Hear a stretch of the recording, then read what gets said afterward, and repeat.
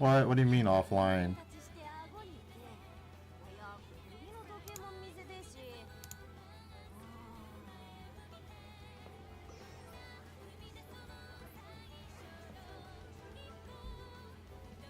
There we go. Alright, we're back. Gonna do Genshin. But I wanted to do the racing event. I spent some time during the days it's been out building and building. No, I was just doing my daily, so over time I did get my vodka to where I wanted her. Here's my vodka. I ended up being able to build. It's sort of shit. Not gonna lie, sort of shit, but she has stats. So let's see how many points she can get me. Here's yeah. So we will be trying to max this out, and then we'll go to Genshin. Go to the New Year. You can hear the Genshin music in the background because I'm just waiting to do it.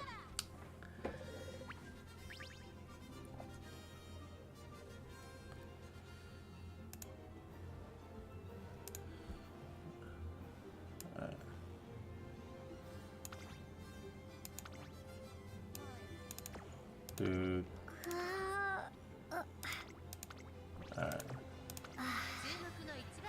Let's watch the first one to see like how well she does. She's got some like book smarts, you know. She's not stupid. So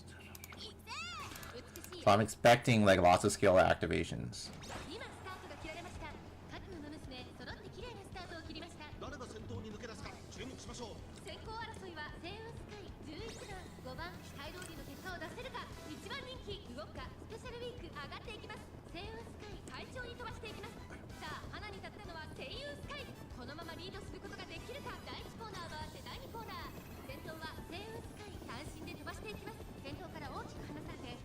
How's your day going, bro? Yeah, I'm still late on the streaming. I should have done it like a few hours earlier. Spent my day doing currency wars, just like laying in bed.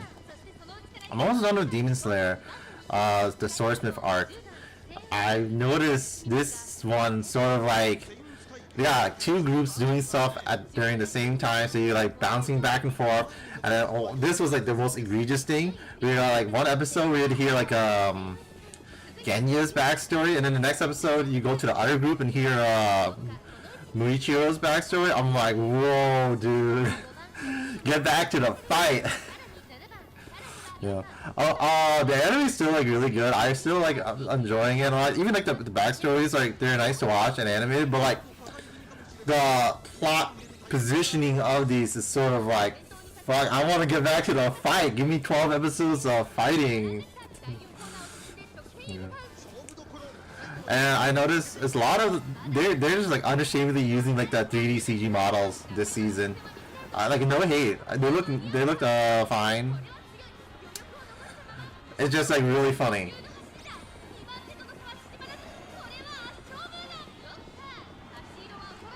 Only 300 points? What the fuck?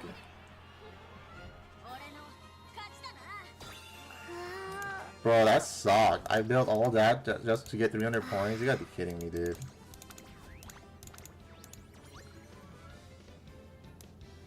Looks like level 3 is the highest as well.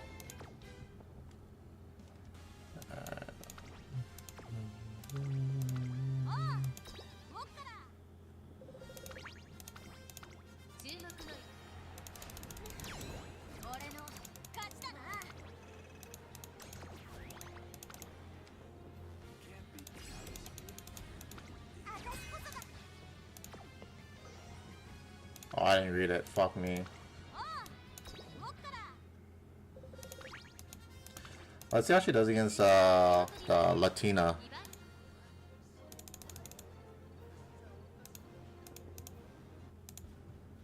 I don't like still read the Valentine's event. It looks really straightforward, where you just read the story and collect points. So that's nice. I love those tough stuff where I don't need a fucking guide.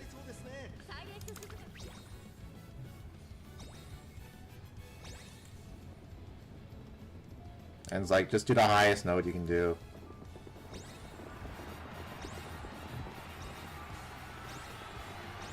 Oh, we hit more than 300! 400 points! Hell yeah!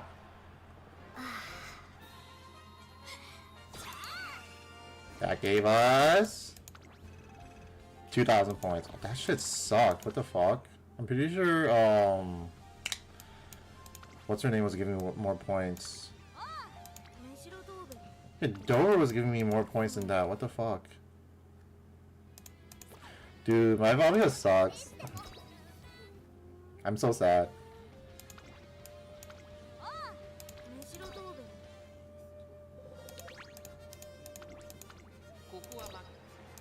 Look at this.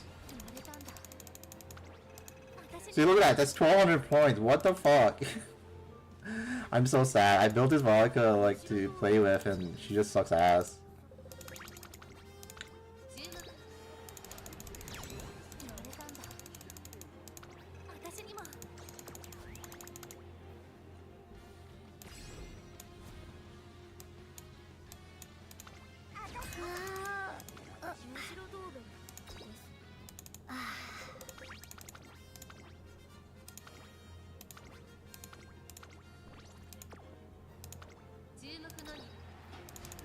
Oh, I sent you some videos, by the way. It's like, some stuff about the next scenario and stuff. You know, that would be nice to watch. I'll send you another video later on, probably. This one content creator I watched, he said he'll upload a poll guide or whatever. They're gonna have some stuff, because the anniversary is coming up. The 1-year anniversary of Musume. Can you believe it? It's been 1 year. It's been a year since July. Musume is a year old now, since July. Yeah, the anniversary is coming up. So with the anniversary, you're getting make a new track, completely brand new game mechanic, where you want a bunch of race bonus cards. What's race bonus? Let's see.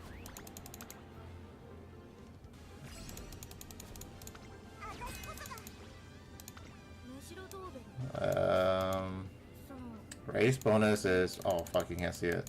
But yeah, some of these cards have like stuff called like race bonus on them, and you want those on your cards. So you just grab whatever cards has like 10 to 15% race bonus on them.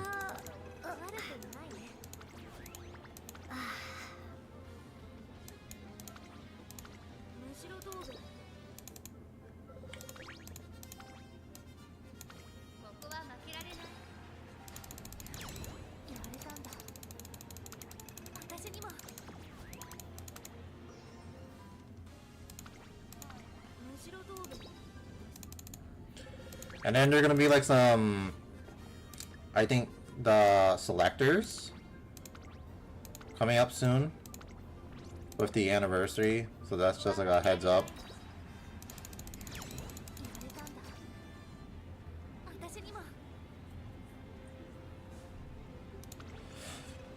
Yeah, but you do it all the time where like you dip for a bit and then come back, dip for a bit, come back, so you'll probably be back like by the time the anniversary is around, to be honest. You always take breaks. I don't take breaks because, you know, I like reading. These games are fucking long to read. I still gotta plan like my 30-hour read through of Limbus Company.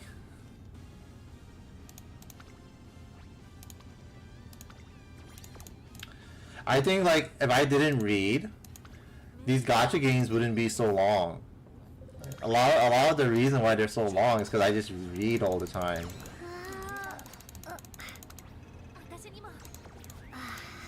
I mean, that's like most people. They just like play for a while and then come back when like and then stop playing and then come back when there's something going on.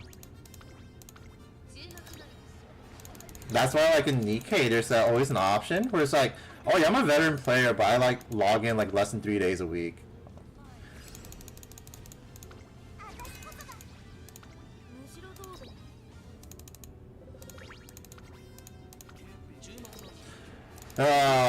New scenario is gonna be like so ass because it takes like about an hour to complete. So they're like saying just do ace runs, do not parent farm the new scenario. So you just play you do your 1 run a day and call it quits. So that sort of sucks. It's gonna be like It's gonna like kill a lot of people from playing the game for a while until the next scenario comes out, like in like the 3 to 4 months late after that.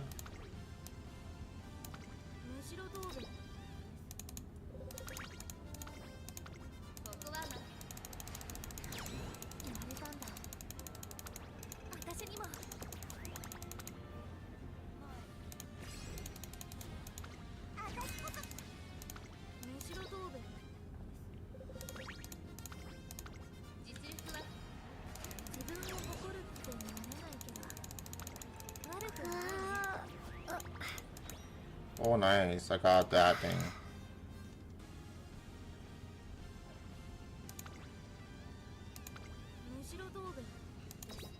Oh, it is! I love playing this game. So, the only thing I wish I had was more time. Because I love the pulling it up and having a video on in the background and just like clicking buttons. It's so fun. I don't really understand the complaints about like, oh damn, it's so hard to like log in and do my dailies. I'm like, what the fuck? Just put a video up and click buttons.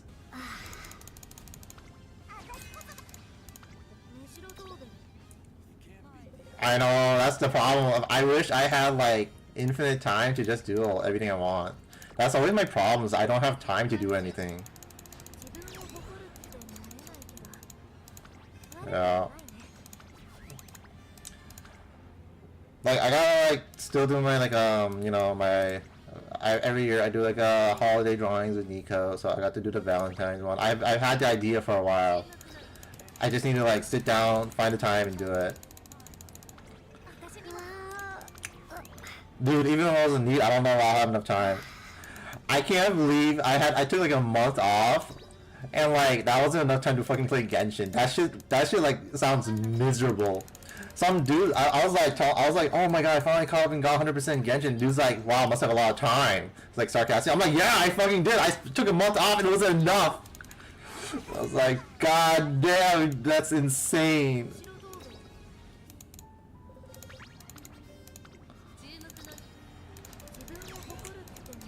I can't be in need. My life would suck so much if I was in need because, you know, my financial issues.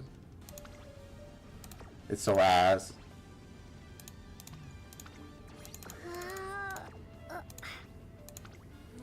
Needs are so lucky that they have someone to like rely on and stuff. I'm like so jealous.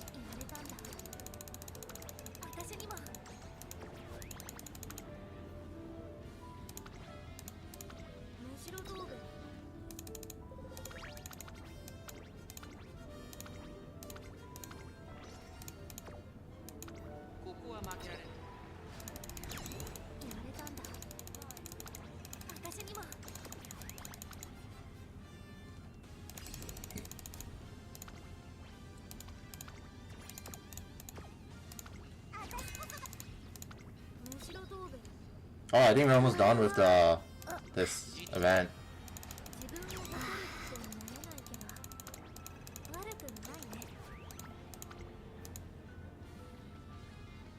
Oh yeah, I gotta. That's right, you gotta do this too. Buy the stuff.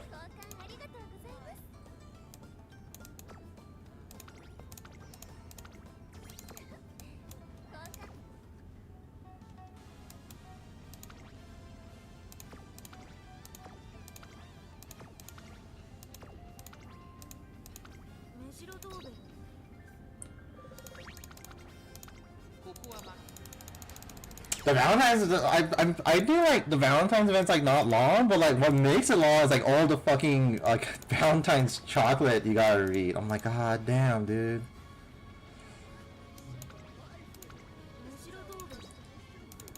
There's like so many servants. It's so funny they got like Big Dick early as well. Like, damn, he was supposed to come out next year on New Year's. They even like have his like Valentine's line in game. They really want to make the money from the Apocrypha event. Not Apocrypha, Face Change Fake anime collab. Strike while the iron's hot and all.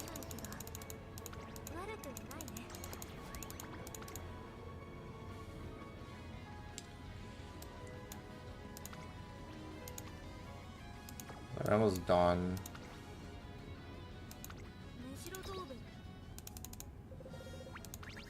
Yeah, it was supposed to come out on New Year's. He was the New Year's servant. So if you like look at the servant catalog, there's like a huge gap between like his number and Andromeda's. It's really funny. What the fuck? Why am I not getting fucking same Sky's thing?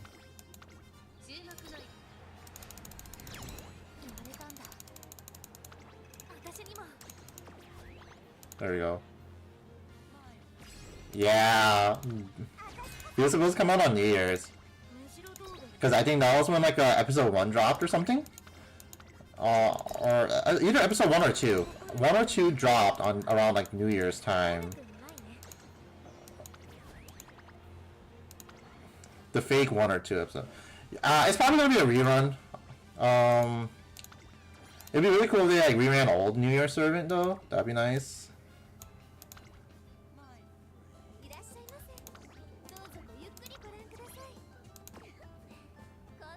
No, they're not gonna give us the fucking 1,000 gems. That's I want the 1,000 gems. It comes with the anniversary.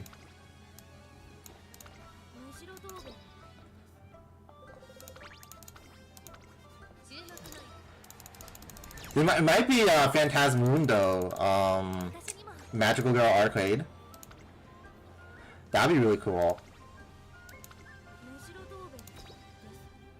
Yes, give me a more billion quartz, please. I spent so much money on your game. That's the least you could do.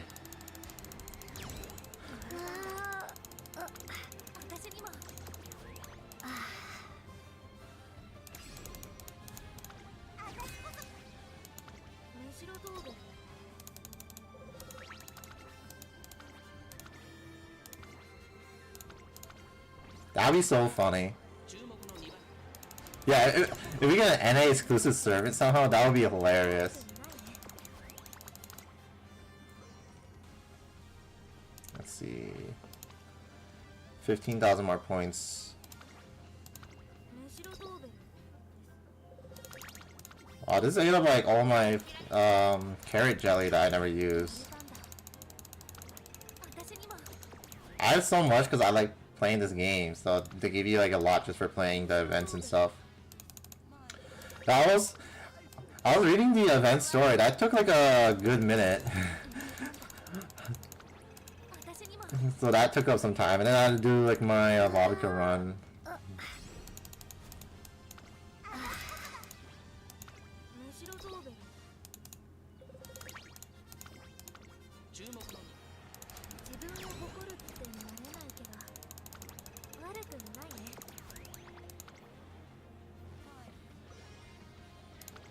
See, now what can I buy? Damn, I don't have enough points to buy that. What the fuck?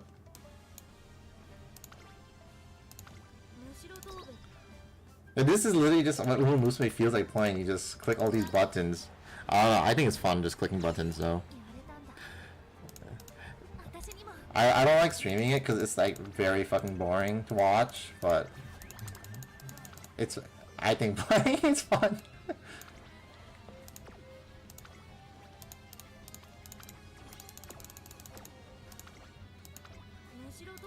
It's like a good yapping game though, where you don't have to like really pay attention to what you're doing.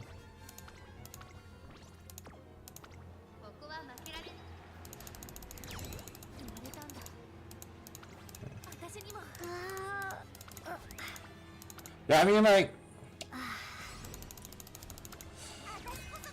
it's only fun if you're having fun with the streamer.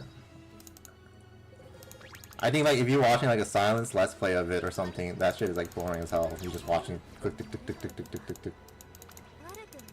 That's why I said it's like it's a good like yapping game, you know.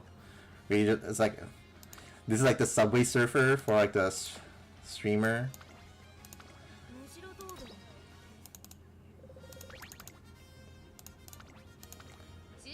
I think like Small Ant plays like with the Iron Bond, whatever, Kaizo Bond, whatever he does, because it's like a good yapping game where you don't have to like put too much thought on like what you're doing.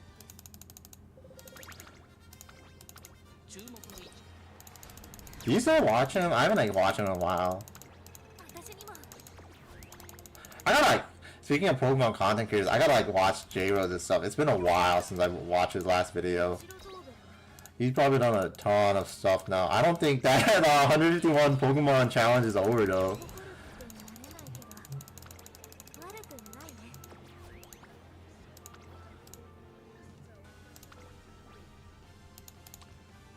Alright, almost there.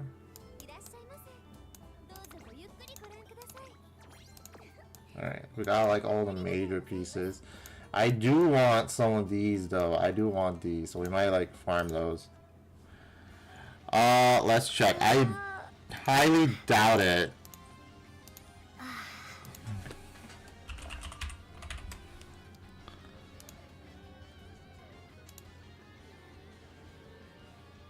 Yeah, he's on 123 right now. Out of 151. He just did Golem.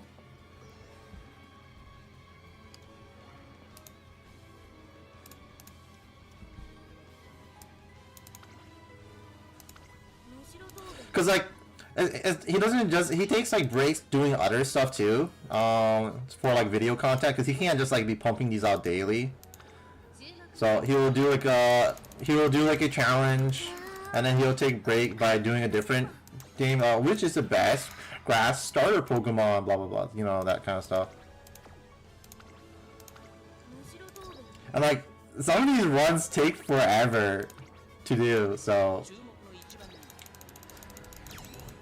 And then he has to like hand it to his editor to like watch through the footage and make it watchable for the audience.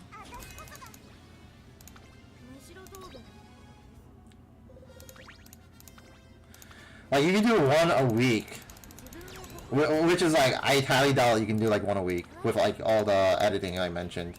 That's still like 3 years.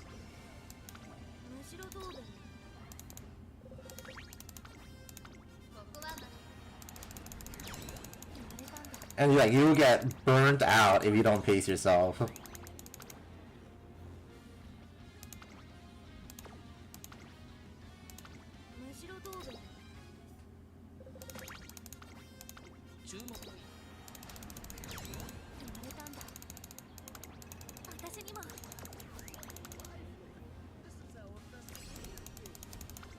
Alright, I finished this. Got my rainbow gem.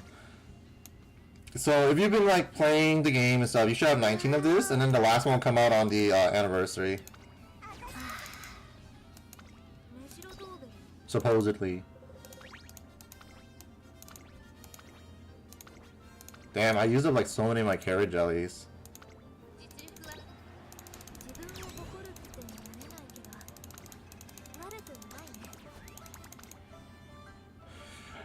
This one dude I was watching, he was complaining about like about the half AP event. I'm like, I love that shit, and he was like, oh, I hated it because then I had to keep playing because I didn't want to waste my stamina. I'm like, dude, just don't play. It's really nice because sometimes I want to play like, I want to do like a lot of runs, and sometimes I don't want to do that many runs, so I just don't play.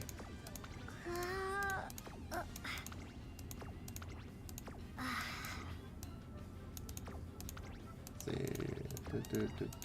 I'll do this one.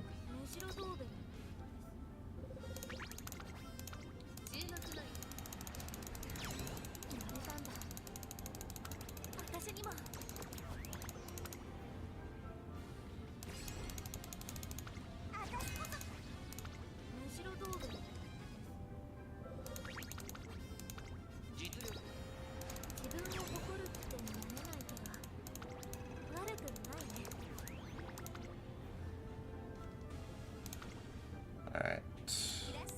See, what can I grab? Grab that. Yeah, I want these clocks. Oh, I didn't buy all of them. Fuck. How many Saiyan Skies do I have? Oh my god, I have 103 Saiyan Skies. How many do you need? How many do you need to unlock Saiyan Sky? Star piece storage. Oh, what the fuck? You can convert these? Those clovers are like so ass. Oh my goodness. I have enough. 4-star Rara.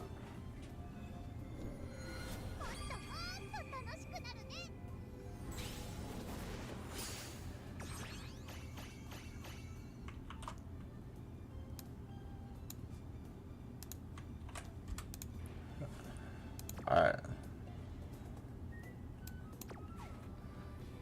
Potential levels. No. Where's the yeah, this one. Now where is Sane Sky? You need 150? Oh my god. Can I?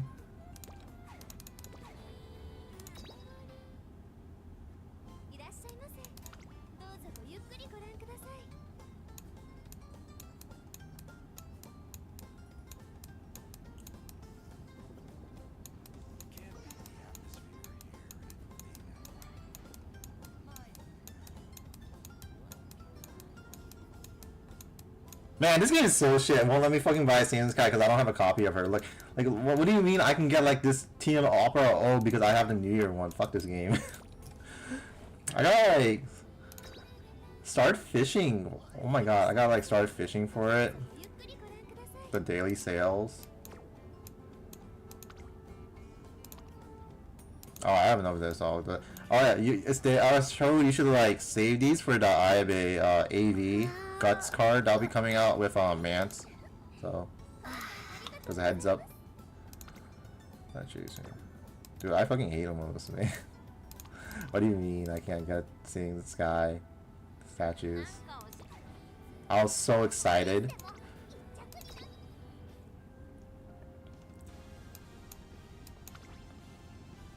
My hopes and dreams are ruined.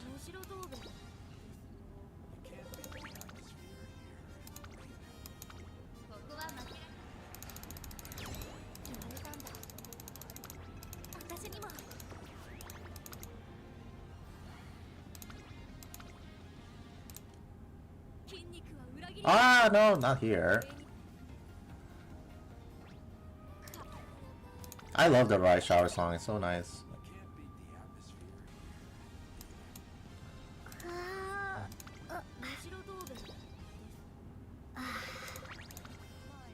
Since you're not playing any like mobile games, what games have you been playing? Other than Marvel Rivals and Fortnite?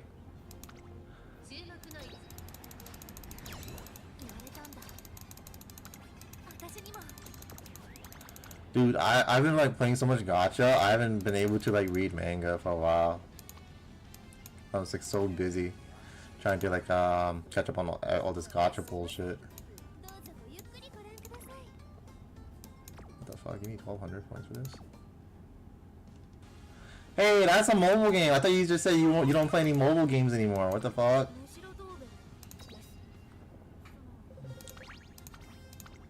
Yeah, I don't play any mobile games. I just play Arc Knights, which is also a mobile game. But my friends have been really enjoying Enfield. I know you sent me some clips, but you haven't like mentioned much.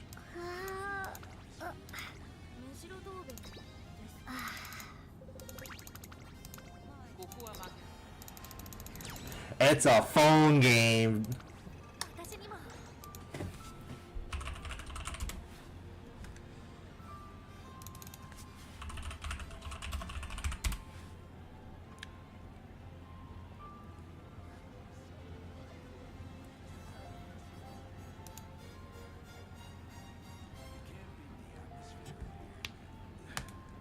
It's gonna show up next year on the Game Awards, like Best Mobile Game nominations.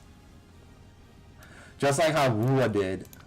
Despite that there is no mobile device that can play Wua.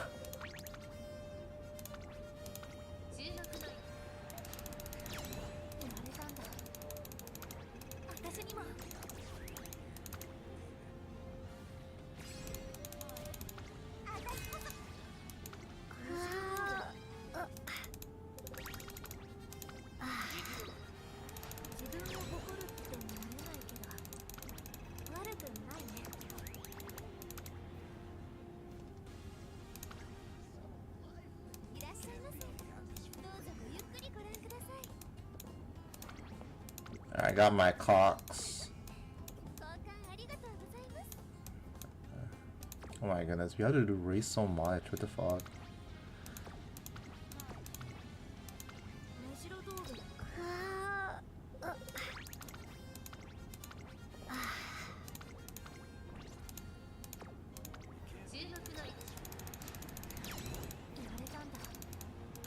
Yeah, that's pretty fun from what I've seen. Yet. You're not part of it yet.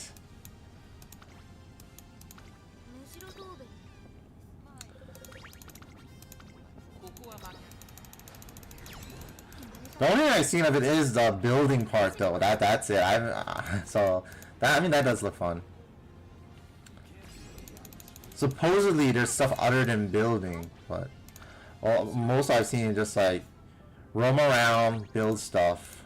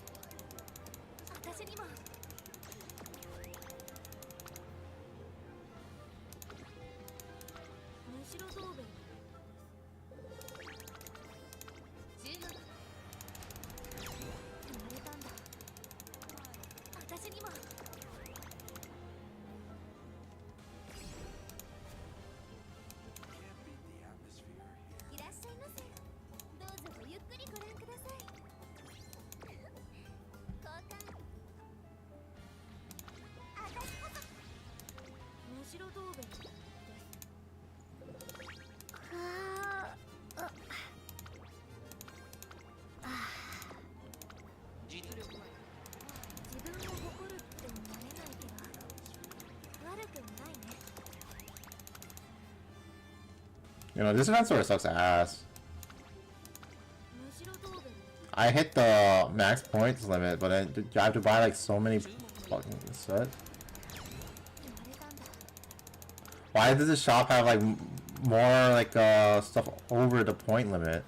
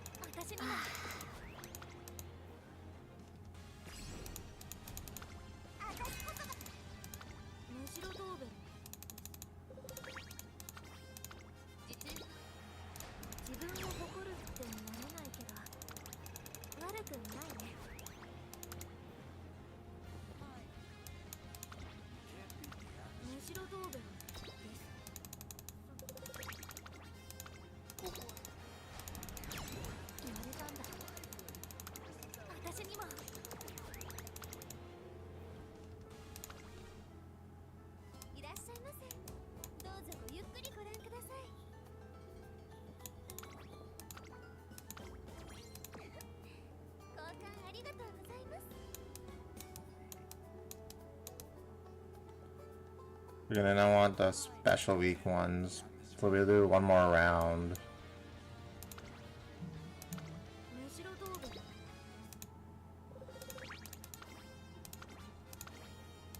Alright, and then that's enough. So there's still like the natural race points I can be using.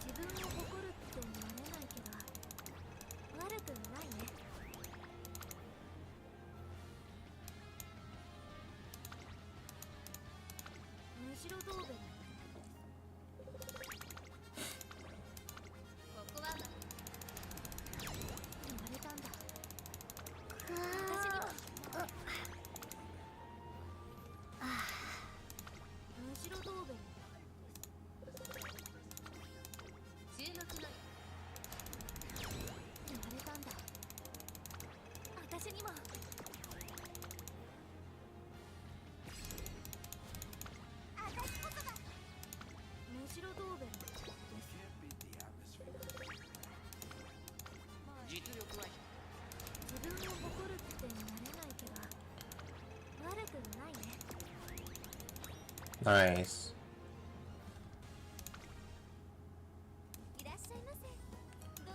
Alright, these are like the main ones I wanted.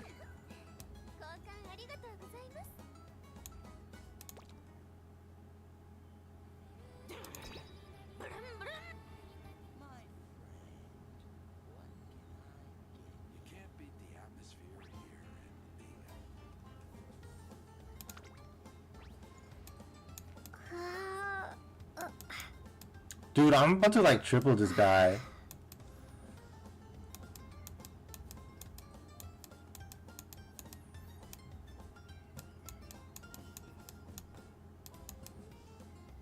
This guy needs to get kicked.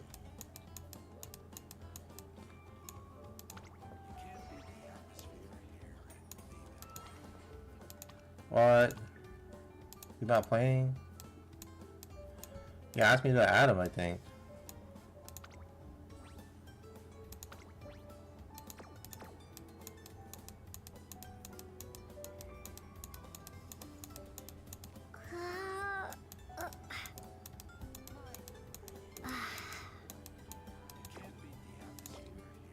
Alright, Genshin time.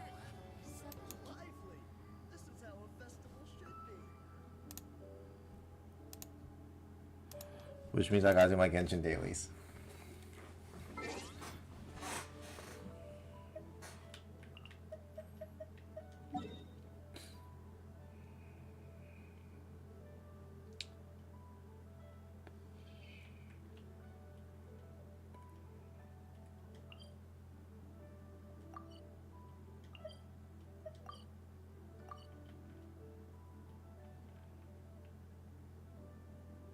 I'm so sad. It doesn't show up in the cutscenes. I'm like, damn, that's not cool. I was like so expecting for it to show up during the cutscenes.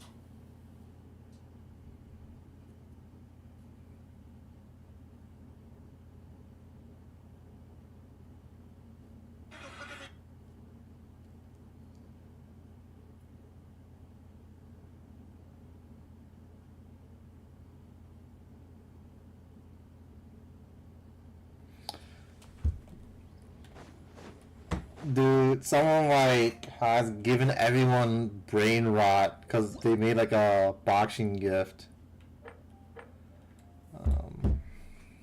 So how much do I have with this?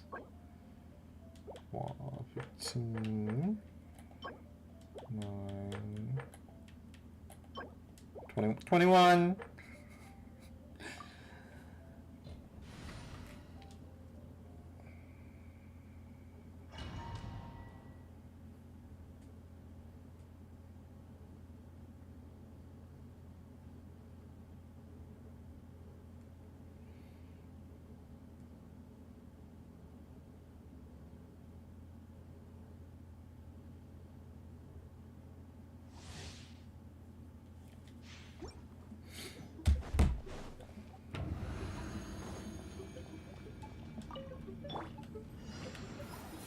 Oh my god, my hand hurts from fucking clicking so much. I'm like now feeling it on my pointer finger.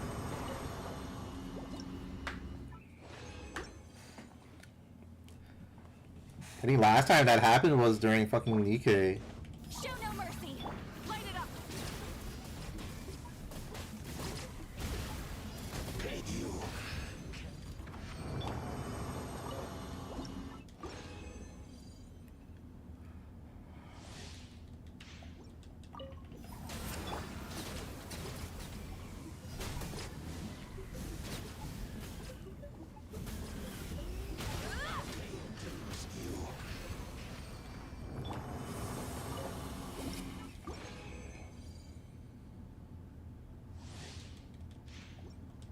Fulfill our task.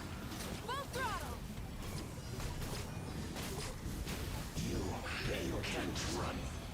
I don't know like what game I should play. I really want to play like the needy streamer overload or overload whatever before the anime comes out. Get to work.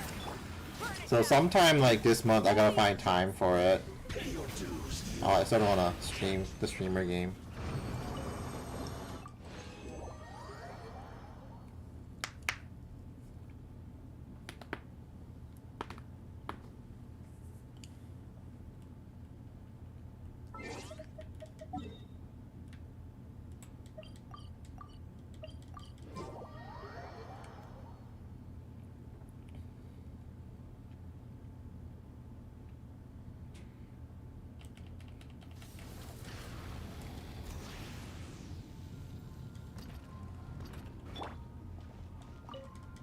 Ast.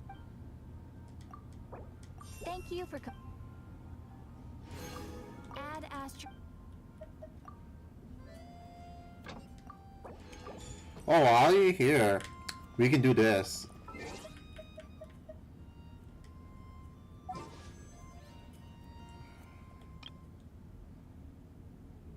Let me double check. Did I buy the monthly? Oh my god, I almost didn't buy this.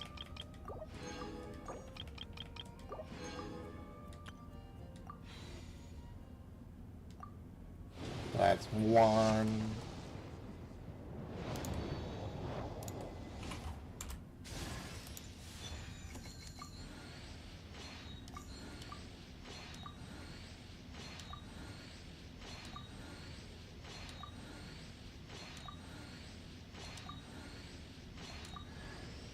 Hey there, I'm Eatwilla, leader of the Lightkeepers Investigation Squad. Lost your way, huh? Don't worry, that happens a lot. These paths aren't exactly traveler-friendly even on the best of days. Just follow my lead. I'll light the way ahead. Hey, we got the pretty boy. Let's see. I either get Noivelet or I stop rolling for him. If I lose my 50-50, I'm saving it.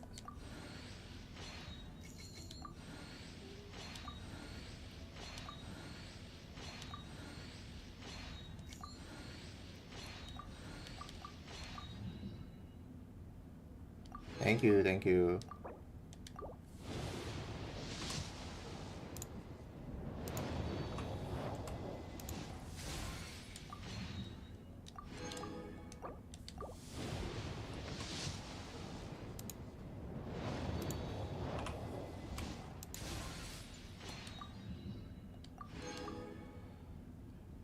You know, I got so much gems because I just rolled in Columbina, but that is what it is. Every patch you can get like a 5-star.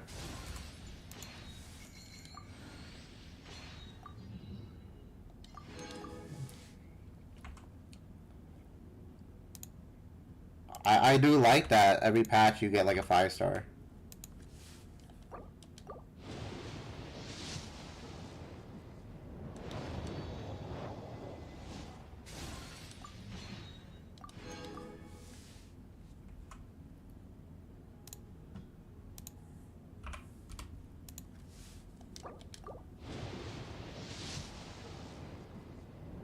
Seven multis. Who is it?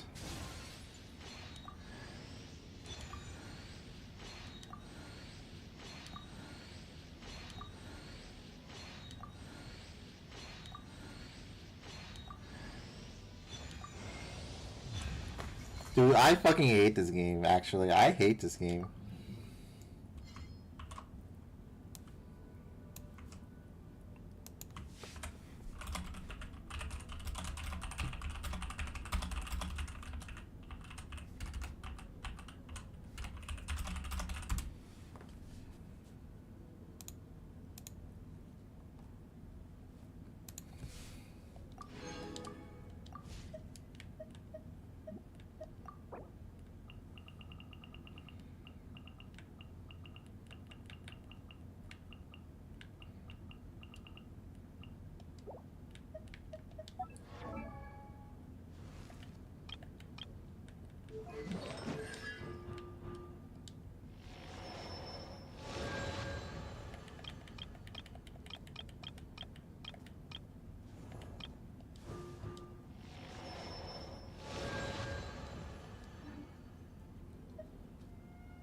Alright, back to this.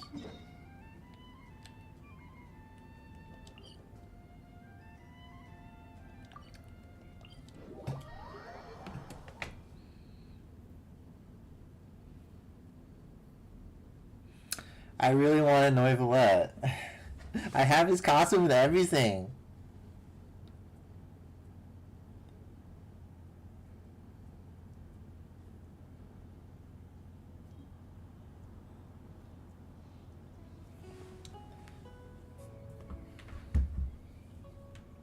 Let's see. Light it up.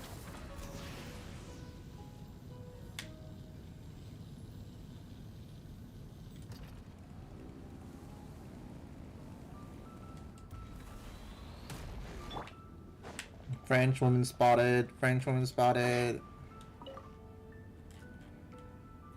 Hey, psst, over here, over here! I knew you wouldn't miss Lantern, right? I was wondering when I'd bump into you. Here for work again, Charlotte? No. I can't be working at every Lantern right now, can I? I really am here on vacation this time. You signed up for a souvenir picture, didn't you? Yup. Miss Pingshi said she'd find a professional photographer to take a good portrait photo. Hey, wait a sec. Don't tell me... Professional photographer, reporting for duty. It really is you. That's perfect then. Come on, take my photo. Let's see who's better behind the lens. So, ready to start? No problem, ready when you are. Alrighty. Can't take a picture without posing for the camera, though. Any suggestions, Traveler? Something more serious. Let's try the second pose. This pose works.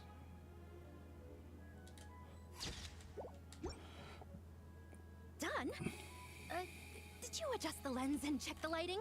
Make sure the focal length was properly set? Let me check. Wow, you actually nailed everything!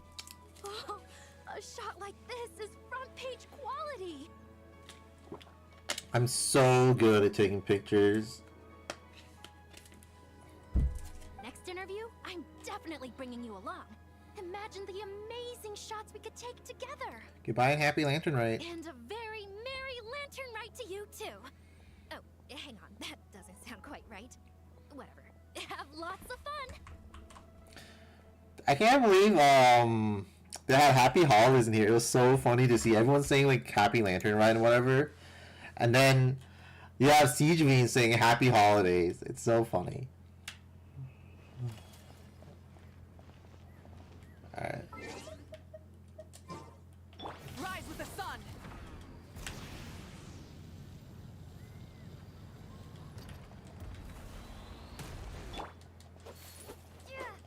The new at last. Place to go for classic new editions.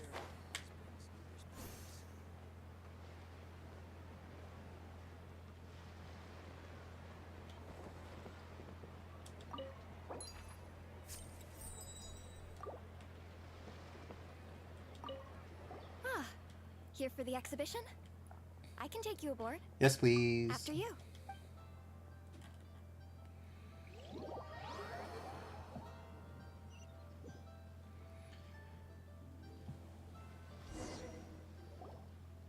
Whoa! Look at all the antiques on this ship!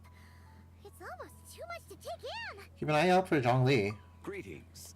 I trust you've been well since last we met? Oh my god, Keith Silverstein's back. What the fuck? Let me... I thought he said something. I honestly wasn't sure if he would be back, to be honest.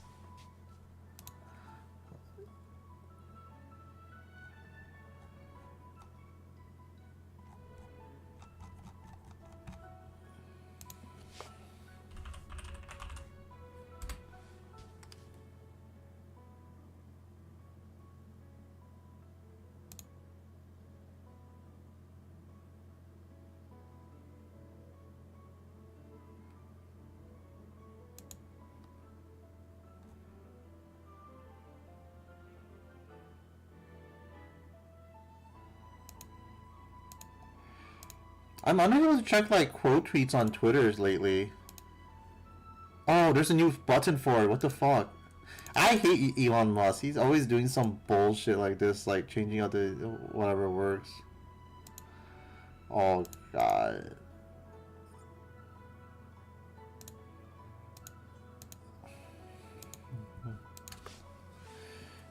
Aha! Speak of the devil! You're right where Hotel said you'd be! Ah, so Director Who gave me away, did she? Don't act like you're up to some super secret business! I know you just do whatever you feel like. Yo, Traveler, Paimon, what's up? It's been a while, you two. Happy Lantern Rite. When's Paimon not hating? What trophy? Beidou! Yunchin! It's great to see you! You're here for the exhibition too? Yes.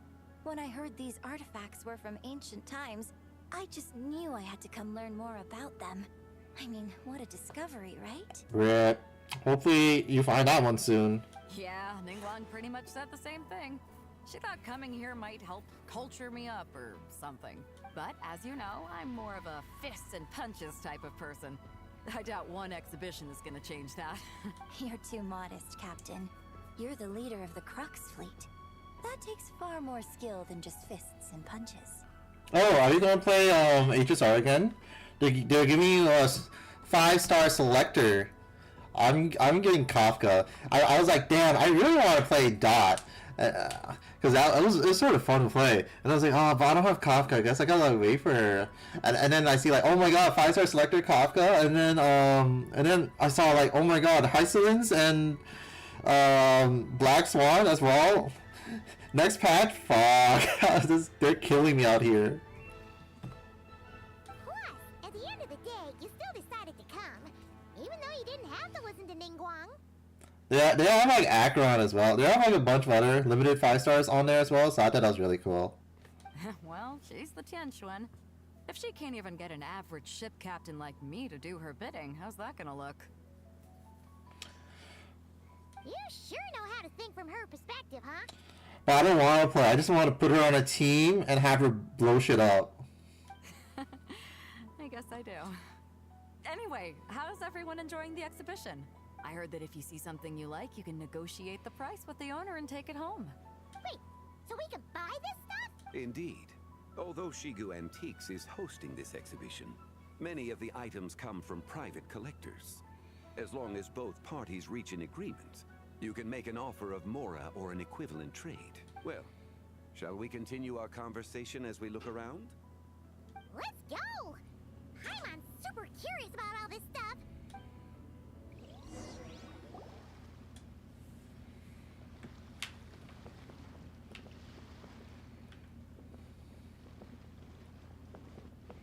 Stand still.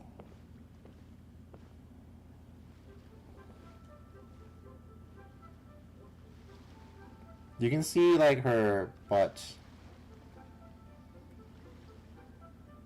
Like the part that like separates the butt and the thigh. You can see that. He put a lot of detail on that.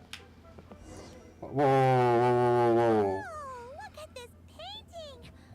There's a huge toad on it. Could it be? Cutscene jump scare. This is the toad from the bullet hell minigame we played last night. Huh. This material is quite unusual. It doesn't look like paper. More like silk or some other kind of fabric. Yeah, I was thinking the same thing. Well spotted. This is a painting of Jianju, the Moon Devourer, made primarily with mulberry silk. Such craftsmanship is rarely seen in modern-day Liyue. Ha! Jianju the Moon Devourer! Paimon knew it! That toad made it super obvious. What's that? A new dish at Wanmin restaurant? No!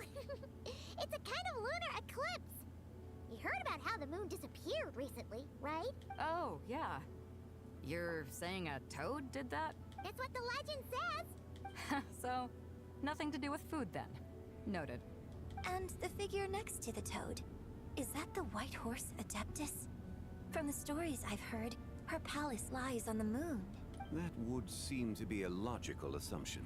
Is this excavated from the chasm? No.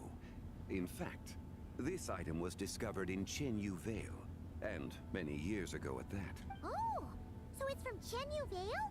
Actually, that's not quite right. You see, this painting is primarily comprised of mineral-based pigments, such as cinnabar and azurite, which are usually found within stratified rock. This suggests its place of origin may very well have been the chasm. Fucking chasm. Oh, I need to check something really quick. Let's see. How to unlock Novelet costume quest.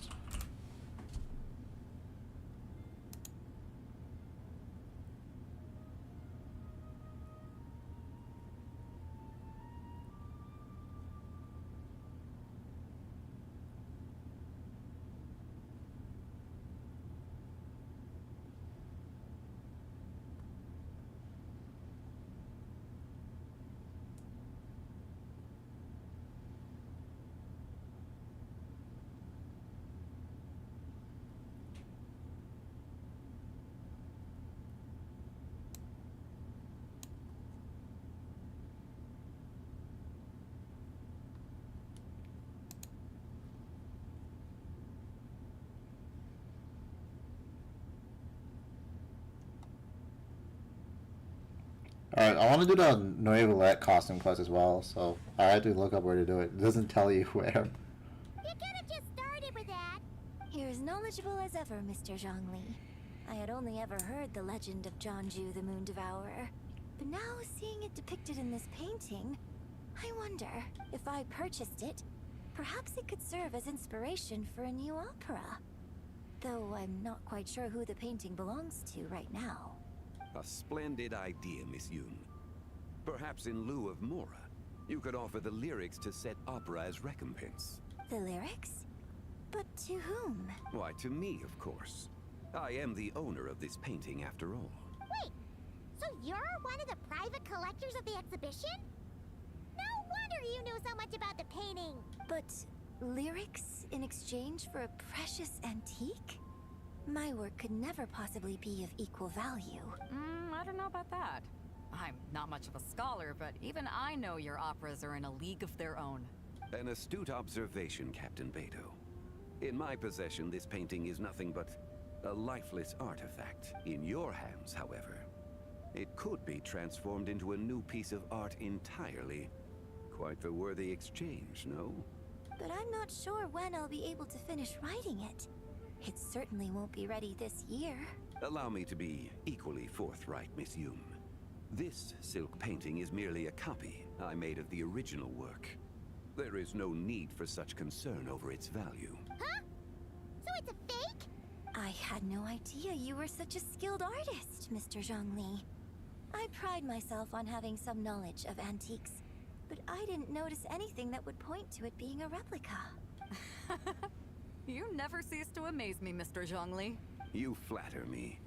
All that said, Miss Yoon, you must accept. Truly, I insist. Huh. He's gone from handing out fake Mora to fake paintings now, huh? Shh! Let the old man have his side hustle. All he does is bum off of Hu Tao. Your kindness is impossible to refuse, Mr. Zhongli. Rest assured, I'll be sure to return the favor. I shall look forward to it. Zhongli's like the biggest bum in Genshin, like a power scaler and like just as a person. He's like he bums off of Hu Tao. He's a bum character-wise because like fucking ran away when he heard Noivellette was coming. Man, that was quite the find. Huh, I should buy something too, if only so I can show it off to Ningguang. Let's keep going and see what we can find.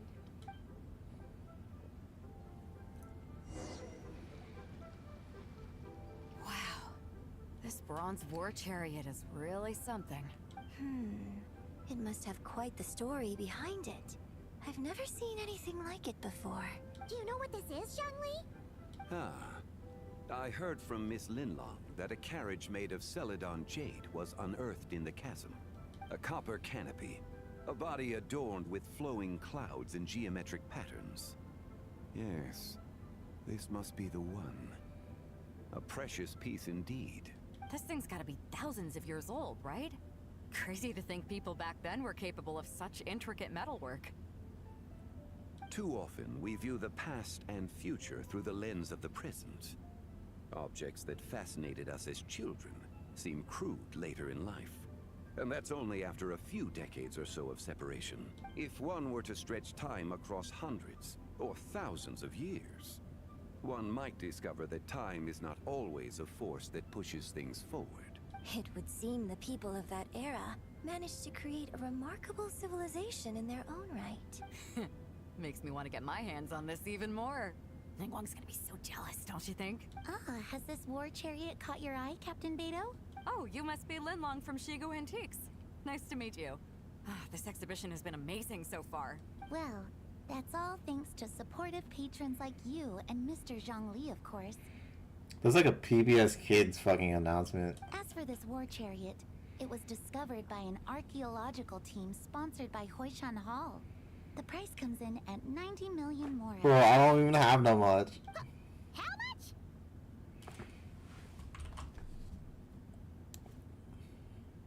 PayPal me 90 mil, please.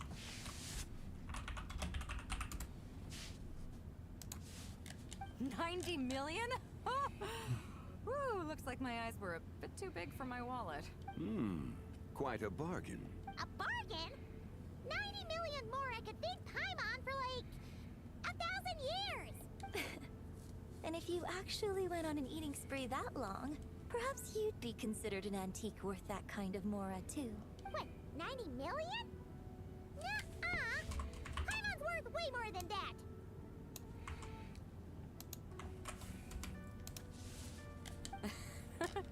Well, if Mr. Zhongli thinks it's a good deal, I'm sure it's worth it. Beto's putting way too much faith in Zhongli. What if he's only here to drive up sales? Shh, let him do his side hustle. I'll take the chariot, Miss Linlong. Someone will come by with the payment.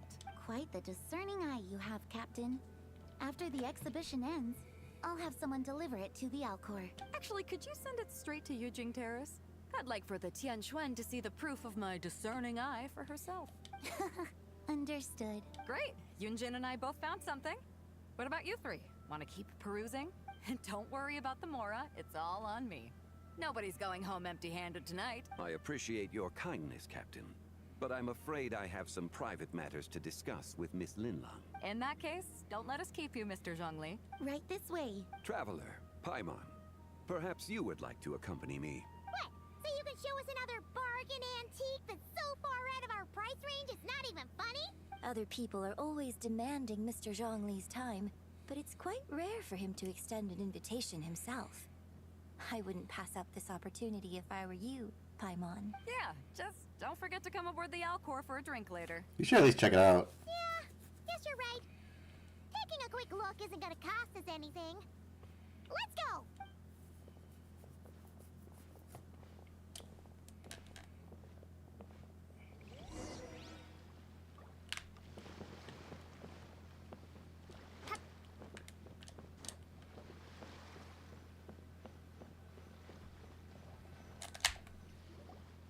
These are all the jade pieces that were found, Mr. Zhongli. Wow! So many styles! What kind are these? These are a type of ceremonial jade. You're familiar with Chenyu Vale's rain jade, right? Yeah? Oh, yeah! So these pieces are all used in the rain jade ceremony? Well, you may not know, Paimon, but before the rain jade rite came into practice, Chenyu Vale was known for a different ceremonial tradition that also involved jade.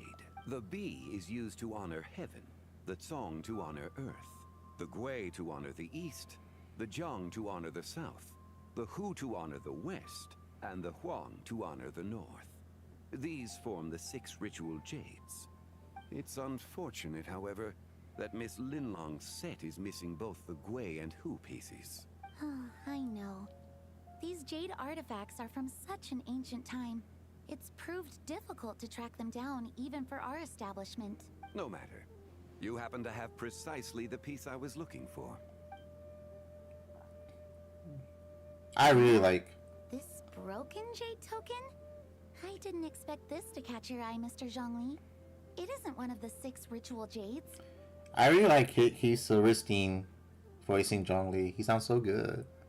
What is it? An affect belonging to an old acquaintance of mine. Zibai. An old acquaintance?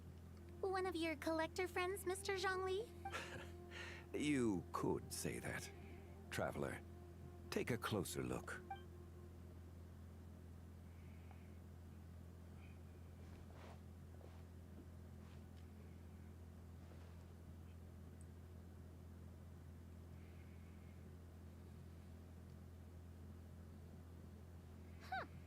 It doesn't look all that special to Paimon. Just seems like a broken artifact. There's a crescent moon. Indeed. It's been thousands of years since the moon has appeared in such a form. So, in the past, the moon wasn't always full. Then, could this missing chunk be from when Jeonju devoured part of the moon? It's worth looking into. Your insight is invaluable, Mr. Zhongli. I had no idea how special this piece was. Since it has caught your interest, allow Shigu Antiques to cover the cost. Oh, that is far too generous, Miss Linlong. Not at all. I've always wanted to give people a chance to appreciate these snapshots of history. So, holding an exhibition like this has been a lifetime wish of mine. And it never would have been possible without your help, Mr. Zhongli. I merely put in a good word with a few acquaintances of mine. And it had a profound impact. Without your recommendation, I doubt half of these collectors would have come to the exhibition. So, on both a personal and professional level, I owe you my thanks, Mr. Zhongli. Wow! Zhongli actually did something useful for once. I can feel the power!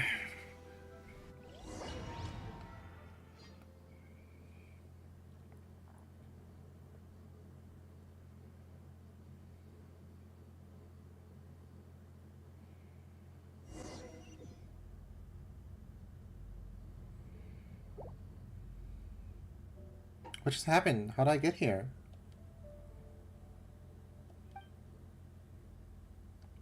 The light head looks like it could be an exit. I should check it out. Oh my... Oh. I'm in my regular outfit now. 3, 5, 7. Damn, she skipped a number. 11, 13, 17. Oh, she's counting prime numbers. What the fuck?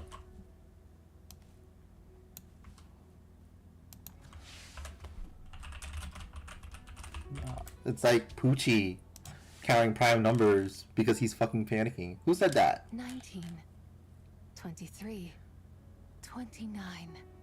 31?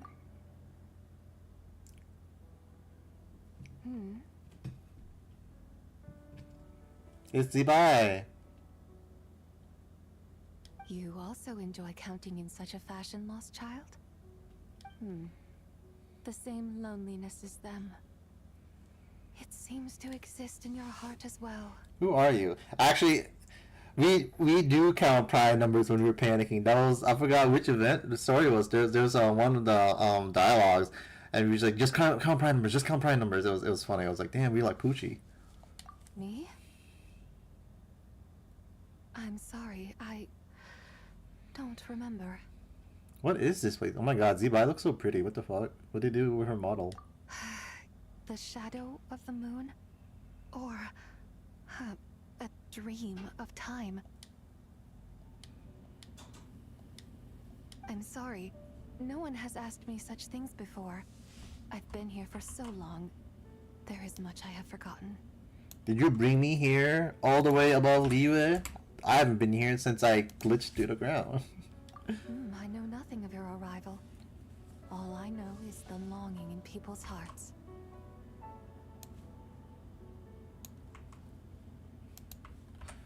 Yeah, the new models look so nice.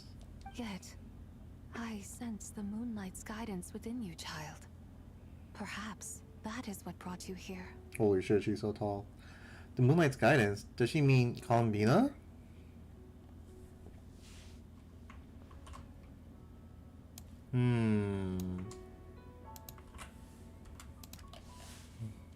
You seem confused. Perhaps I can help in some way. How do I get out of here? The path home is... that direction.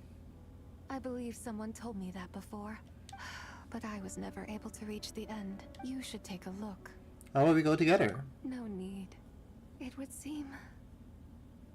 my time has already run out. Farewell. May the moonlight ever shine upon you.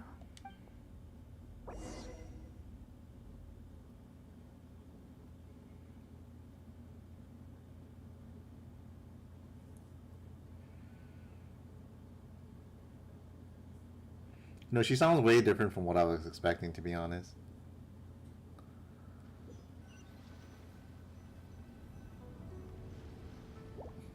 Wow! Zhongli actually did something useful for once. I'm back? Your complexion looks rather ashen, traveler.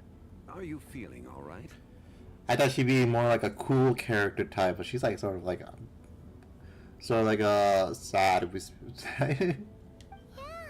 wrong? Does your stomach hurt? I just met the strangest person. Huh? What are you talking about? You were right here the whole time. Ah, I see. I'm afraid we must take our leave, Miss Linlong. My friend has taken ill, and I must escort her to get some rest. Of course. Traveler, Paimon, please, come with me. Ah, yes. Regarding the payment for the Jade Token. Charge the expense to the Wangsheng Funeral Parlor if you would.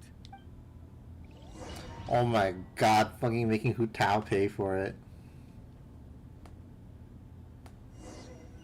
She's gonna be pissed.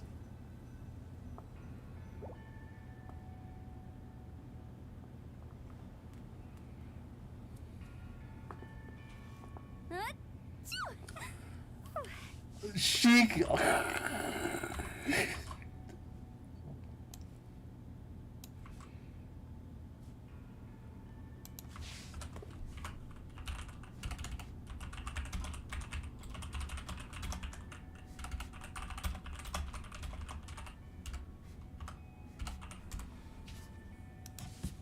Guess someone's thinking of me. Huh, but this late at night? Must be that consultant of yours. I bet he's out there spending all year more at the exhibition. Everybody knows.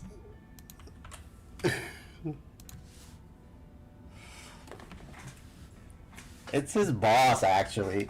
Yeah, he'd be the perfect employee if he just knew how to rein in the spending. But never mind him. Let's focus on the moon. We gotta see if it gets eaten tonight. I don't think it's going to happen. We've been out here all night, and the moon's the same as ever. It is quite late, and Chongyun's getting tired. How about we head back? We can come back another time. Head back? Already? Actually, I do have a new dish I'm testing out tomorrow. And as part of my New Year's resolution, I'm trying not to oversleep. Alright. Guess it just wasn't meant to be. Let's go.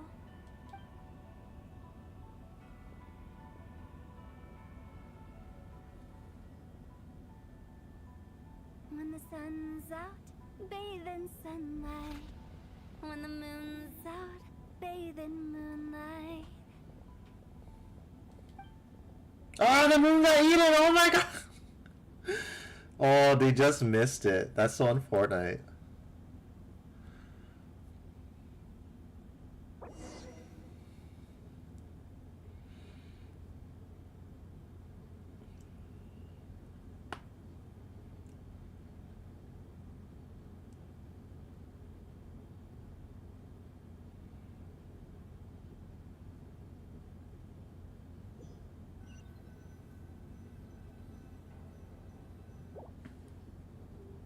Wait, aren't we going to rest? Why did you bring us here? Because I imagine the Traveler would like to know what just happened to her. Oh, right. Ugh, Paimon's confused though. She could have sworn you were there the whole time. Explain your mysterious encounter in that strange space. How is that possible? It sounds like her spirit formed an inexplicable connection with the being in that space. Was it a White Horse Adeptus? Ah, you suspected from the beginning, didn't you? Indeed, the being you met is the fabled White Horse Adeptus, and the original owner of this Jade Token. Her name is Dubai. Wait, does that mean she's inside this token? No, she does not reside within this token, but rather within the Moon's shadow. This token is merely a medium. The Moon's shadow? What do you mean? Word has it you accomplished quite the feat in Notcry. You and your friend brought the Frost Moon back to Tevat. Wait, are you saying she's been stuck on the moon, but because like the fucking moon has been kicked out of that, she wasn't able to come back for like so many years? Tell me, did you ever wonder about the other moon? The one that hung in its place for thousands of years? We never really thought about it, but it must have been a fake, right? A fake moon! Indeed, it was false. Its true nature, nothing but a projection of the moon. It also happens to be the prison that confines Dubai to this day. That's crazy lore drop. What? The White Horse Adeptus is trapped inside that projection? Then we need to rescue her! But the moon in the sky right now is the real one, right? Where did the fake moon go? And why can't Paimon see it? With the return of the true moon, the shadow naturally lost its place in the heavens. Now, it is disintegrating bit by bit. It's a process that comes and goes. When it occurs, it looks like the moon is being obscured by a black shadow. But when it stops, the shadow disappears and becomes invisible to the eye. So, you're saying there's an invisible fake moon blocking the real moon right now? So you're saying the recent lunar eclipse? It was the fake moon, wasn't it? Oh my god, that's crazy. The moon's blocking the moon? Indeed. Okay, this is not what Paimon was expecting. You said it's disintegrating. When will there be nothing left? My hypothesis is that people's wishes could be what trigger the periods of disintegration. After all, when you experienced that episode just now, it was precisely when Miss Linlong spoke of her own wish. Wait, is that because the White Horse Adeptus answers people's wishes?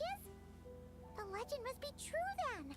So, that means the more wishes we make, the faster the fake moon will disintegrate, right? Then it won't be long before the White Horse Adeptus is free! Quite the contrary. After countless years trapped inside, the two have merged into one.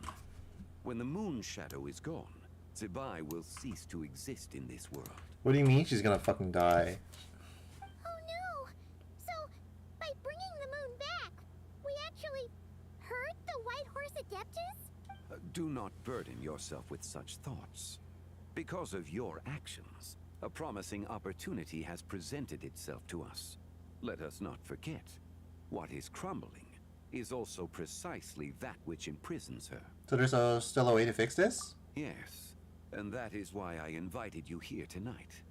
Your connection to that broken jade token confirms that you can do what I envision. It's because we have moon powers.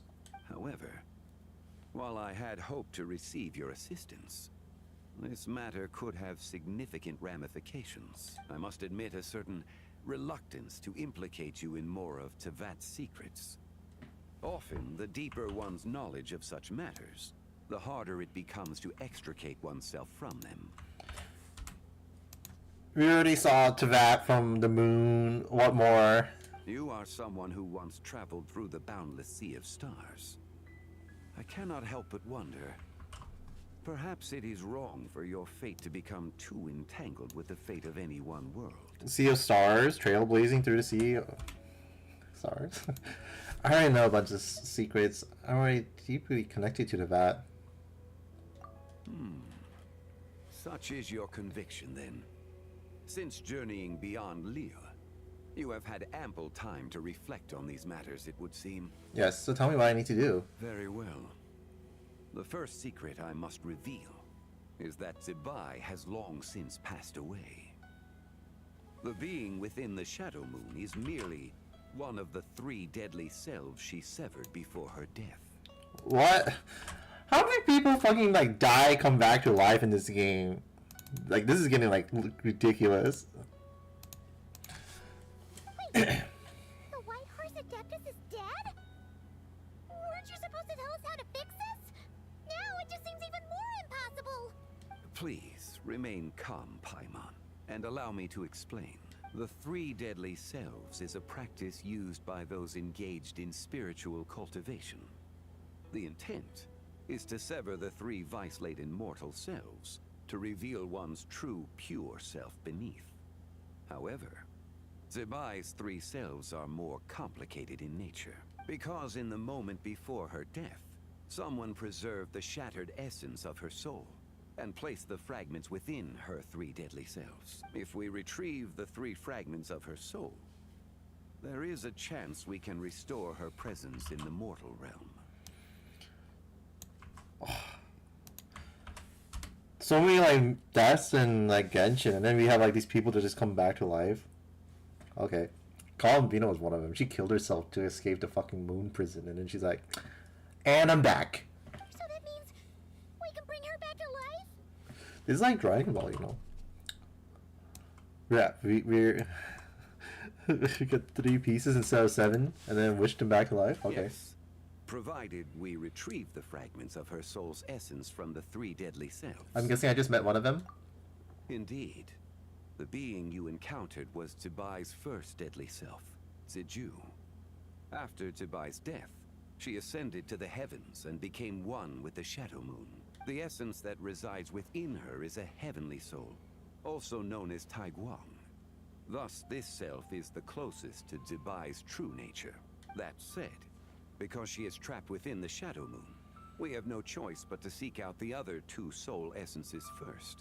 Then we can unite them as one. Okay, so where are the other 2? Her second deadly self is called Ziju. After Tibai's death, she fell into a slumber deep beneath the earth in what is now known as the Chasm. The essence within her is the Earth Soul, also known as Shuangling. She is the self that inherited most of Tibai's memories and wisdom. The chasm? So, do we have to go there to find her? That won't be necessary. I sensed her presence on the jade carriage from earlier, the one at the exhibition. It's possible the return of the Frost Moon awakened her, and she emerged from the chasm alongside that batch of ancient artifacts. Wait! That must be why you agreed to help with the exhibition! To investigate the artifacts! Indeed. So in truth, Miss Linlong was the one who helped me. What would the last deadly self? The 3rd deadly self is Zichao. The essence within her is the human soul, also known as Yojing, Zibai's shade. Thus she is the most free-spirited among the 3. She lent me her aid during the Archon War, 1,000 years ago. But later, as her powers waned, she retreated into the mountains. I imagine finding Zichao should prove the most troublesome. So I shall take it upon myself to track her down. So, we need to find the 2nd deadly self, right? But where do we even start? Locating her should not prove difficult. In life, Zibai was fond of mortals, and as the self who inherited most of her memories and wisdom, Ziju should be the same. It's possible she has possessed someone, and is meandering the bustling streets of Liyue Harbor as we speak. Possess someone? Wait. Are you thinking what Paimon's thinking, Traveler? The customer who caused a scene at the Wanmin restaurant. What if she raided a tomb and dug up some super special relic, then got herself haunted by an ancient ghost?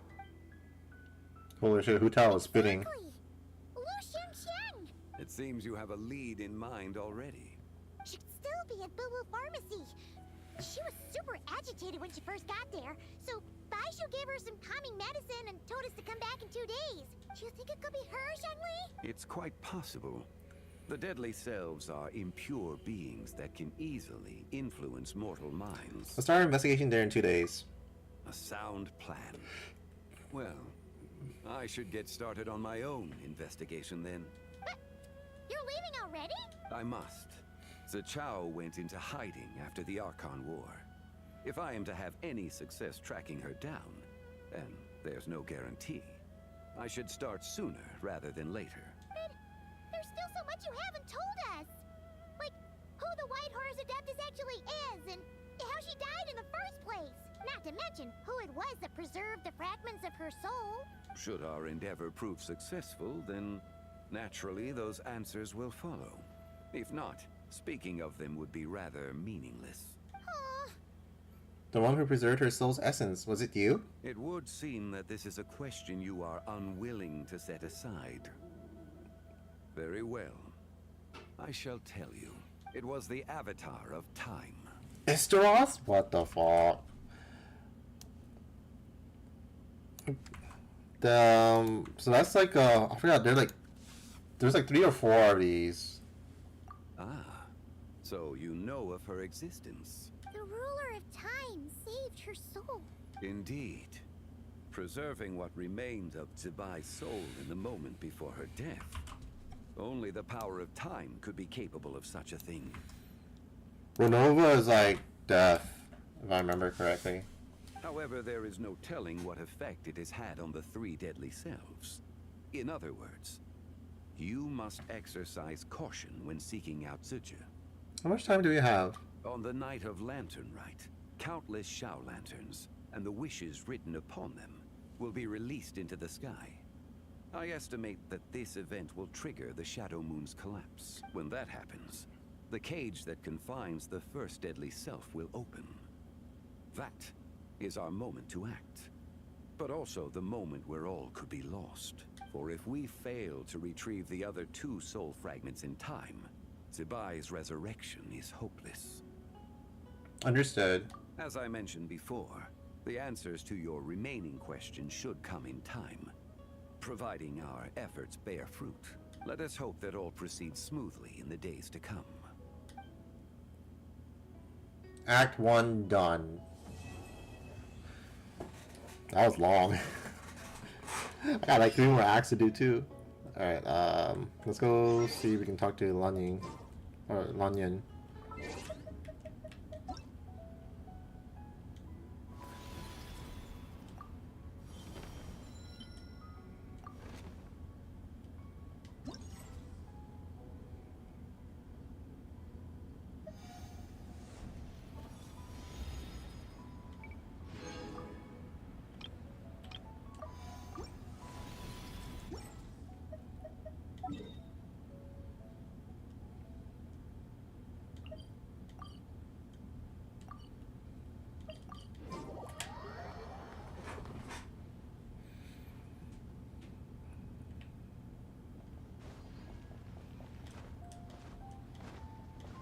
Yay, she's there now.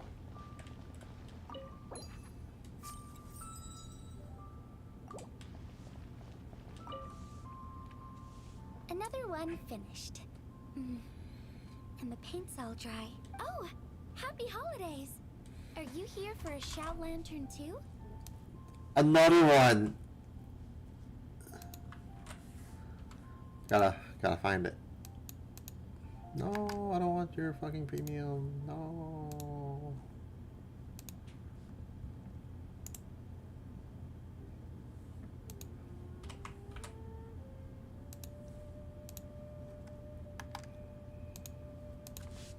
Are lots of people asking you for lanterns? Yep. You know how Miss Pingshi made a customizable lantern frame? Well, lots of people bought them to tinker with. Oh, Gaoming got one too. I offered to help, but he was adamant about doing it himself. Some of my neighbors had an idea about what to make, but didn't know how to execute their vision. So they came to me for some hands-on help. And after weaving them for everyone else, I made one for myself too. Now it's just time to release it. Huh. What wish should I write? You and Lenian release a Shao Lantern together. Next year, I want to keep learning more about rattan weaving. Maybe by the next lantern rite, I'll be able to weave a Mingxia lantern myself.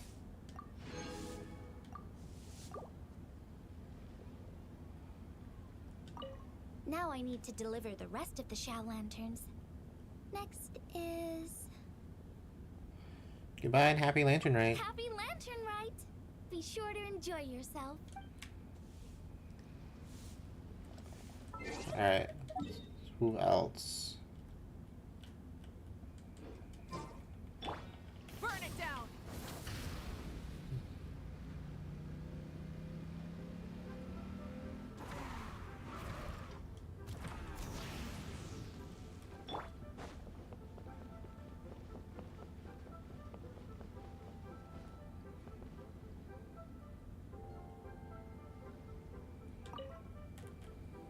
Traveler? Happy holidays. It's been some time since we last spoke. Oh my god, another happy holidays. That's crazy.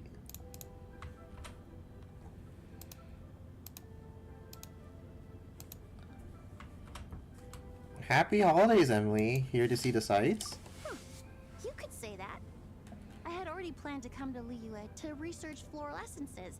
So when I heard there was a merchant ship heading here, I decided to join them. I had no idea I'd arrive just in time for Lantern Rite. In deference to the season, I've decided to put all work aside and simply enjoy myself. I even asked a young lady to teach me to craft Xiao lanterns. In fact, I was just about to release it. I bet it's absolutely gorgeous. Thank you. She told me it's tradition to write down a wish before releasing it. Still, I'm not quite sure what to write. You and Emily release a Shao Lantern together.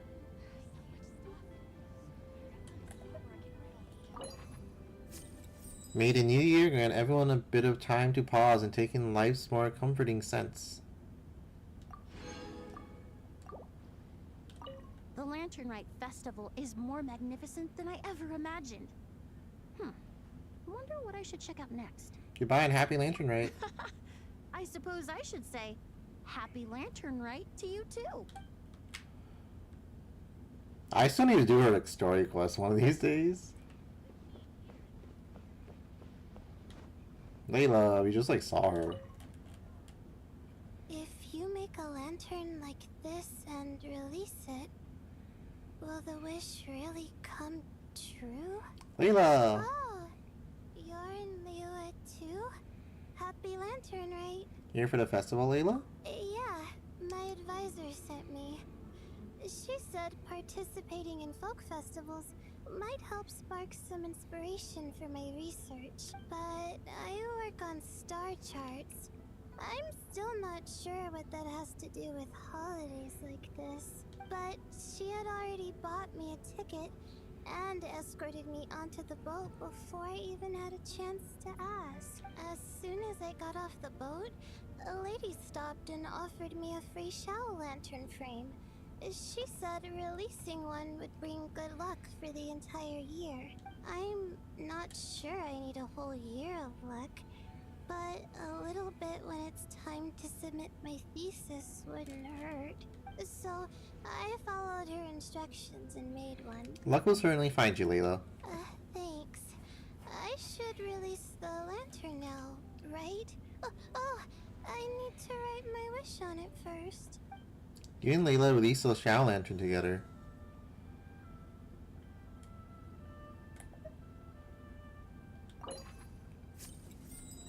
My thesis needs to get approved. No, I shouldn't be thinking about my thesis. I should be resting. Please let me pass. Please let me pass. Please let me pass. Goodbye and happy Lantern Rite. Huh? Yep. A happy Lantern Rite.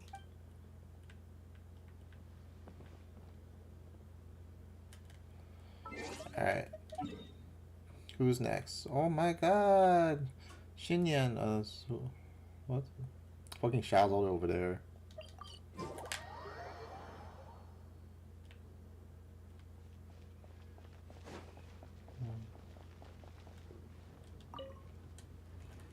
Oh, this is what I get for being impulsive. Making a Shao Lantern's no joke. We haven't seen her since Notcry. Traveler? Oh, ain't that something? It is you! Happy Lantern Rite. Are you making a Shao Lantern? Yeah. Miss Pinkshi gave me the frame, but I designed all the details and made all the ornaments myself. Pretty rad, huh? I even gave Hu Tao a few. Oh, shoot. I totally forgot I promised Hu Tao I'd help her make some Shao Lanterns, too. I gotta release this one pronto. You and Xinyan rushed to release the Shao Lantern. My resolution for New Year's to throw another rock and roll concert. I'm roping Hu Tao into joining.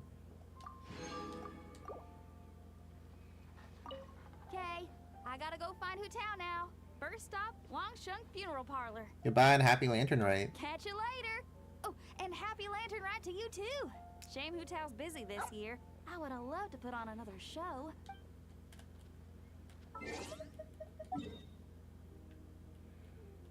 She's busy moon watching, moon gazing. Shao.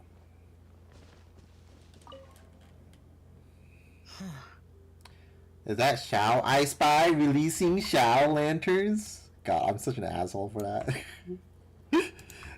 Stupid. Yes. I saved someone from monsters earlier. She was carrying a frame and tools for making Shao Lanterns, and gave them to me as thanks. She also said this type of Shao Lantern can be modified however you like. So... I think making your own Shadow Lantern is a great idea. Yes, well, I tried my best. I suppose the next step is releasing the Shao Lantern. You and Shadow release a Shadow Lantern together. All is well.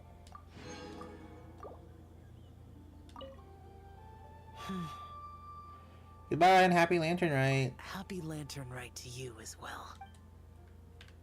He's a lot more mellow this time.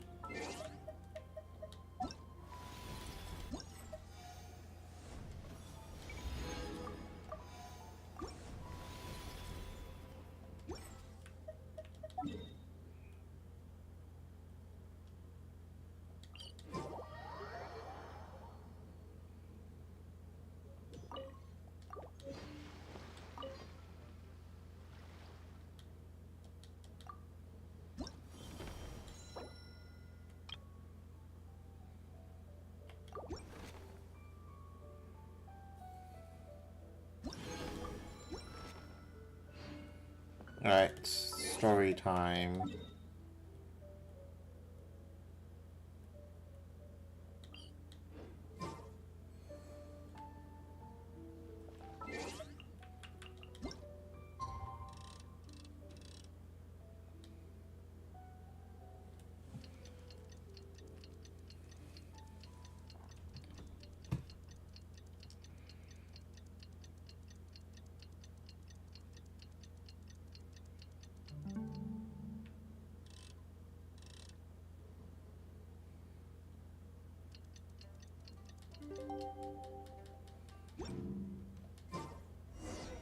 Well, should we head to Boo Boo Pharmacy today? Fingers crossed we learned something useful.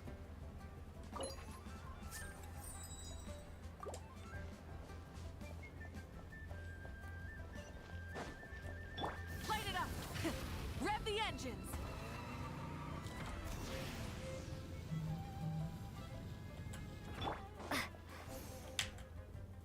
So let me get this straight. The patient disappeared right as you were delivering the medicine. I know it's hard to believe, but that's exactly what happened. It's true. 1 minute she was there, and the next she was nowhere to be seen. Hey, it's Yelan! Fancy seeing you here! Oh, is this a bad time? Not at all. Just a small roadblock in the case I'm working. Mingguang asked me to investigate a patient named Lu Shangshang. If you're here to find her too, then you're out of luck, I'm afraid. She went missing this morning. What? According to Dr. Baiju, the patient vanished right under his nose. But it just seems like that should be impossible. There 1 second and gone the next? Pretty sure Xiao can do something like that. Then you're suggesting this Lu Shangshang is the vigilant Yaksha in disguise? Or some other adeptus? Guess not. But this is so weird. How can a living person just vanish into thin air? Unless Linny decided to take his act to Liyue?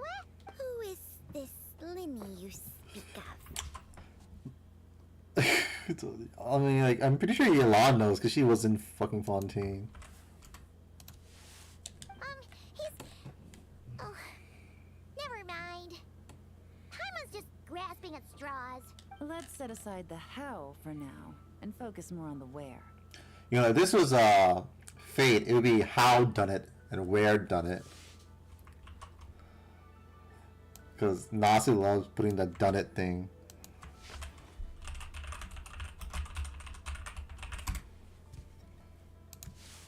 You mentioned this patient has a strong obsession with achieving fame and recognition? Yes.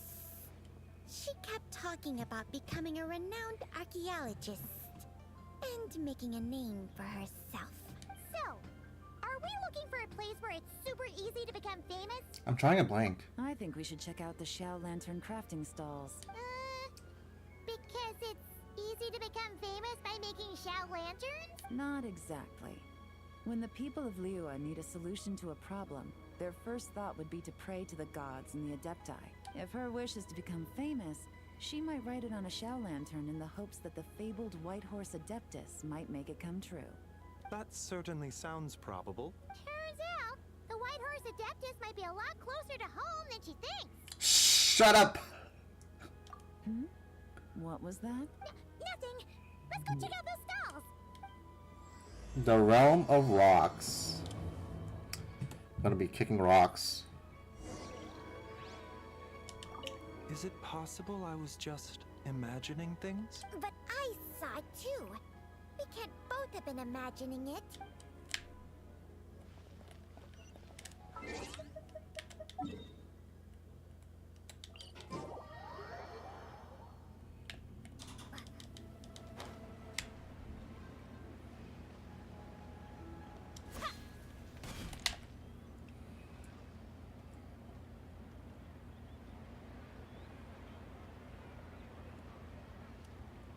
Alright, we're here! Still no sign of Lu Shang though. As long as you're patient enough, Paimon, you'll find that hunting down people is no different from hunting boars. We need to blend into the environment, or we risk alerting the target. So as far as everyone here is concerned, we're just ordinary tourists. Oh, okay. If we need to blend in, then let's make some shell lanterns and write our wishes down, like everyone else. What's your New Year's wish, Yelan? I haven't given it much thought. Now's the perfect time to think about it. Oh, and it can't be work-related. You gotta take a break once in a while, right? You're always sticking out this suspect, tailing that criminal, hunting down this gang or that, which is super amazing and all, but it's gotta be exhausting. Yeah, you should think about yourself every once in a while. Really getting into this, huh? You said to blend in, right? Come on! It's all part of the act! So you gotta think of something! Then I suppose it'd be to go traveling the next time I get the chance. Traveling? That's our bread and butter! Wanna join us? Thanks for the offer, but my desk is piled high with reports on your exploits. And that's not quite the kind of traveling I had in mind. I was thinking more the lie down and do absolutely nothing kind of travel. Ah, something a bit more easy and breezy, right? Hey, wait! We know just the place! The Easy Breeze Holiday Resort in Netland! This is a permanent event, apparently. That was cool. It's like the very first one. It's super relaxing and full of fun activities. You've got the beautiful ocean and tons of cute little creatures called Asha. Seriously, you gotta go! I suppose I'll have to check it out. Hey guys, happy Lantern Rite. Oh my god, it's Kalis's VA, Kayla BN. Happy Lantern Rite, coming. What a coincidence! You here to make shell lanterns too? Well, Kalis is old VA. Well, it's that time of year, am I right? Thought I'd join in on the fun. You can't have Lantern Rite without making one of these. What you gonna wish for? Oh, man, it's kind of embarrassing, but whatever. The truth is, the mighty mythical beasts are seriously struggling with recruitment. That's so fucked up. You know, he got like fired from HSR, but he still has his like Genshin job. That's ooh. He's such a silly guy. So, I'm hoping to find a few apprentices and teach them the art of wushu dancing. Awesome! Shurfugami, here we come! Holy shit, she said that so good. Whoa there, Paimon. One step at a time. I actually need to find people first. Yeah, but Paimon bets people will jump at the chance to learn from you! Well, I wouldn't be so sure. Wushu dancing is super physical and takes a lot of hard work to master, so it's not easy to find people. Oh my god, it's Shang. What was it? Li Shang? At this point, if the Adepti can't help me, no one can. I'll do it. Huh? You just said you wanted an apprentice, right? Well, I'm offering. What do you think? Whoa, the White Horse Adeptus works faster than I thought. Traveler, it's her. Lu Shangshan. Oh, Lu Shangshan. Our target! Hey, didn't you hear me?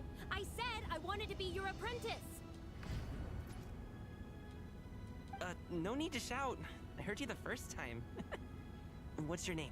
Step back a bit, Gaming. This person could be dangerous. What? Hey, what are you trying to do? Do you know who I am? Get back! Lu Shangshan, we have no intention of harming you. We just need to ask you a few questions. Get back, I said! Try to remain calm. If you come any closer, I'll...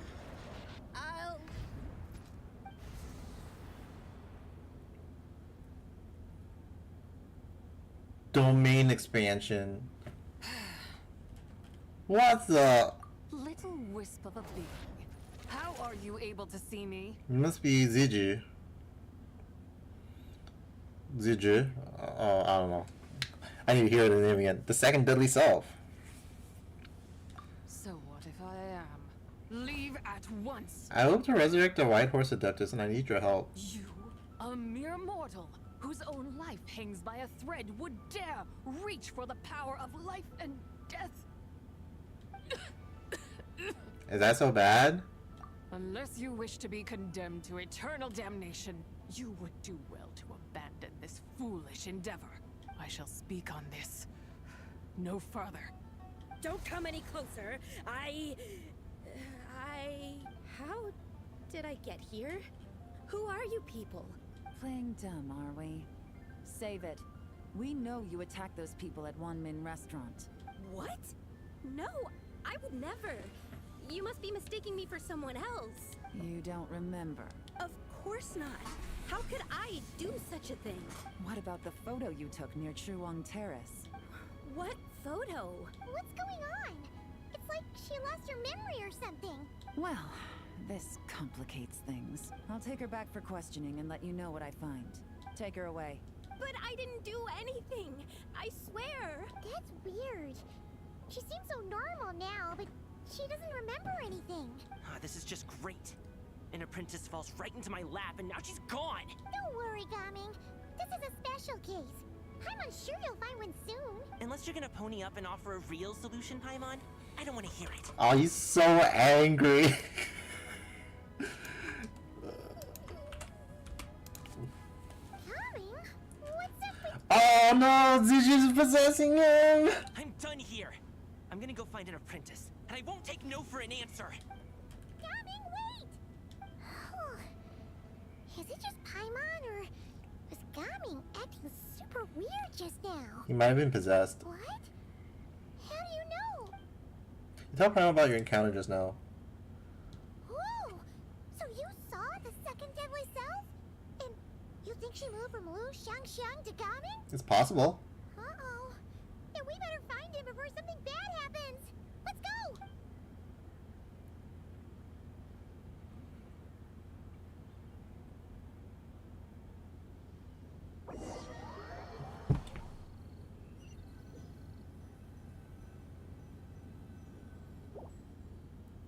Alas, why must Cloud Retainer inflict such woe upon us, Mooncarver? By the order of Rex Lapis, we were supposed to make haste to the harbor to stand watch. Yet we arrived late, for you, in your inscrutable wisdom, chose that very moment to tend the mint. It is no wonder Cloud Retainer banished us to the wilderness in anger. A pity only that I, blameless as I am, was made to share in the punishment. Blameless indeed. You speak as if it was not you who decided to plant all that mint in the first place. Yet now, in its wretched state, overrun by blight and vermin, you would turn away? Utterly heartless, I say. Were I truly that heartless, would I have rescued those seedlings from this desolate wasteland, granting them haven in your hallowed garden? Alas, if blame must be laid, let it fall upon Cloud Retainer for failing to recognize the virtue of our plight. Ah, at last a sentiment with which I can agree. If ever Cloud Retainer is away, we should steal into her abode and plant a veritable field of mint. A tempting little ruse, is it not? They're such assholes. What the fuck? Positively ingenious. Please stop chasing us. Just let us go. Get back here! If you keep running, I'll kill you! Oh my god. Please, we don't know anything about wushu dancing. Just leave us alone. What? You think I'm not good enough to teach you? Just agree to be my apprentices, and then we can talk. That child looks somewhat familiar. Ah, it appears to be the Wushu dancer from Liyue Harbor. I have seen him perform on occasion. Come, let us take a closer look. Has trouble befallen you, young one? Perhaps we can offer aid. Oh, thank the gods! Please, sir, you have to help us. This guy's trying to force us to become his Wushu dancing apprentices, and he won't take no for an answer! Oh, so it is you who require aid, not the other way around. Get out of the way, old man! This is between us. Preposterous! You dare to presume we are of a mature age? Listen here, brazen youth. Skilled you may be in the art of dance, yet your offstage demeanor leaves much to be desired. Hold on, Mountain Shaper. Something is amiss. Look closer. Huh. Indeed, he bears the mark of something unclean. It spells trouble. You there. Depart at once. How do you do that? Hey! You drove off my recruits, old man! You'll just have to take their place, even if you're a bit on the decrepit side. Many years it has been since a being has dared speak to us in such a manner. Now let us see what evildoer has sought to use you as its puppet, young one. You two, you're Adepti! Does that strike fear in your soul? Whoa! 2 Adepti recruits just fall right into my lap? That white horse sure knows how to grant a wish. Coming! Slow down! Wait for us! Jeez, take a hint, will you? I told you to stop following me! Don't hurt him, please. Traveler, Paimon, keep your distance from this youth. Evil has taken a hold of him. We know! It's one of the White Horse Adeptus' deadly selves!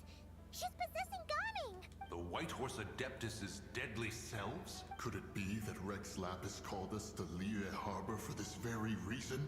Hey! What are you two whispering about over there? Who's gonna be first apprentice and who's gonna be second? It doesn't matter! I'm not the kind of Sofu who plays favorites. Insolent spirit! Be gone from this child at once!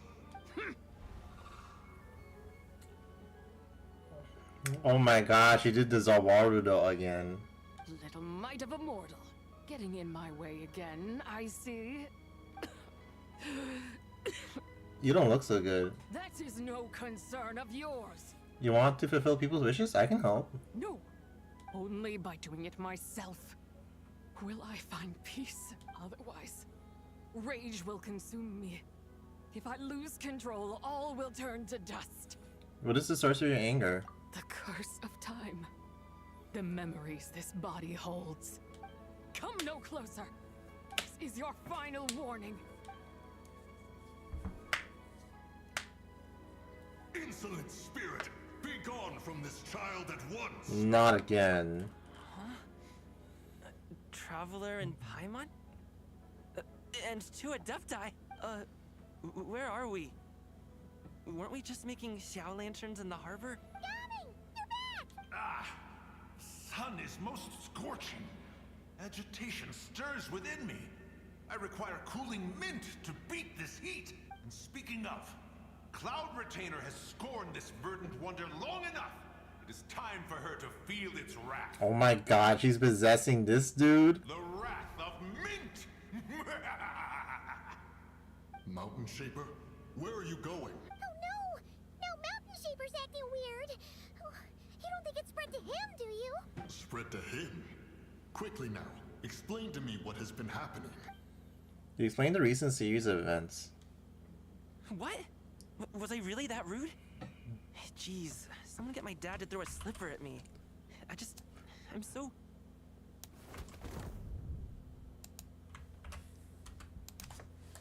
Whoa! You okay, Gaming? Fucking collapsed? Okay.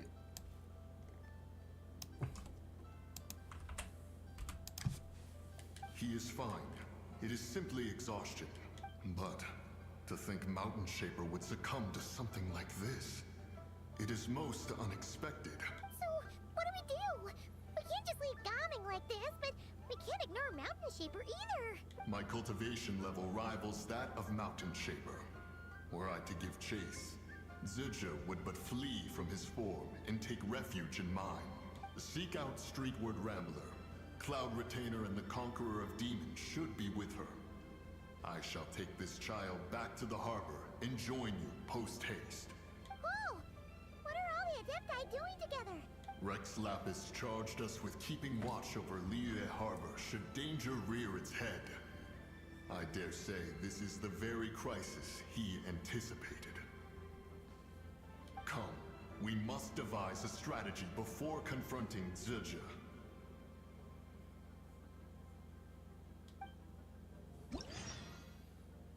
Oh, it's a brand new day.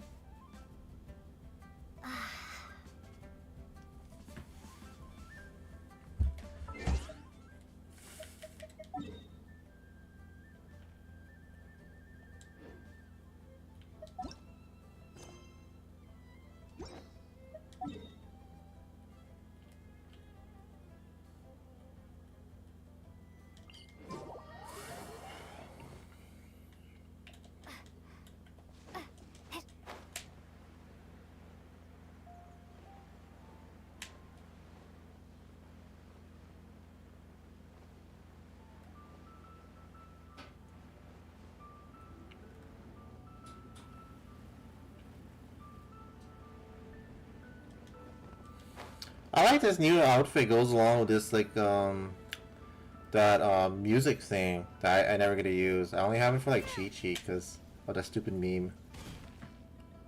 The White Horse Adeptus? You mean the mysterious white mare that aided Rex Lapis during the Archon War? Cloud Retainer. Even if it's not her, there must be some connection.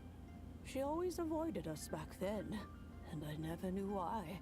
Rex Lapis's recent trip seems to be related to this person as well. Xianyun! Madam Ping! Xiao! Great! You're out here! Ah, Traveler. It has been quite some time. Yeah, great to see you again, Xiao. It's not like we just fucking met.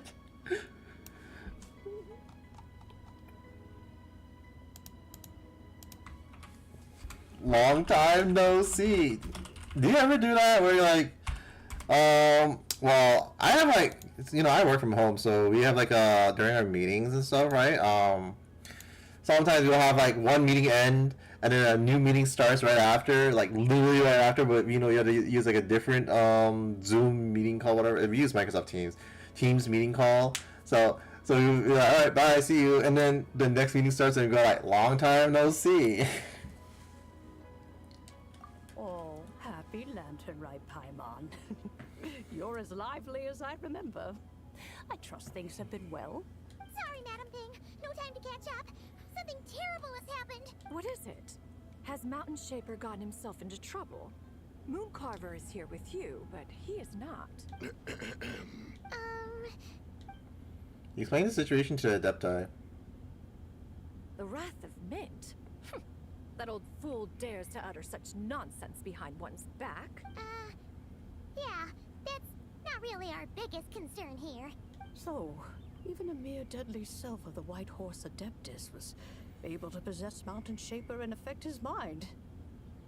No wonder Rex Lapis told us to gather here and await his orders. Mountain Shaper's cultivation is inadequate. He was caught unprepared. Were it one of us, Zizia would hardly have found a vessel quite so ready for the taking. Hey, that's not what you said earlier. Where is Mountain Shaper now? A question that hardly bears pondering. Obviously, he intends to plant mint in the vicinity of one's abode. Ah, then he poses no great threat. We might as well let him be. Once he fulfills his wish, it's possible that Zija will relinquish him of her own volition. Your ulterior motive is most obvious, Mountain Shaper. You two hope for Mount Outsong to be covered in mint. One can see it clear as day.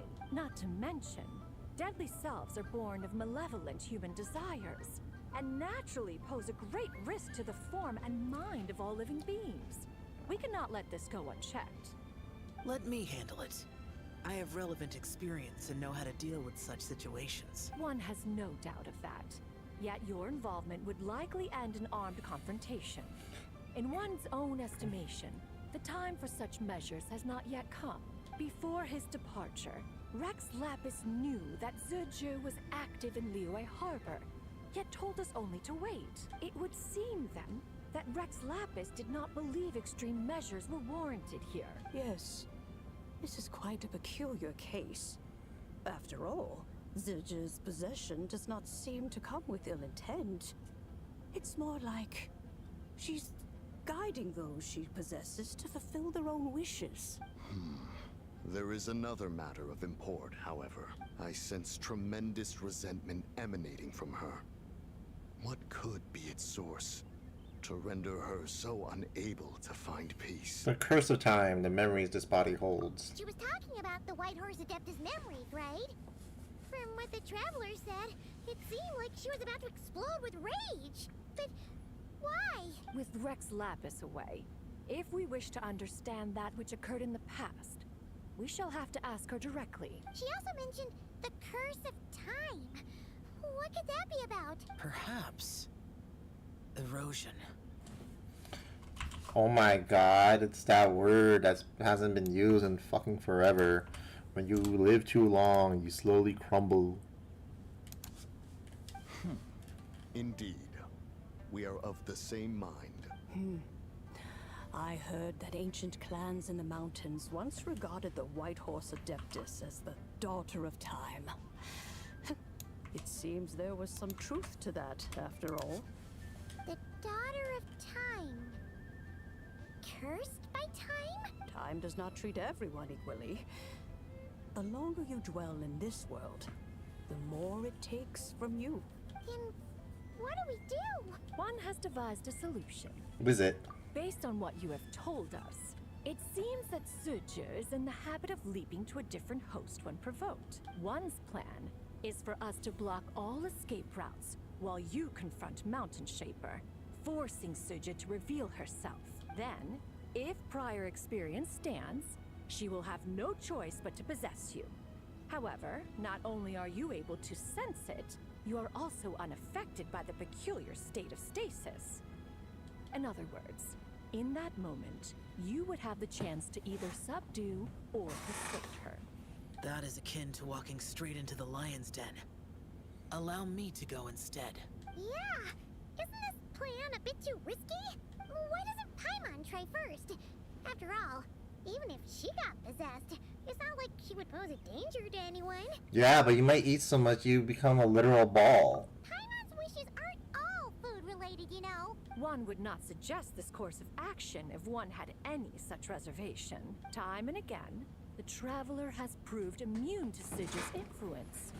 Consider for a moment why that might be. Because I bear the Moonlight's guidance? Oh yeah! That's what the first deadly self told you, right? Perhaps your time in Nodcry left you with the blessing of the newborn Moon Goddess, Traveler. And this White Horse Adeptus clearly has a profound connection to the moon. Indeed. Indeed. I see. Have you other concerns, Conqueror of Demons? I was just trying to fathom why Rex Lapis left without explaining the situation in detail. But now I think I understand. Rex Lapis entrusted this matter to the Traveler, which means in his estimation, the Traveler must be the key to its resolution. So I have no other concern.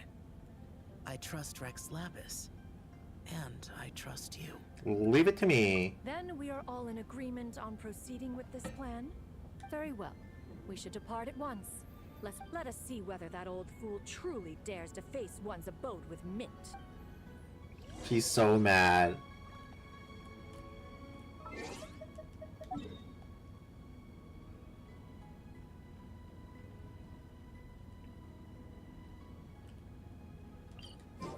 Mount Alton.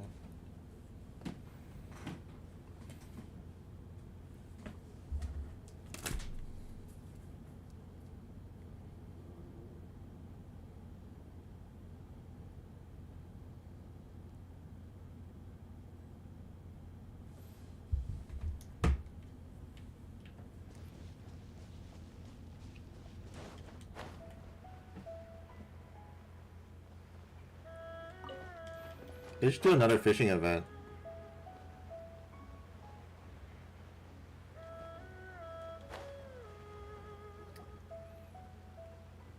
One mint, 2 mint. Let us plant a whole slew of mint. Once I reach 10,000, Cloud Retainer's abode shall be Mount Outsong no more, but rather Mount Mint Song. Oh, to behold the look on her face when she is confronted with such verdant splendor! Mountain Shaper, you dare disturb the tranquility of one's abode. Do not take personal offense, Cloud Retainer. He is not in control of his faculties. Exactly. Let it go this once. Zitcher is the one driving him to do this. Huh?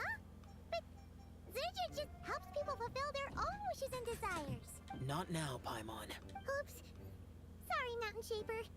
Paimon might have just thrown you under the bus. Paimon and her big fat mouth. When he wakes up, we shall have words. Everyone, to your positions.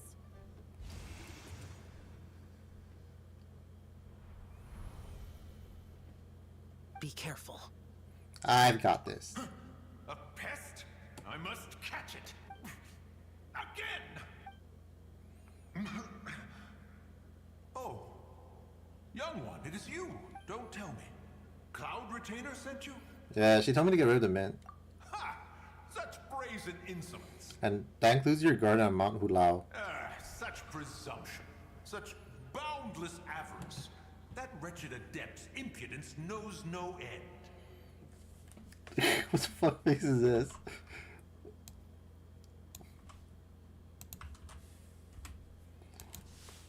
If she dares lay a finger on my garden, I shall smash her cuisine machine to pieces. You sure about that? You think I am one to fold so easily?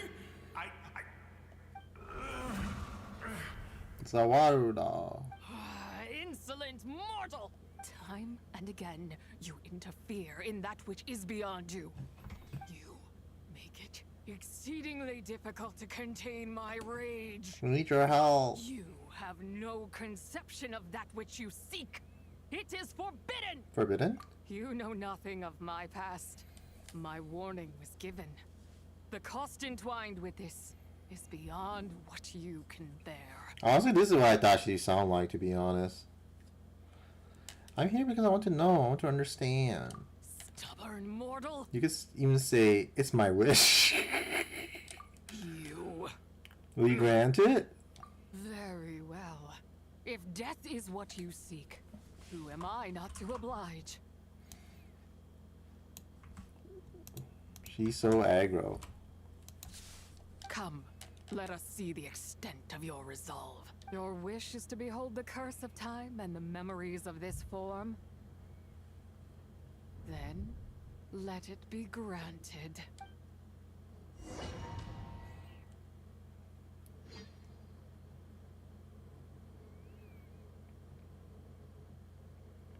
I sort of want to call it quits here. Then take a snack break. But I still don't want to keep playing too. I'm in like a... I'm like almost there. So I don't want to like continue tomorrow.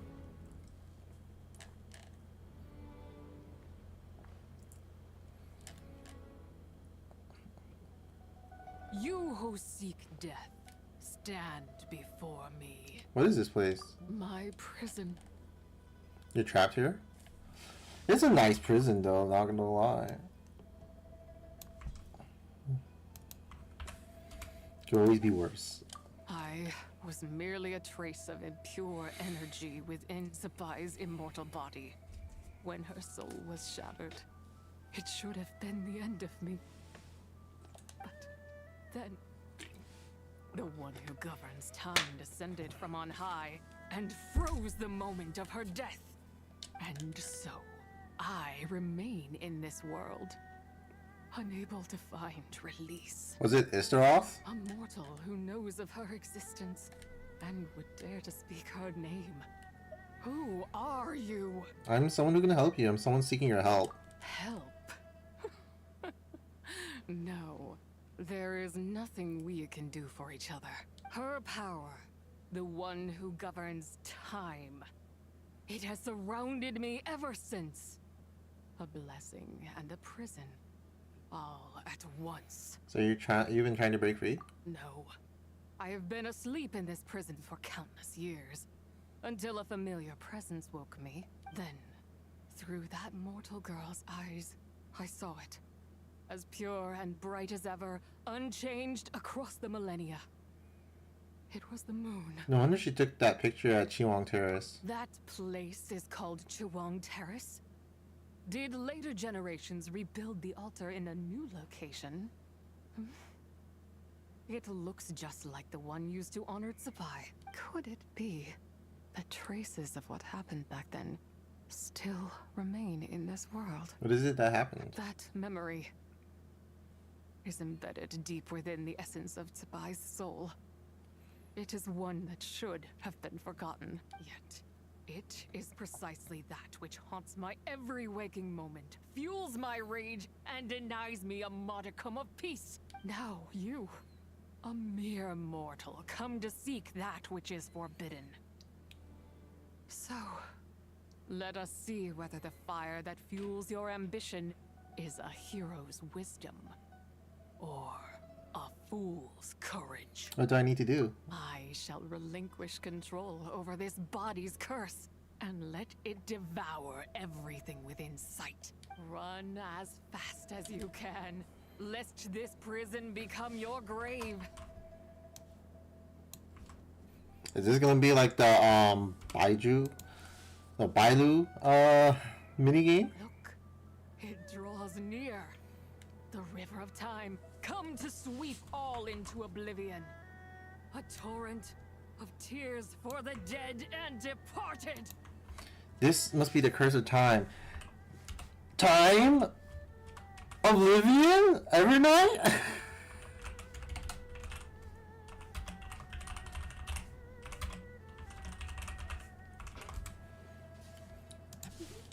I shall wait for you at the end, mortal. Evade being swept up in its waters, and I will show you everything.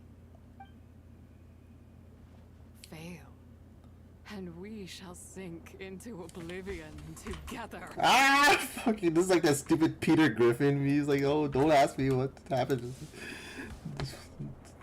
The blah blah blah.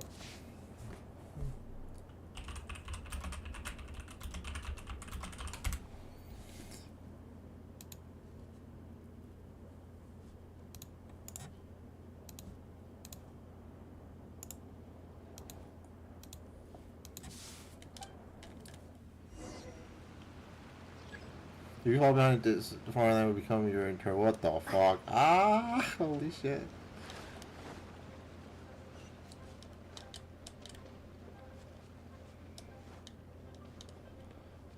Dude, I have like limited stamina. That's cringe. Oh my god.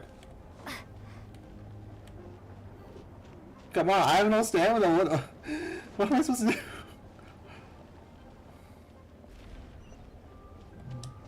Dude, I have like no stamina for this.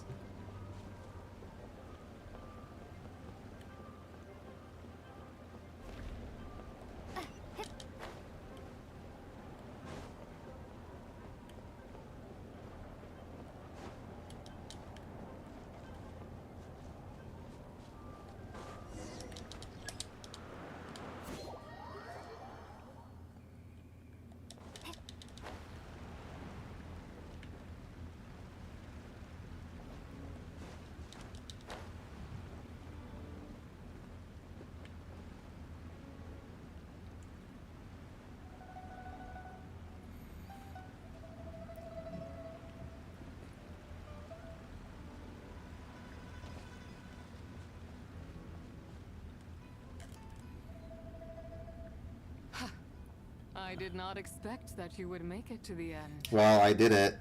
Yes, it would seem even time cannot hold you back. In that case, perhaps this truth is one you can bear. Come, let your wish be granted. Are you my master?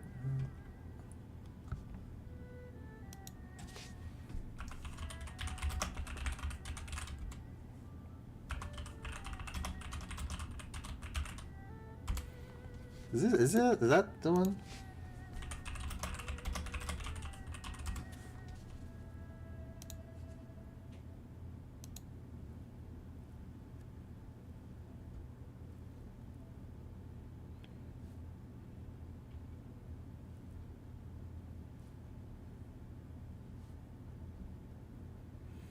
If I was sitting down, it'd literally be the Are You My Master scene.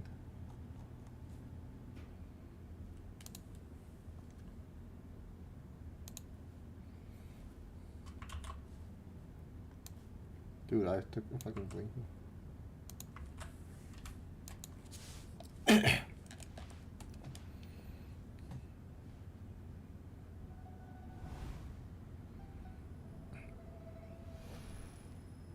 Under moon eternal, in radiant night, a maiden grants silk, soft and light. Under moon iridescent, in night divine, a maiden grants fiber for cloth so fine. Under moon of frost, in night so great, a maiden grants tools to divine our fate. What are Mom and Dad doing? Shh, just make a wish. The kind Adeptus on the moon is listening.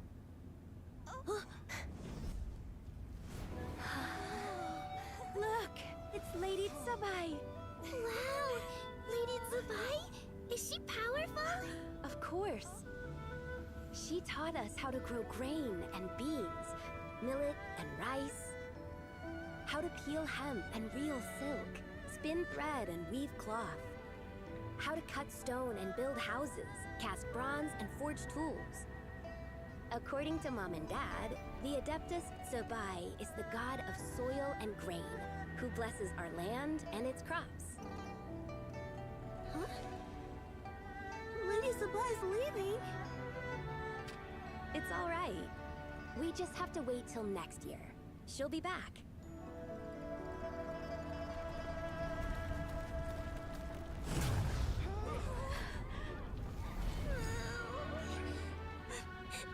Mom and Dad are gone.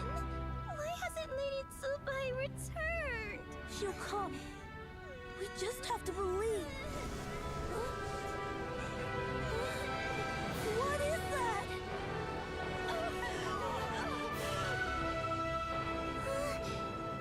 Lady Tsubai abandoned us. All places tainted by the abyss need to be purified. That includes Long Gone. And what of its people? You know what will happen. You are but an emissary to the mortal realm. This is Heaven's will. There is no need for guilt, and no place for hope. I wouldn't dare. But the people of Langan honor me, worship me, pray to me. If I do not answer, the guilt will be too much to bear. And if you do, you will meet the same end. Then as their god, I shall die among them.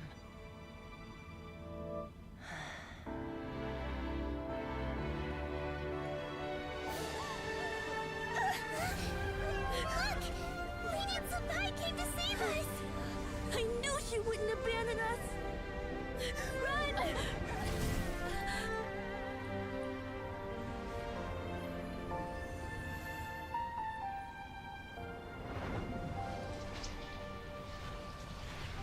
You have done enough.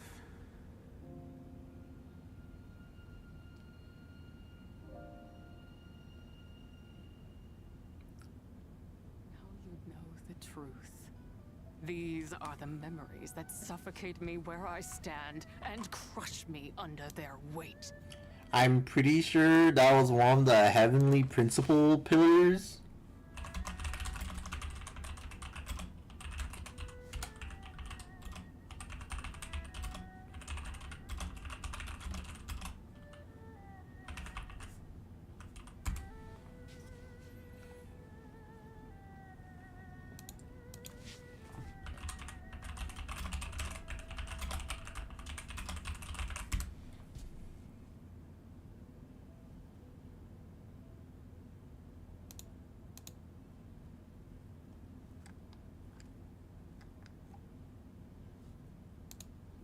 Yeah, the celestial nail.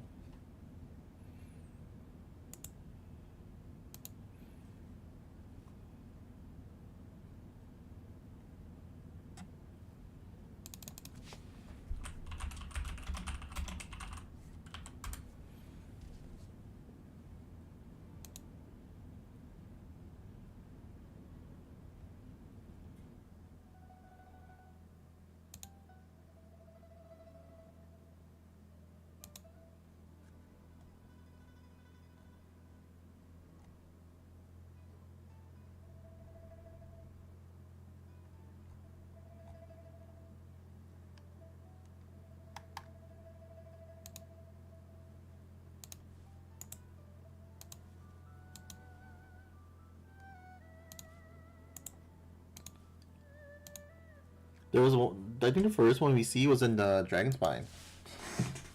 Your nation was destroyed. Not just my nation, but the people I loved. Were it within my power, I would ignite a blaze fierce enough to burn a hole through the heavens themselves. But how did it all happen?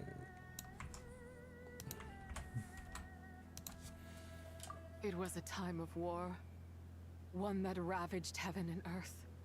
Remnants of the battles tainted with cursed power fell from on high and devastated Langan. The heavens decreed that the tainted filth had to be cleansed.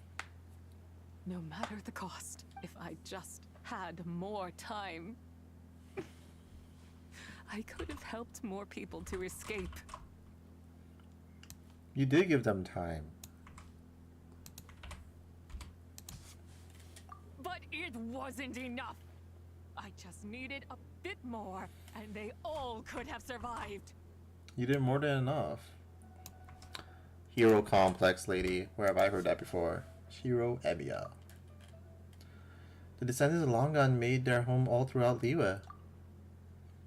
Their legacy lives on because of you. I never imagined there would come a day where I found peace. So long this rage has been within me. But here in this moment, it has stilled at last. Thank you. If you wish to bring Tsubai back to life, mortal, then you may take the part of her soul that lives in me.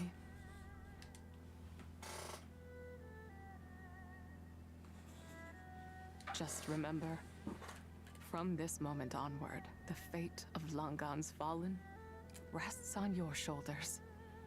And that cannot now be changed. What will become of you? As I said before, I am but a remnant of Tsubai's adeptal form. A manifestation of her wrath that was not meant to linger in this world. By taking away this fragment of her soul, you take away my shackles as well. So, let it be done. Any kind of wishes then? It's your turn to grant one of my wishes, is it? Very well. In regard to my fate, and that of Langan's fallen, I know there is little I can demand of you. However, should another raise a war banner against the heavens someday, let my name be set upon its cloth. I ask for this, and nothing more. Now, take what you came for. I was a lone moon, shrouded and dimmed in cloud-veiled night. Now darkness breaks. Free and unburdened, I reclaim my light.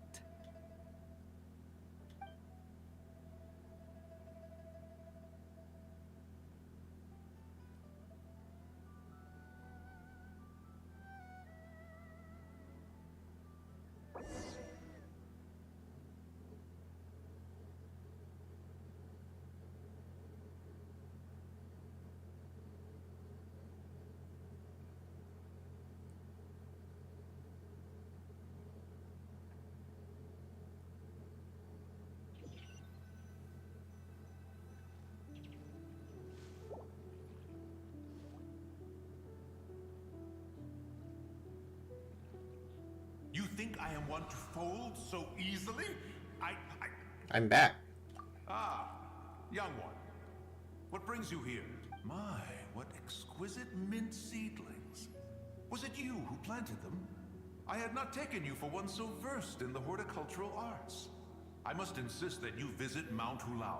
There is much we could learn from one another. Ah, but this is Cloud Retainer's abode. She does not appreciate the verdant wonder that is mint. We should leave at once. If she sees us here, there is little I can do to protect you. I wasn't the one who planted them. You weren't? Was it Mooncarver then? My, what nerve he has. It was you. What? Looks like Mountain Shaper is back to normal. Has the matter with Zuzhe been resolved? Wow, that was fast. That took, what, like a second? A second to us, perhaps. But for the Traveler, I imagine it felt much longer than that. Zuju is gone now. One's plan was most successful then. And you're all right, Traveler. You don't feel strange in any way? No, I'm fine, thanks. Well, sounds like good news all around. I'm glad this matter is resolved. What is this matter you speak of? The possession of that mortal child? The matter of Zuzhe may have been resolved, but there is another that is far from over. The mint you planted around my abode. Perhaps you have a moment to spare for a little chat, Mountain Shaper. A Cloud Retainer gives Mountain Shaper a firm talking to. Shall pulls you aside. You seem reluctant to talk in detail about what happened with Zuzhe. She told me about her past.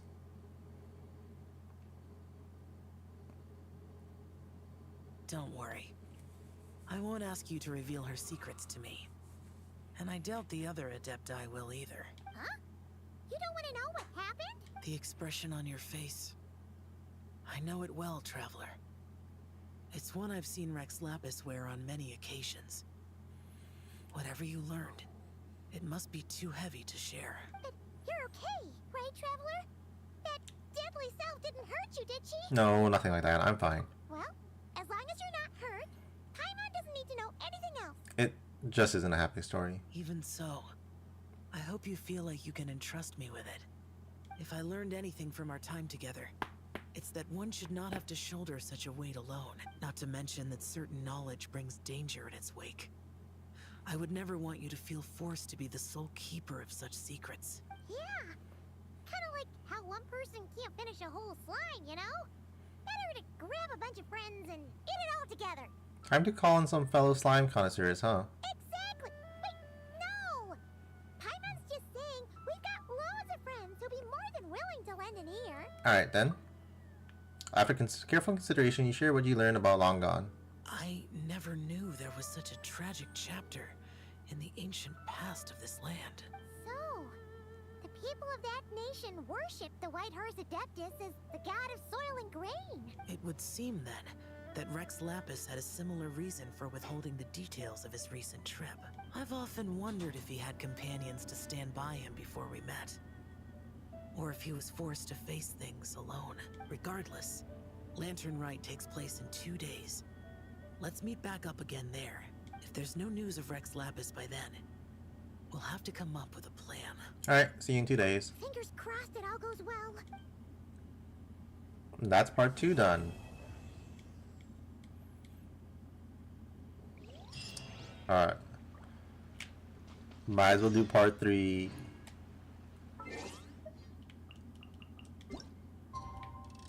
And then the epilogue. God damn. Just be playing Genshin.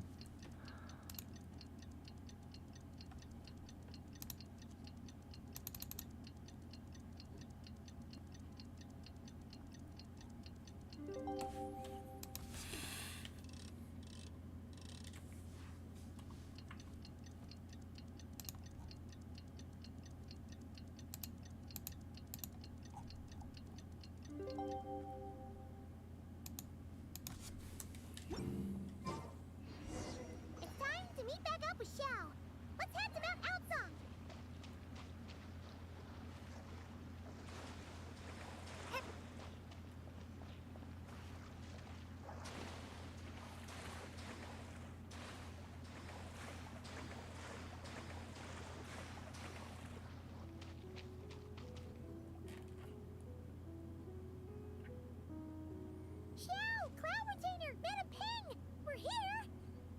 news on Zhongli? Wait, are we missing 2 adepti? Well, Shenyun banned Mountain Shaper from Mount Outsong for 3 days. Oh, then what about Mooncarver? The scheme to plant mint in one's abode was one those two fools devised together?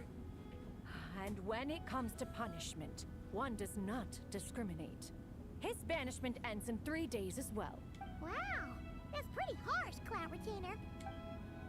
Let's get down to business. We have news of Rex Lapis.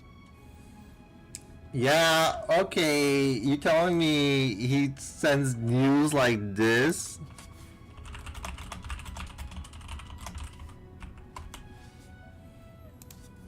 Huh? Isn't that... Yes, Rex Lapis's Geopillar. It descended from on high this morning. He must have sent it for a reason, but it does not respond to our touch. So, what does it mean? Is he in trouble? Not necessarily. It could be a message only a specific person is meant to receive. Traveler, you alone spoke to Rex Lapis before he left. Oh, so it must be for the Traveler. Give it a try. Touch the pillar.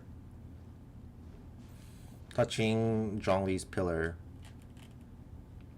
As you feel solid rock beneath your fingers, a familiar voice rings through your Come to the mind. spring on Mount Qingse. I have left an entrance for you.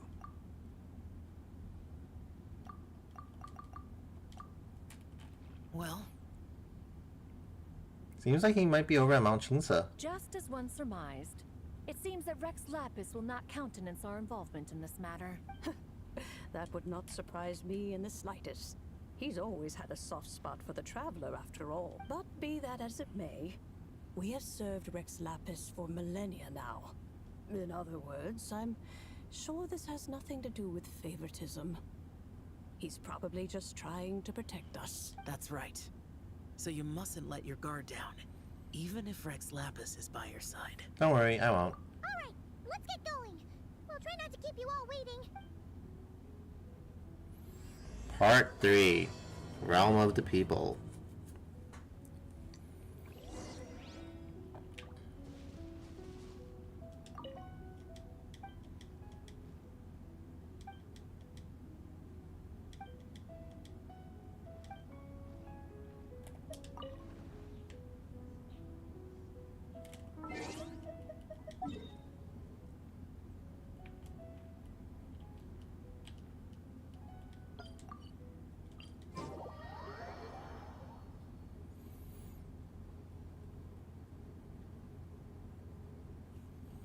How many gems do I have left actually? Ah, what the fuck?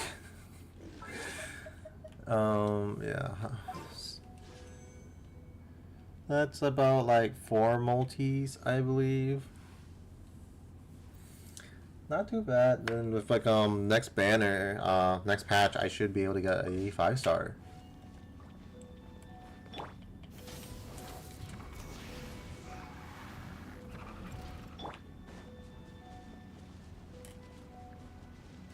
Keep your eyes peeled.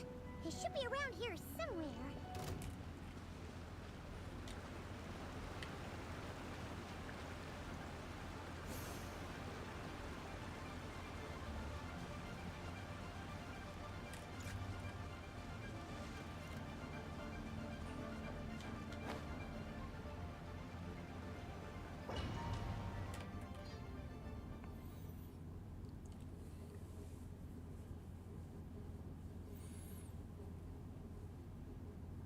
Sort of hungry.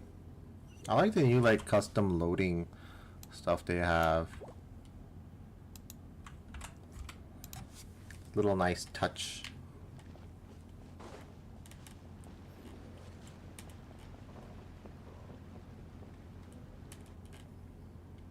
Who could have imagined that the once mighty Geo Archon might end up so? Sitting on a humble stool in the woods, quietly weaving moon lanterns? She's got such a good range, holy shit. You really do look like an old man now.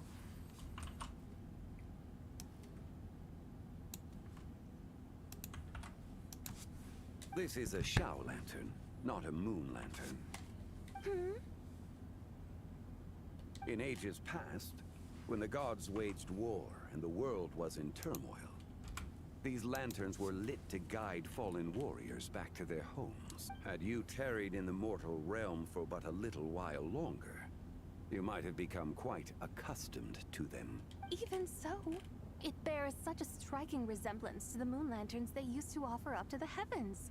Could this truly be mere coincidence? Perhaps in some sense it is, yet in another, it isn't. Motherfucker, shut up.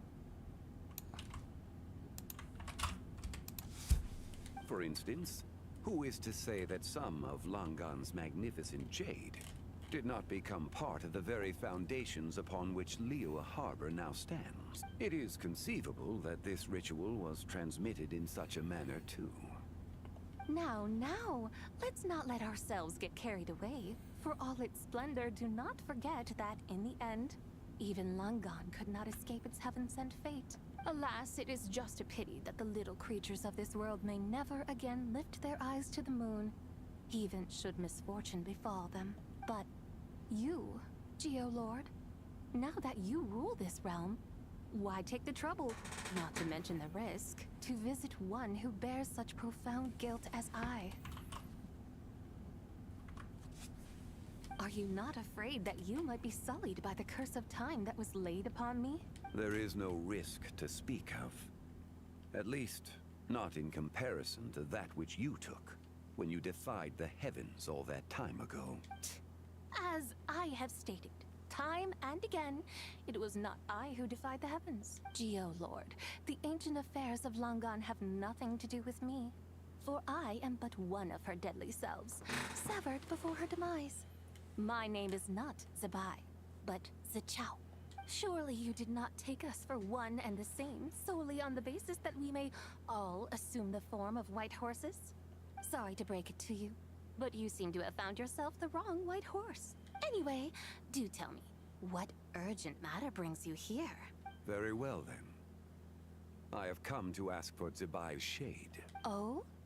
So, the Geo-Lord has set his sights upon Zebai's human soul. And what is it that you intend to do with it? The world outside is changing.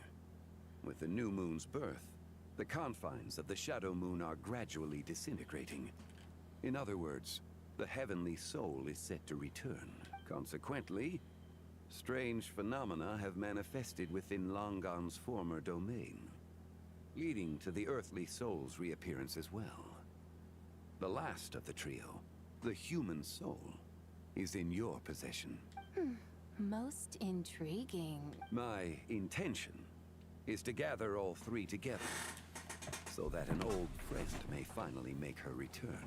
I must admit, it seems that some remarkable affairs are coming to pass in the outside world. Yet there is one thing you seem to have overlooked, Lord of Geo. Back in the day, it was you that freed me from that painting. And afterwards, I took up arms in your name. Together we first subdued Chenyu Vale, then brought peace to Mount Qingse. It was for this cause that the contract between us was made. But now that the debt has been repaid, what cause have you to expect my aid? Zebai and I have long been friends. Given not only that you were manifested from a corrupt desire within her divine form, but that you also possess a fragment of her soul, how can you purport to be the wrong white horse? I think you'll find that we are now as separate and distinct as any two beings ever were. What once shone with radiant purity has long become dust. What you see is no longer what it was. Oh, great Lord of Geo. Should this still be unclear to you, I bid you take your leave. It seems that the fault lies in my own lack of consideration. As you wish. I shall let this matter rest. Wait! One moment, if you will. Should this not be your opportunity to propose a new contract? The part where you make me an offer I simply couldn't refuse? Even those puny mortals know how to haggle when striking their bargains. Should you, the famed god of contracts, not likewise strive for success through negotiation? Come now, enough with the posturing. It's time to name your price.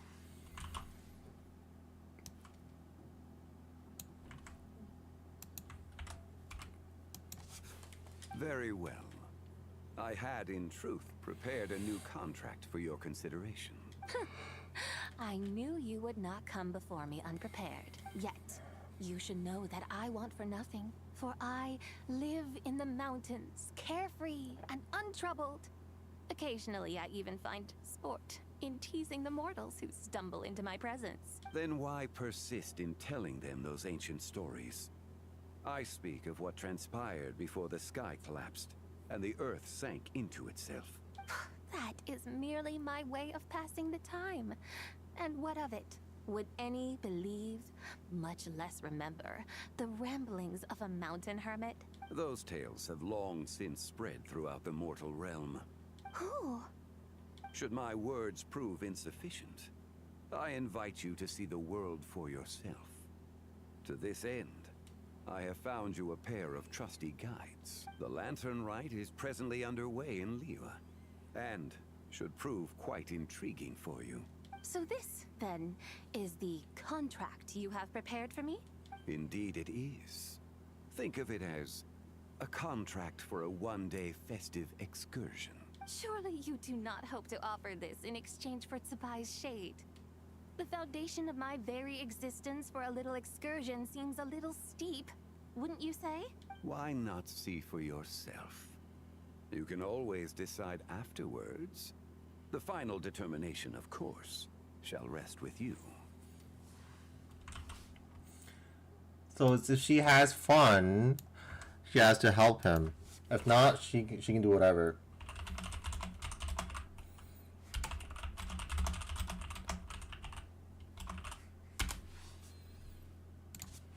Is that so? Then perhaps this deal might not be entirely off the table after all. Where then are these guides of which you speak? Hey, it's Zhongli! Oh, we've been looking for you everywhere. We thought you might have gone missing. And this is? You're here. So these are my guides. Well, well. They certainly look the part, I'll give you that. Guides? Oh, you poor innocent little creatures. The benevolent Lord of Geo has soaked you to me, which means that for the rest of this day, you belong to me. Sold us to you? Just what have you gotten us into, Zhongli? The situation is not quite as dire as that would sound. I ask only that you accompany my Adeptus friend on a tour of Liyue. Can you help us after that? I would suspect that depends on how well you entertain me. Entertain you? Where would you like us to take you? Let us start with this Liyue harbor of which I have heard so much. Nowhere is quite so fascinating as a place teeming with little mortals. How come this Adeptus sounds so different from what Paimon imagined? Let's just play this by ear. Okay, we'll take care of it. Get ready to find out why they call Paimon the best travel guide in all of Tibet. Oh my god, she's doing the fucking Vegeta pose!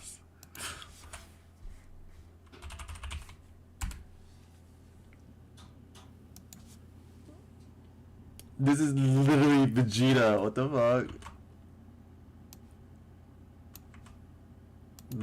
Let's what is this? Vegeta thumbs up.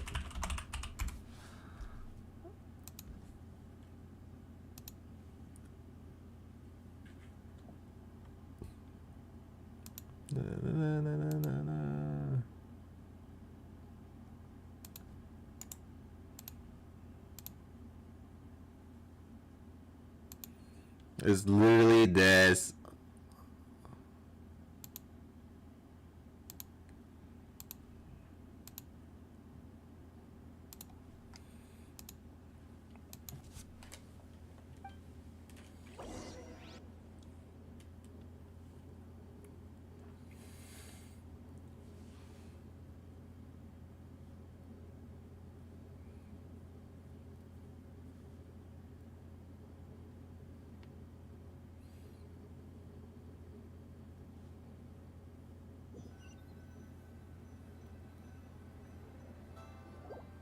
Look!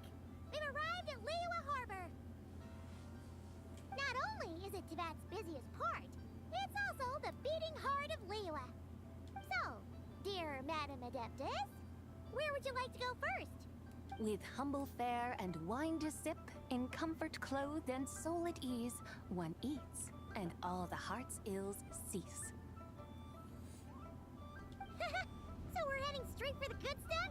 Well, you're in luck, because Paimon's an expert when it comes to food. There are two main cooking styles in Liyue.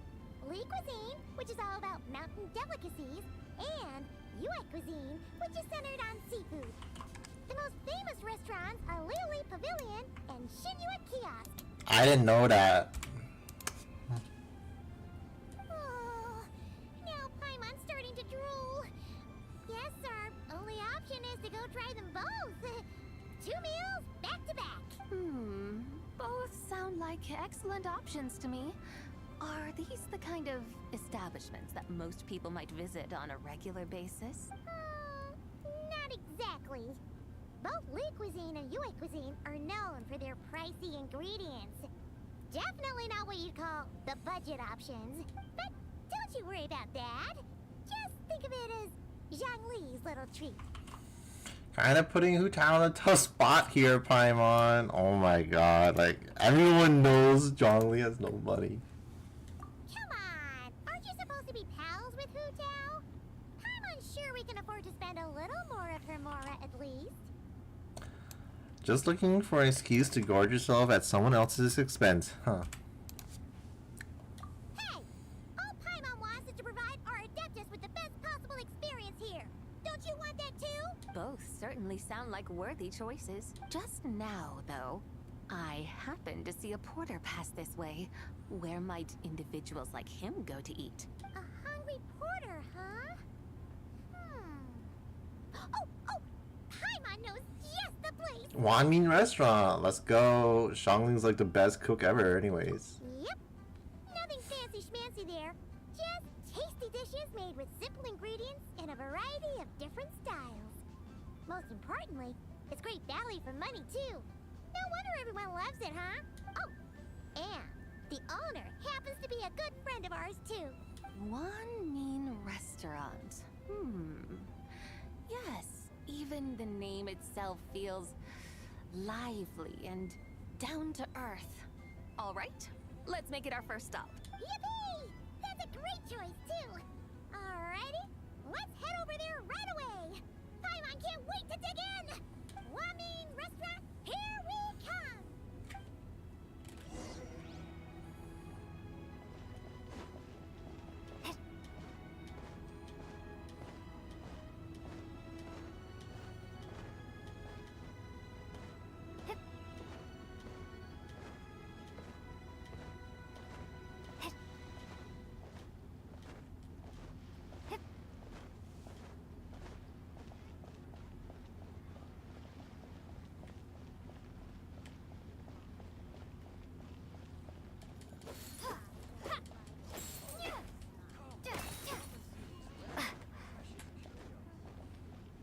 Why not treat yourself to a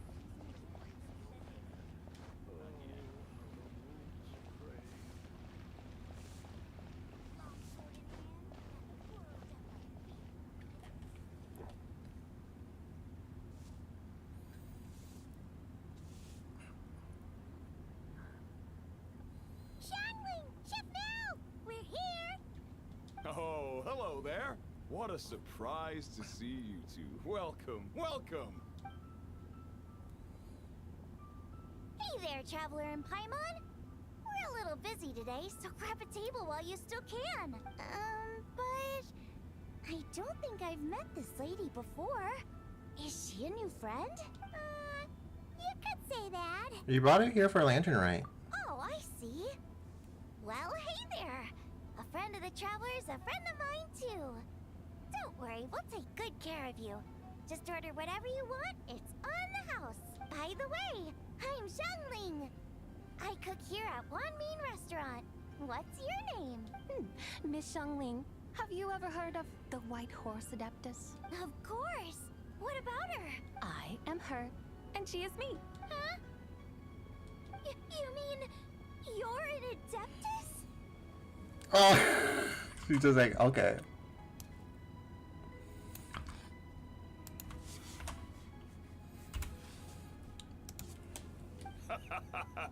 Oh, you young'uns crack me up. Come on, Xiangling. You've got to keep up with the times. Haven't you heard of cosplay? It's like a role-playing game where you dress up as famous characters and pretend to be them. Seriously, it's all the rage, and it looks like this young lady is quite the expert. Your friends sure keep their fingers on the pulse, huh, Traveler? Wow, Dad. Didn't know you were so tuned in.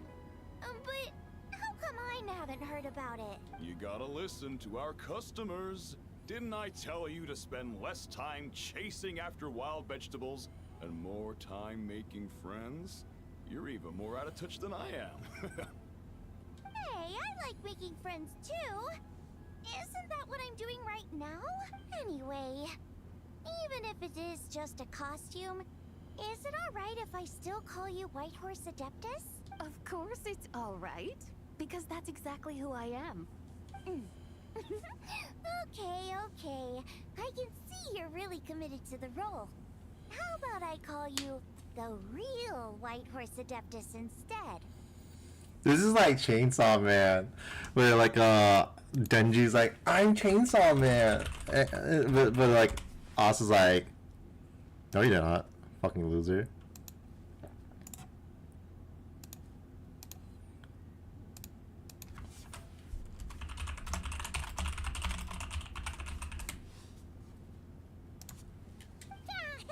In that case, you can call Paimon the real traveler. Guess that makes me the real Paimon. You're right. You could have at least switched outfits. Puny mortals. Nevertheless, I suppose it might be amusing to indulge in your little charade for a while at least. All right, go grab yourselves a table. I'll come take your order in a bit.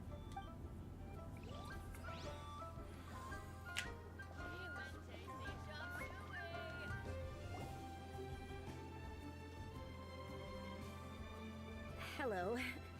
May I ask if Miss Xiangling and Chef Mao are here? Yeah, they're just over there. Wait a sec. Aren't you? So, what would you like to... Huh? You're... Hello, Miss Xiangling. It's me, Lu Xiangxiang, the one who broke some stuff here at your restaurant a few days ago. I just wanted you to know how sorry I am. I honestly don't know what came over me. Please forgive me. Oh, it's you. You really gave me a fright that day, young lady. You didn't actually get food poisoning from our black-back perch stew, right? Come on, Dad. She's come to say sorry. It's all right, Miss Lu. You must have been feeling a bit off that day.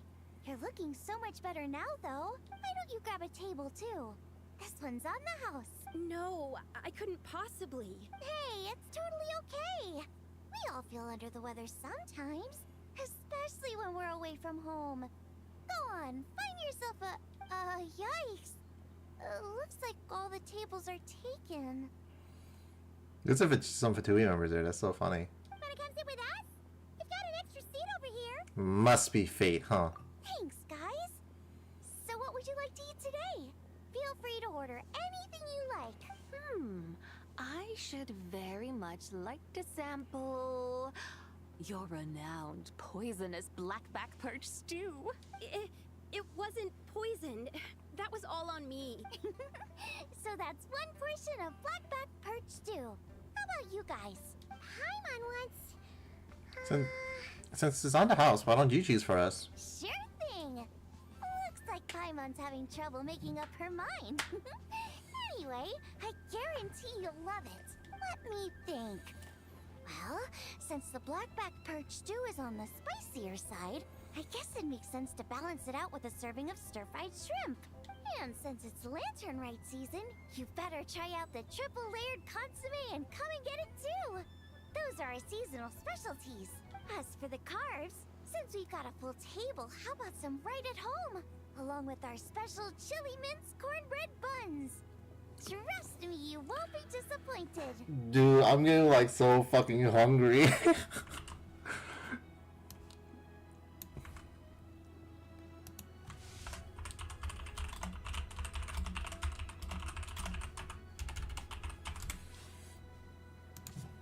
Then for dessert, I'll whip you up some lucky snow delight.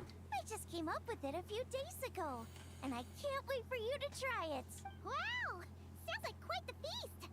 Looks like Paimon's in luck today. Am I the only one who thinks that's way too much? No, Paimon's got a second stomach. Not at all. Don't worry, I know what I'm doing. And to top it all off, our star dish, Adeptus Temptation. You should know that we don't often serve this here at Wanmin Restaurant. But since this is my first time cooking for the White Horse Adeptus, I'm pulling out all the stops. Okie dokie, just sit back and relax. I'll have your dishes out in no time. Oh, she says okie dokie the way I spell it. Hold on. Did I just hear Miss Xiangling mention the White Horse Adeptus? You did indeed. And you're looking right at her. That's a joke, by the way. She's cosplaying. Oh, I see. Phew, almost believed you there for a moment. Tell me, little one, what business might you have with the White Horse Adeptus? It's a long story. Basically, a while back, I took part in an archaeological dig over at the chasm. While we were there, we discovered a number of relics. Our findings show that they date back to the era of Long Gone, an ancient nation whose people are said to have been the ancestors of some of the modern-day inhabitants of Chenyu Vale. And why might such matters concern the White Horse Adeptus? Because some of those relics not only seem to contain textual references to her, but even depictions of what she looked like. There have long been legends claiming that the White Horse Adeptus was a deity of that era, but there are plenty of other theories out there too. If I could just locate some more detailed records, I'm sure we'd be able to find out so much more. So you're into history? Well, to tell you the truth, I actually joined the archaeological team by sheer accident. But once I'd started down this path, I knew that I wanted to make something of myself. Recently, though, things seem to have taken a turn for the worse. Still can't believe I caused such a mess and even ended up hurting someone. Oh, so you're considering becoming a martial artist now instead? No, I mean, they weren't seriously hurt. It was just a few scratches, and they let it go after my mother compensated them. You know, that really wasn't your fault. Either way, my career is pretty much over. And even though both the victim and the Ministry of Civil Affairs say they won't be pursuing the matter any further, my father says he's going to punish me according to our family rules. Family rules? Yeah, he's decided to ground me. I'll have to return to Chaoying Village after Lantern Rite, and goodness knows when I'll be allowed to leave again. Wow, that's harsh. Sounds like the kind of thing only rich, super traditional parents would do. We're not exactly rich, though. All we own are a few tea fields in Chaoying Village and a guest house in Liyue Harbor. A guest house? It isn't Baiju Guest House by any chance? Ah, so Boss Lou must be here. Yep, he's my grandfather. So, you've heard of the guest house before? Small world, huh? Come to think of it, didn't Boss Lou mention something about hoping that the White Horse Adeptus would show up and let her divine power be known? Well, she showed up alright. Sure, but Paimon's guessing this wasn't exactly what he had in mind. Shh, keep it down. Little one, it sounds to me that your family is rather well off after all.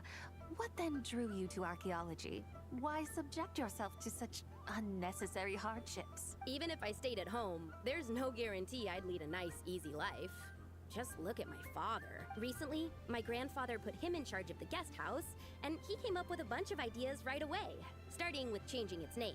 That didn't turn out well, though. My grandfather yelled at him for days, even calling him a bad son, and they still haven't let it go. Oh! Paimon thinks we might have heard about that too. Long story short, being dependent on others is never fun. You just end up being completely under their thumb. That's why I want to make it on my own out here, no matter how hard it is. After all, as the saying goes, to rise above others, one must endure the hardest of hardships. What's so funny about that? You poor, innocent little creatures never fail to amuse me. To think you would endure all manner of hardships in your brief time on this mortal plane, and all that merely to rise above others. I would have thought that the wiser path would be to simply roam this world as I do. Huh? Tell me, what is it that you truly delight in? Archaeology? Martial arts? Tea planting? Or perhaps the keeping of a guest house? What I delight in? Yes. Surely there must be something you don't find quite so exhausting. Whatever delights you should not feel like a burden. But do things like that really exist? Of course! Take Miss Xiangling, for instance.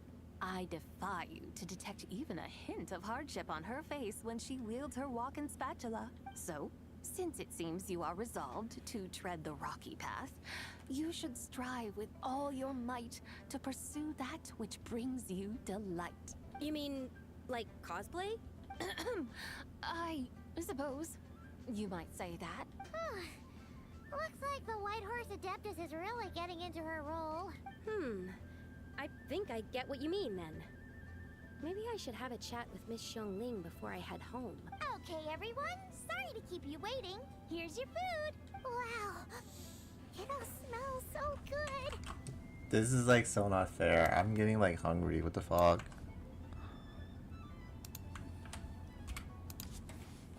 Ooh, finally!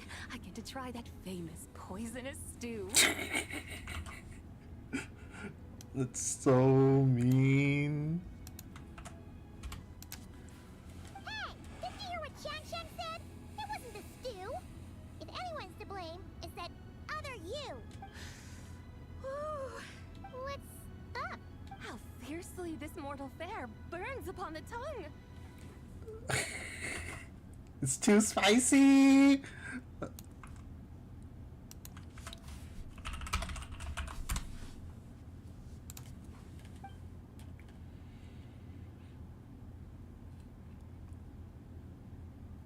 Even the others devour the food set up before you. Once you've all finished, Liu Shangshang stays behind to ask Xiangling how she might discover her love. The rest of you make your way onto the streets and discuss your next one-day tour of Lula.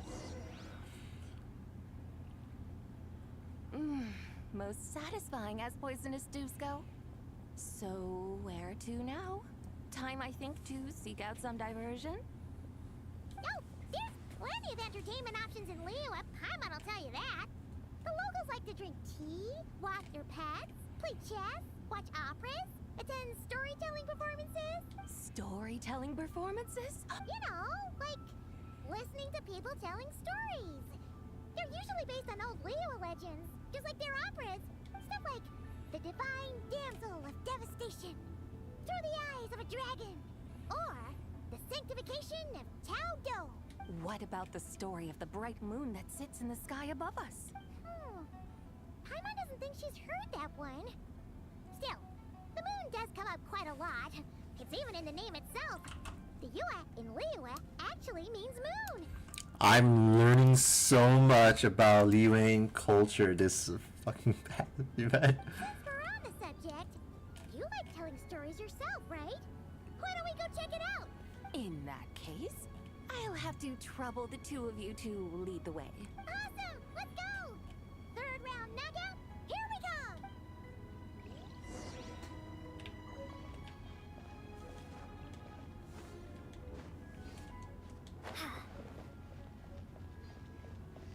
Isn't there like one nearby here? Guess I was bugging.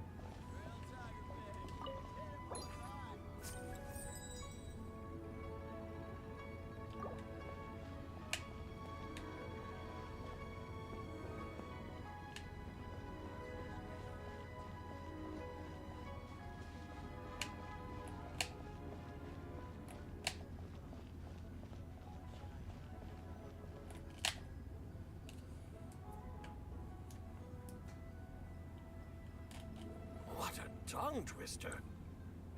I'd have made a complete fool of myself if I tried to say it on stage without practicing it first. Call yourself Iron Tongue Tien. Wobbly Tongue Tien, more like. I used to have that problem a lot. But if you just take your time to grasp the meaning and commit it to memory, You'll be able to say it smoothly in no time. You're right, Miss Yoon.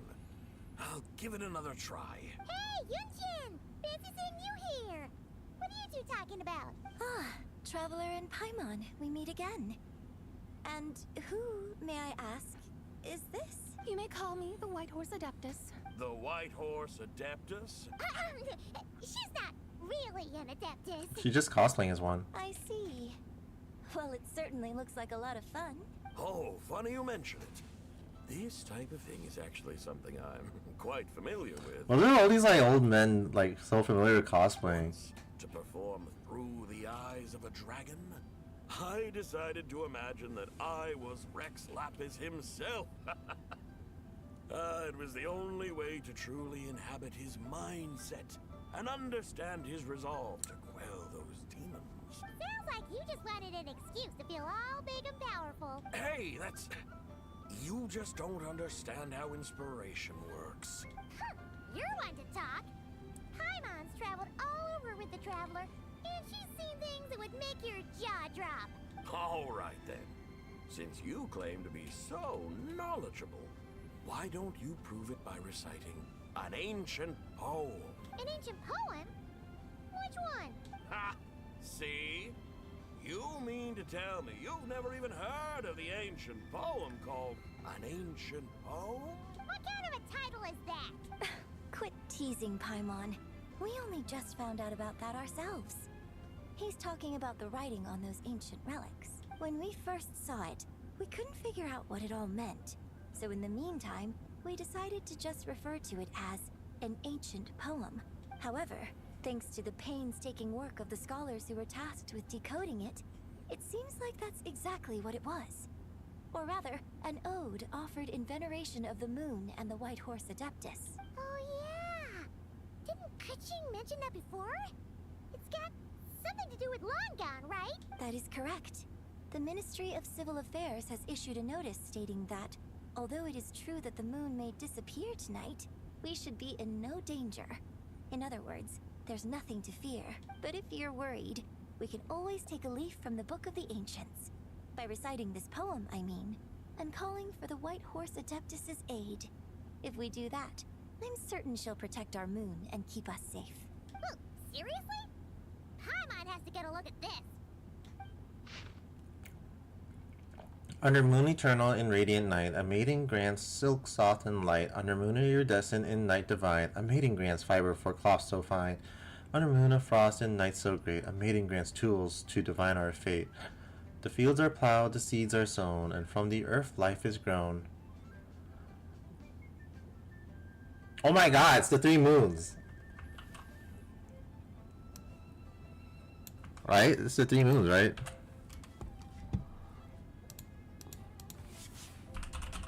It's missing the crimson moon though.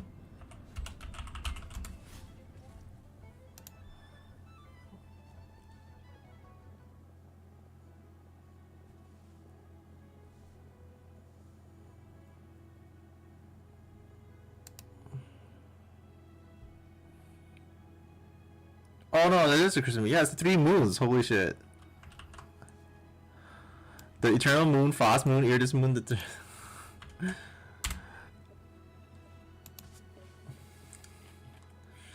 The fields are, let's see, the fields are plowed, the seeds are sown, and from the earth life is grown. The seedlings stretch, the crops do rise, and all unfold before our eyes. Fruits are gathered, sweet wine is poured. Through these gifts we offer to our Lord. Pure is heaven, so fair and bright. She shines as light in this dark night, and with her does this wish take flight. Under moon eternal in radiant night, a maiden grants silk, soft and light? What in Tibet's that supposed to mean? Under moon iridescent in night divine. Blah blah blah, something cloth so fine. Something about fields being plowed. Something else about seeds being sown from the earth. Seriously? What is this?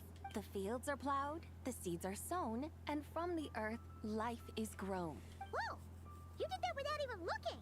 Bravo! Bravo! We have an expert in our midst. Looks like this young lady really does know her role inside out.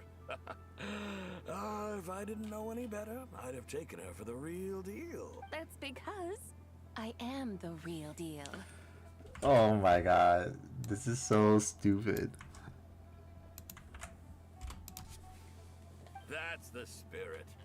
This is exactly the kind of mindset I was talking about. Behold, mortals, I am none other than the indomitable Rex Lapis himself. Kneel before my godly splendor. Believe me, young lady, I know exactly why you do it. Back in the day, I was just like you. I must say you are rather amusing as mortals go. Miss White Horse Adeptus, it is a great pleasure to make your acquaintance today. I have some questions regarding the poem, and I was wondering, perhaps, if you might be able to shed some light on it? You want me to explain the full meaning of its verses? Your guidance would be much appreciated. Fascinating. Huh.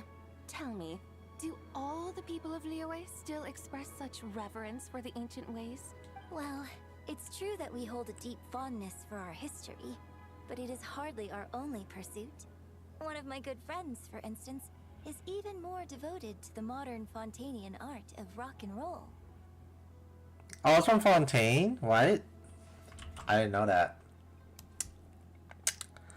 I did not know that. Exactly. And don't forget, great practitioners of the role-playing arts walk among us too. People like me and you, young lady. Yes. So rather than placing too much emphasis on our reverence for the ancient ways, it might be better to say that here in Liyue, 100 passions bloom, each with a voice of its own. I see.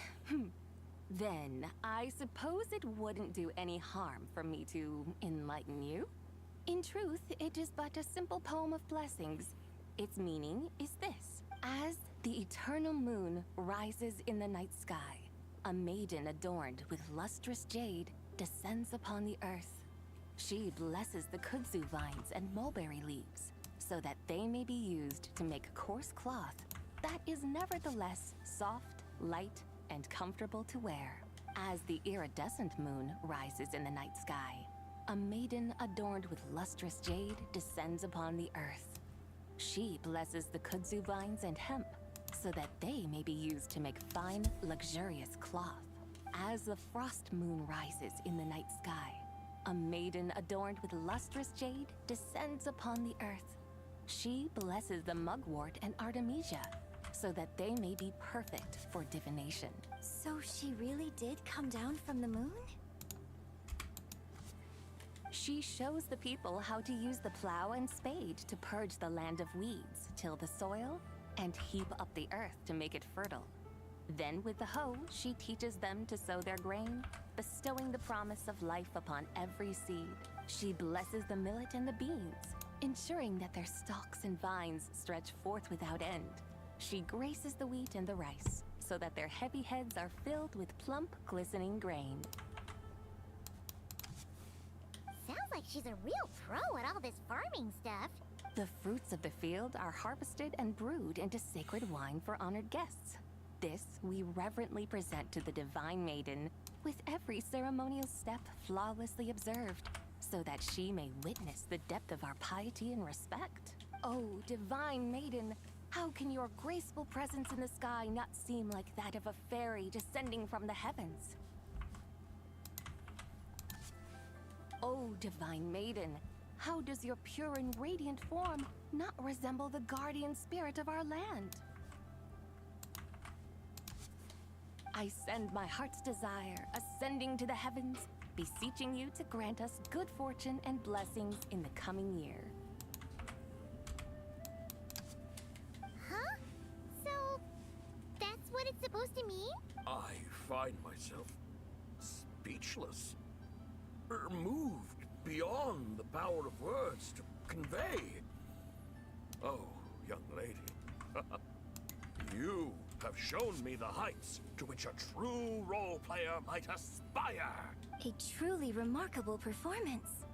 I did not anticipate that anyone could unravel this poem with such depth and clarity. And so soon after the Ministry of Civil Affairs noticed, too. I'd even begun to consider myself somewhat versed in the matter. But as they say, there's always someone more knowledgeable out there.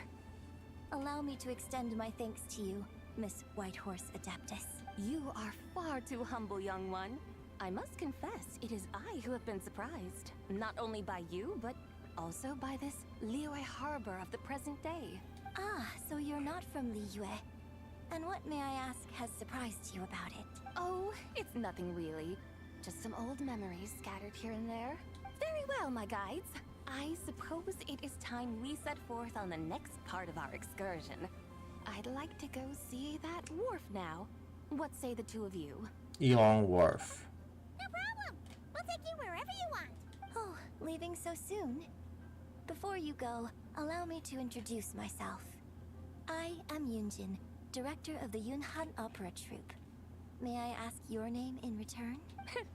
My own name is scarcely worth mentioning, but since you asked, perhaps I'll tell you the title of that poem instead. Huh?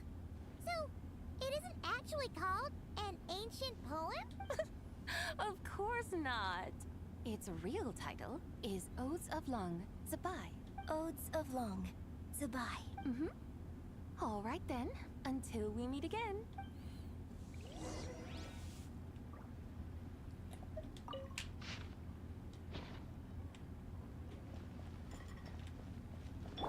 Rise with the sun!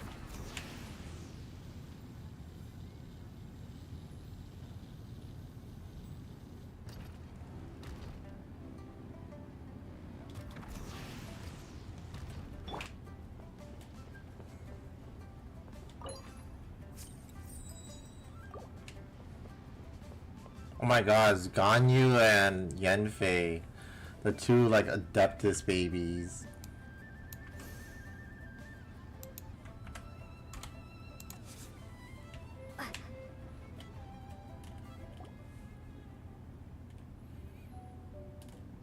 Oh, I love this song.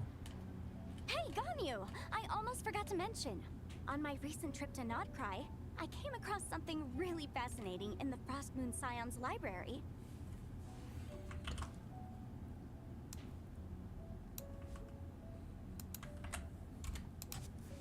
I found records in their collection of another divine envoy living on the moon.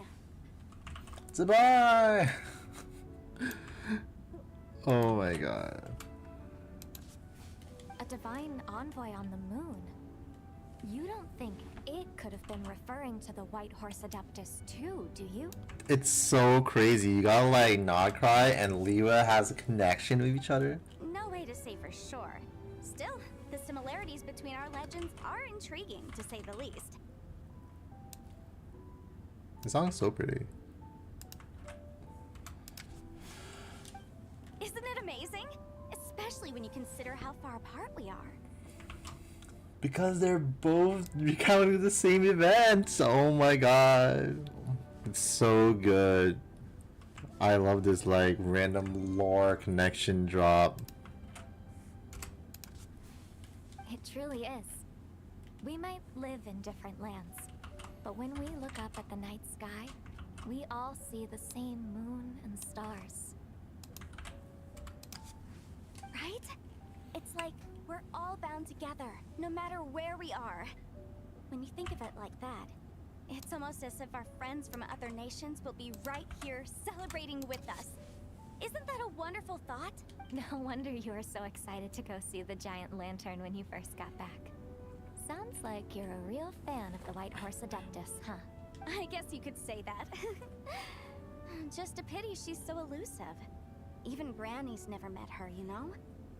Maybe she really is just a legend after all. Hey, Yanfei and Ganyu! Trust, Paimon. The White Horse Adeptus is as real can be. Huh? Oh, look! It's the Traveler and Paimon! Feels like I haven't seen you two in, like, forever. Happy Lantern Rite. It's so good to see you again. Hey, you two. Happy Lantern Rite.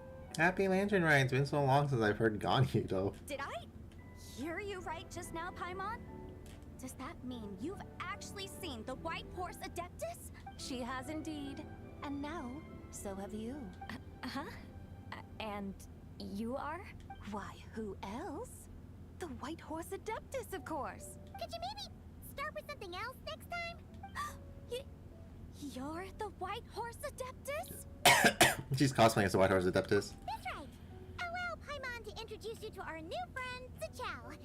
She's been low-key obsessed with cosplaying the White Horse Adeptus ever since we met her. I see. Well then, greetings, Miss Zichao. My name is Yanfei, and recently I've been low-key obsessed with learning everything I can about the White Horse Adeptus. She's so obsessed with her. I'm sure the two of you will get along like a house on fire. Oh, and by the way, I'm Ganyu. What the fuck? What is... Who says this? So, Miss Zichao, you must be here to see the giant lantern too, right? Hmm? A horse-shaped Zhao lantern? Is that what I think it is? That's right. A lantern made to honor the White Horse Adeptus herself. Isn't it gorgeous? The year of the horse. Huh? What are you laughing at? Both the lantern and myself. What do you mean? Oh, this lantern truly is an artistic masterpiece. But tell me this. Have any of you ever seen a horse before?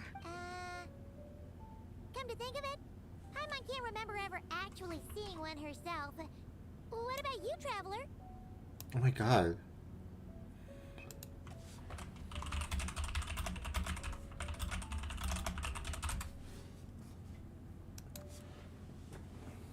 Me neither. Oh, this horse appears to be mid-trot, but it has adopted what is called a lateral gait, where the legs on one side of the body move together in unison. A rather rare sight indeed. Just now, I suddenly pictured myself, I mean, the White Horse Adeptus running the same way. The image was so absurd, I could barely contain my mirth. Oh, really? I never knew that. You learn something every day, huh? Oh, come on! It's basically a giant piece of fan art! Who cares if it's different than the original? So why laugh at yourself? I was merely laughing at my own ignorance. I came here thinking that the White Horse Adeptus's tale had been long forgotten. Yet here I am, gazing upon a lantern made in her honor. Well, you couldn't have been more mistaken. There are so many tales about the White Horse Adeptus, I'm starting to lose count. Just off the top of my head... Just so you know, Yanfei, we've heard it all like a million times before. Uh-huh. But there's one thing I can guarantee that you haven't. Huh? You mean like a new chapter of her stories come to light? Mm-hmm. And I heard it from Ganyu just yesterday. Hey, why don't you share it with the others? Sure, no problem. Where to begin? Do you guys still remember what Liyue's Moon Chase Festival is about? Of course! It's a festival held in honor of the Stove God! That's right. But it took a really long time for the Stove God Festival to become what it is today. In its earliest form, it was actually an adeptal ritual known as the Moon Chase Rite. Paimon remembers Madame Ping mentioning that before, but she never explained exactly what it was. According to Cloud Retainer, the Moon Chase Rite was originally a ritual meant for communicating with the moon. Communicating with the moon? But for what purpose? At first, Cloud Retainer wasn't entirely sure either, as it was always Rex Lapis who performed the ritual. Whoa! Rex Lapis did it himself? Must have been a really important ritual. That's right. Unfortunately, despite numerous attempts, they never actually received any response from the moon, which is why they eventually stopped performing it. But then, just yesterday, Keqing took a picture of the moon being obscured by a dark hole to Cloud Retainer and asked if it had anything to do with the Moon Chase Rite. The moment Cloud Retainer saw it, it suddenly dawned on her that the rite might have been an attempt to reach the White Horse Adeptus all along. Does that mean Zhongli's been trying to bring back the White Horse Adeptus all this time? So how about that? Bet you never thought there might even be a link between the White Horse Adeptus and the Moon Chase Festival. There's so much lore drop.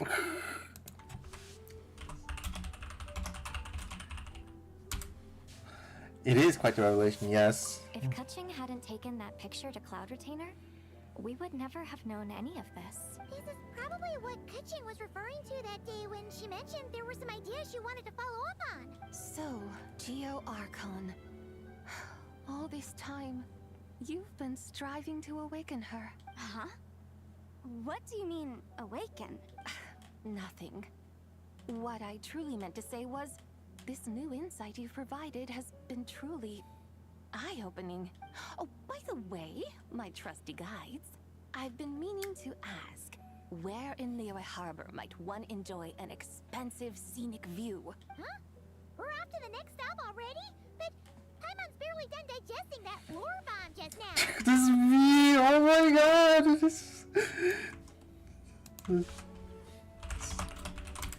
Man, why do we and like Paimon share our fucking brains though?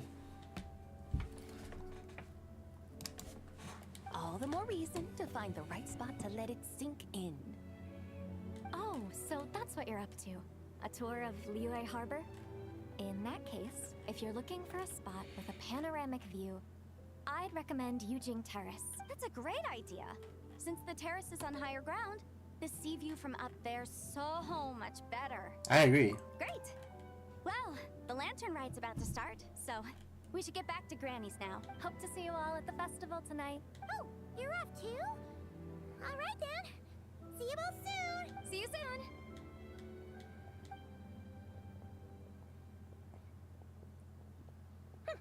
Very well, my guides.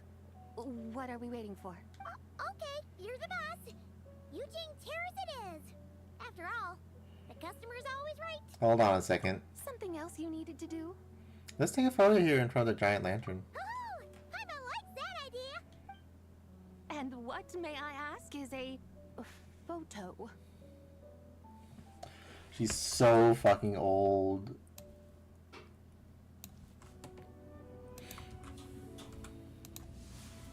It's this awesome invention that lets you record moments in the blink of an eye. Except, you've gotta try not to actually blink. Oh? What must I do in preparation then? Nothing. All you gotta do is choose a pose. The Traveler will handle everything else.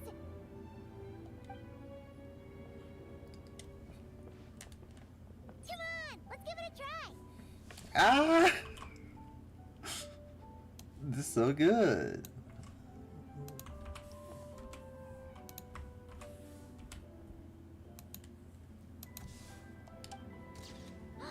Look, we got a great picture. Paimon's gonna call it The White Horse Adeptus Meets the White Horse Adeptus in Liyue Harbor.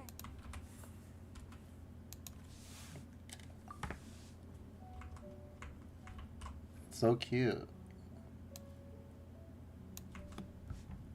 I love Genshin.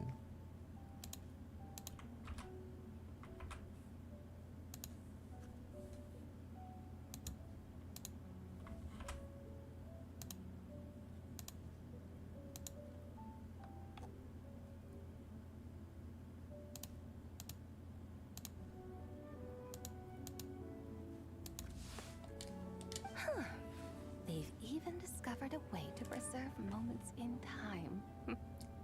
Now I truly am curious to witness what else these mortals might accomplish. Very well, let us proceed. Eugene Terrace lies in that direction, does it not? Hey, wait for us!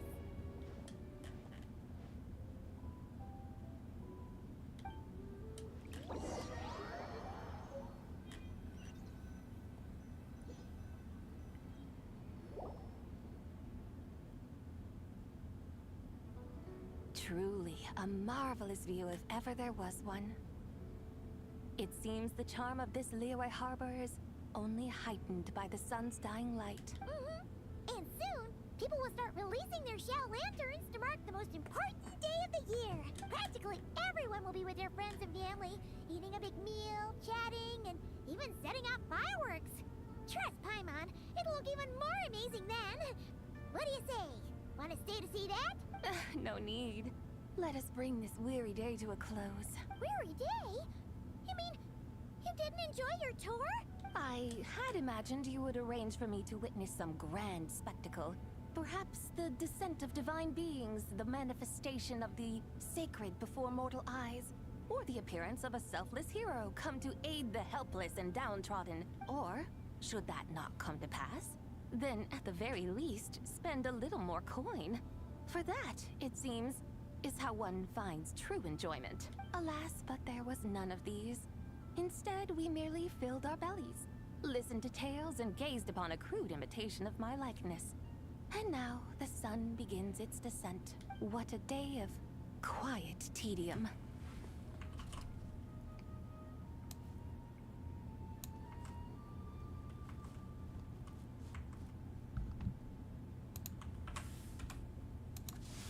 Well, we're so sorry. If we'd known that was what you wanted, we'd have done it all differently. It's all that Zhang Li's fault for not making the customer's requirements clear. Well, it's too late now.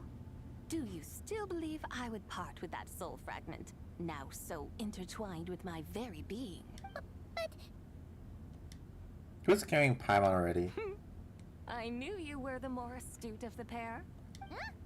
You were just trying to scare Paimon? It seems the realm of the Geo Archon has a way of making one more stony-faced. So, you were just pulling Paimon's leg? Of course. I was merely engaging in a little banter with the two of you. Long ago, I shared tales with various mortals who chanced upon my mountain abode. Never did I imagine that those stories would endure. It seems I greatly underestimated them. Perhaps, as your Geolord said, a few pieces of ancient Langan's magnificent jade have truly become part of the very foundation of this land. So, you've decided to help us? Again, that goes without saying. I made up my mind some time ago now. What was that exactly? When I beheld a rather intriguing scene as I set foot in this city. I saw porters passing through the alleys, setting down heavy wooden crates from their weary shoulders. Peddlers pushing carts as the kites and lanterns upon them rustled gently in the breeze. I saw cooks cooking, actors acting, scholars reading, soldiers marching, children playing, elders resting, officials officiating, and the common folk absorbed in this or that, reveling in the simple joys of life. Some, it seems, have already found that which stirs their hearts, while others continue to fret, troubled by uncertain futures. Yet, in this gentle and serene order, each holds fast to their anticipation, not only for the celebrations to come, but also for the first light of the morrow. Scenes I once yearned to behold now unfold before me, no longer in Langan, but in Liyue Harbor, thousands of years on.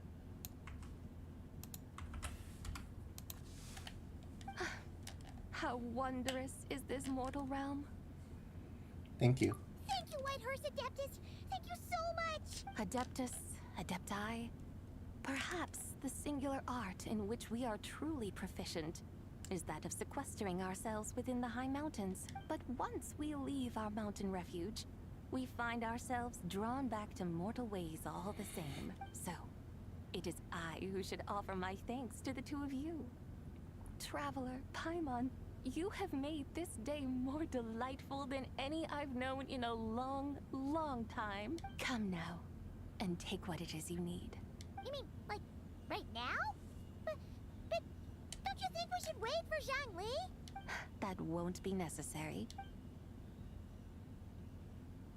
All things shall meet again in their time, for the waters know no rest, and the flowers their appointed season. One need not fear that life is but a journey of goodbyes.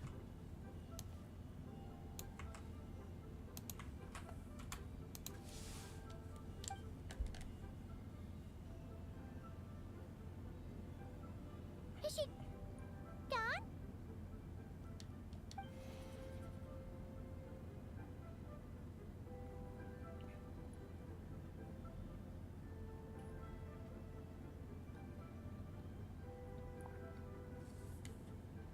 Yes, she's gone. A deadly self is formed from the body's impure vapors, so naturally it cannot survive long in this world. Had it not been sustained by the remnant of Zibai's soul, it would have faded away a long time past. Now that the remnant is gone, it has severed its ties to the mortal world. Zhongli! When did you get here? A while ago. Paimon would have thought you'd at least want to say goodbye. Though mountains endure, the ceaseless waters will, at last, wear away their sharp edges. Thus must I meet the marks wrought upon her by the ruler of time with great caution. Actually, you're just terrible at saying goodbye. It may be goodbye for now, but someday we will meet again.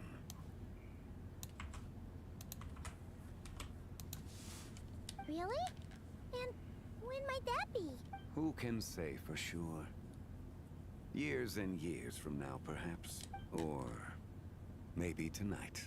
At the Lantern Rite. Are you saying that if the White Horse Adeptus were to be resurrected, she'd still have the memories of the three deadly selves? That she'd still remember us? We will find out soon enough.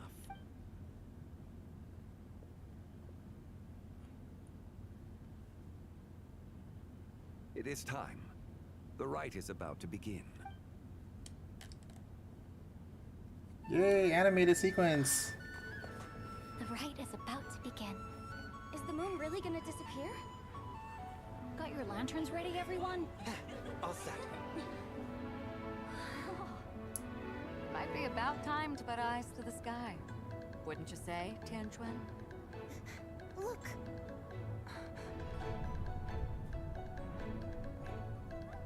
When the sun's out, eat the sun. When the moon's out, eat the moon. Whoa, is this the lunar eclipse? Under moon eternal, in radiant night, a maiden grants silk, soft and light. Under moon iridescent, in night divine, a maiden grants fiber for cloth For so you. fine. Under moon of frost, in night so great, a maiden grants tools to divine our fate. The fields are plowed, the seeds are sown, and from the earth, life is grown. The seedlings stretch, the crops do rise, and all unfolds before our eyes. Fruits are gathered, sweet wine is poured. These gifts we offer to our Lord.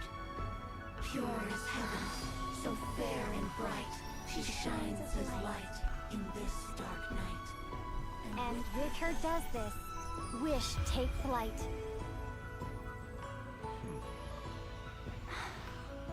Devoted soul, scattered and unbound. Let this lantern guide you home. By its light be found.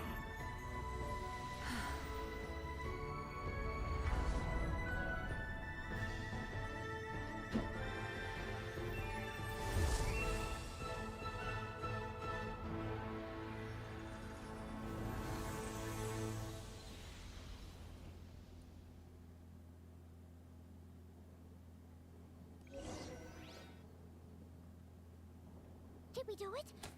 Do we finally get to meet the real White Horse Adeptus?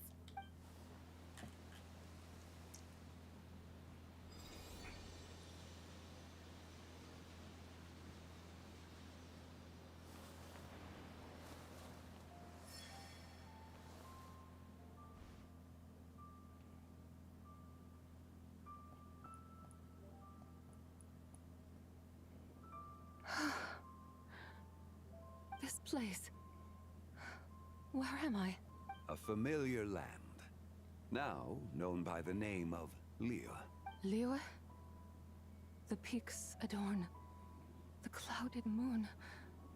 Then, who might you be? Oh no! She seems to have lost all her memories after all. And those countless lights in the sky. What are they? These lights, each like a dwelling in glad accord, usher in this day of joyous rebirth. And whose rebirth might that be? That of my old friend, Zibai. Zibai? Yeah, that's you! Don't you remember anything at all? That's... me? Oh, yes. The envoy of the Lunar Palace. My name is Zibai, indeed. Then you must be... the Lord of Geo, Heaven's Star. Many years have passed since we last saw one another. Zibai, my friend. Welcome home. Home? But why does this place, this Liyue, feel at once so strange and yet so familiar? Do you remember who we are? Who you are? Who are you? Ah, yes, I remember now. You are that treasure-hunting damsel, the one stricken by the poisonous fish stew. Yes. How goes your quest for treasure? You must have achieved both fame and fortune by now, I trust. Hey, you've got it all wrong! You're talking about Lu Xiangxiang. And how many times do we have to tell you? She wasn't poisoned! Sheesh! Hmm? But I could have sworn... Oh, that's right. You're that impudent blonde youngster who kept meddling in my affairs.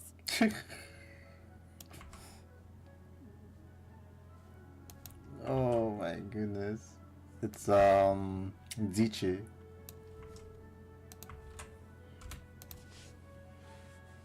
And to think you even had the audacity to presume yourselves worthy of being... What was it again? Ah, yes, of being my guides. Holy shit, she's got multi-personality disorder.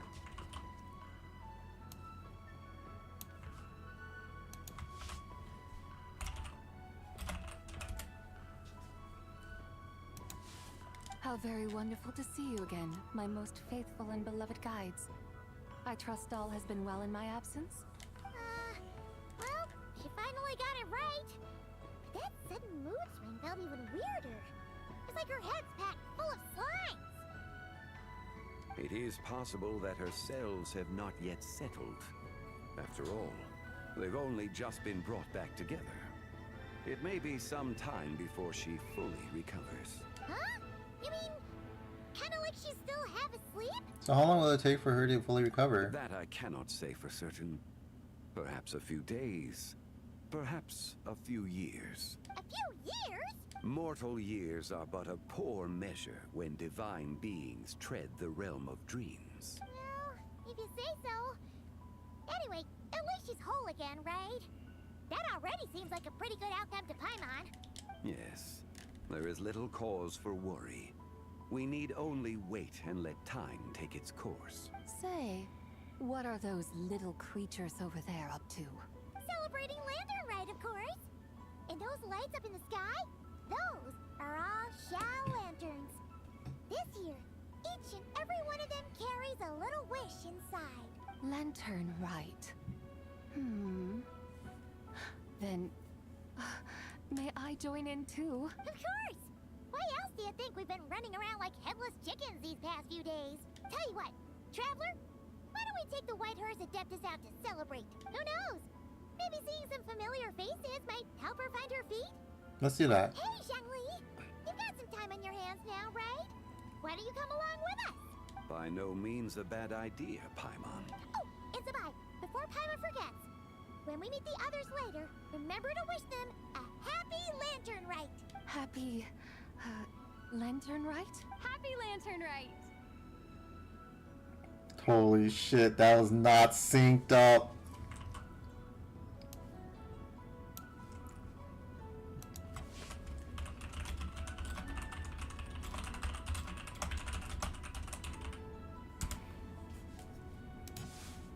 Yes, Happy Lantern Rite indeed. Well then, let's go!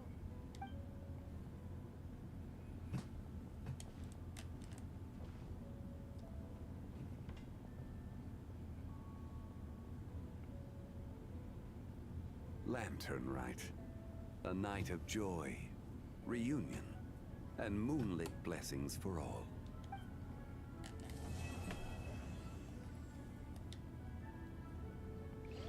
Now the epilogue.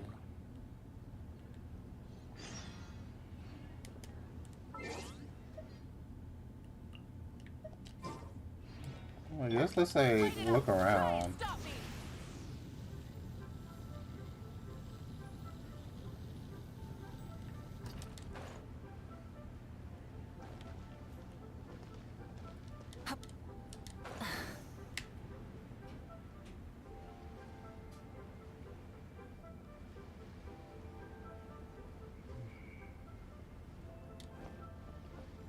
Burn it down.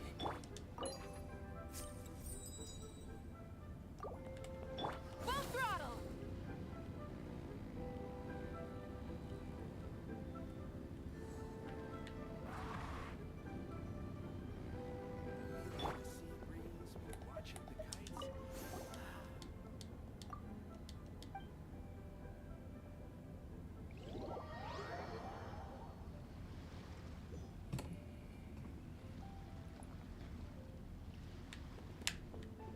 We can come back here, that's cool.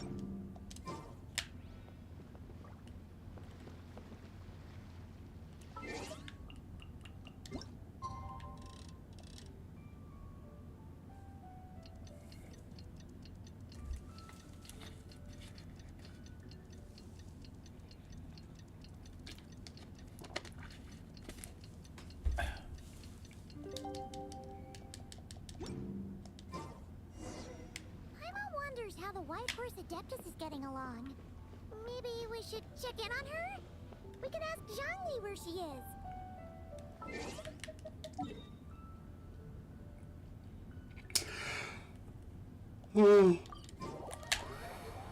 5 a.m. Holy shit.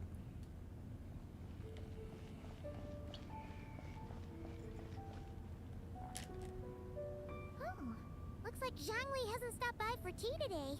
Hey, are you two looking for your friend? Try going up that way. Is Zhongli up that way?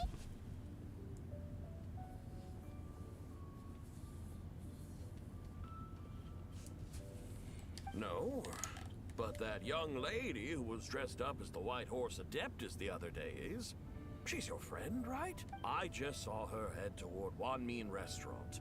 I was wondering why she was eating alone. But then you two showed up hot on her heels. Oh, what luck! We were just on our way to find her. But what's she doing at Wanmin Restaurant? I have no idea. I said hello, but she completely ignored me. She couldn't have forgotten who I am, right? I mean, we're kindred spirits, aren't we? Maybe she's still half asleep, but her brain might be a little fuzzy. Oh, that makes sense. I was wondering why her eyes were so red. Oh, that was Zichi. Her eyes were red? Oh, that doesn't sound good. We need to find out what's happening. You young people, staying up all night because you think you're invincible? Look at your friend. Missing out on sleep so she can pretend to be the White Horse Adeptus. That's where that leaves you, you know? Dude, how did he know? What the fuck? How did he know?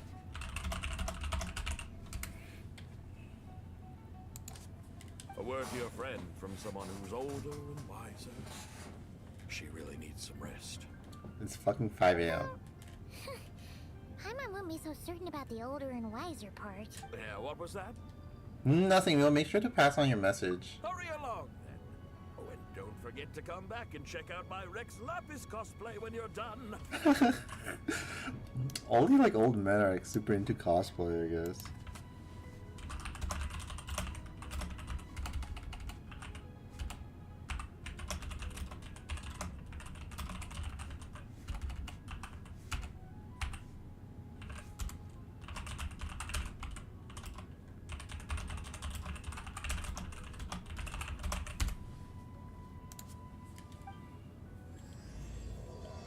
Epilogue.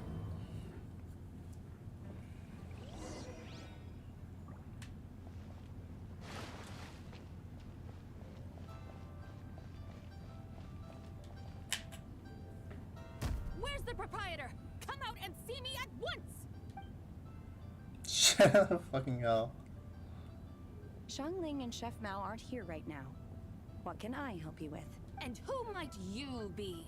My name is Shenhe. I work here at Wanmin Restaurant. Shenhe. Shenhe. Are you that crane adeptus who loves planting mint? It's been a few days. Have you improved your gardening skills? Did you manage to cover the slopes with mint? Mint? I don't know anything about mint. But I am familiar with Qingshen and glaze lilies. Ha! Already casting mint from your mind. How can a practitioner of self-cultivation be so fickle, chasing after every new plant that catches their eye? I'm not sure I get what you mean. Are you delirious from hunger? Would you like something to eat?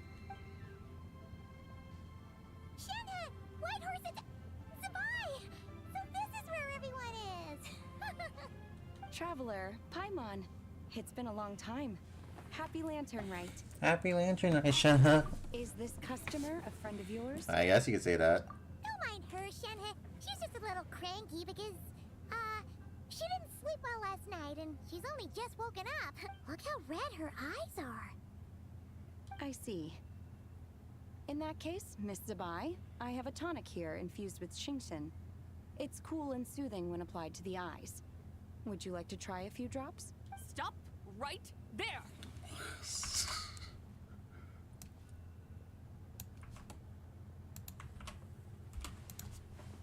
Who are you two noisy children? Hey! Have you forgotten about us already? Who are your guides? Guides. Yes, I seem to recall something about some guides. Ah, yes, now I remember. What luck! I was just looking for someone to show me the way to Elong Wharf. It's Ji Chao now. Huh. Is she starting to come around? Why do you want to go to Elong Wharf? Someone requested my help in purchasing some tea leaves. I was informed they have discounted prices during the festival and that I shall get a good deal there. Tea leaves?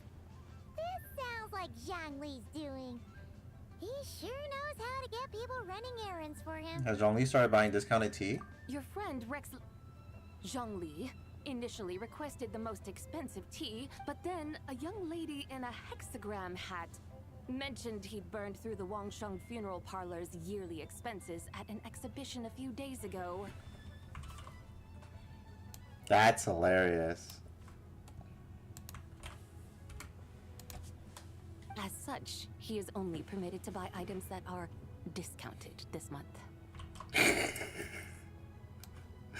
Oh my god. He ran out of his allowance. Oh, that's his boss, Hu Tao. It's about time she realized the problem and put a stop to his spending sprees. It's been like, what, fucking 5 years?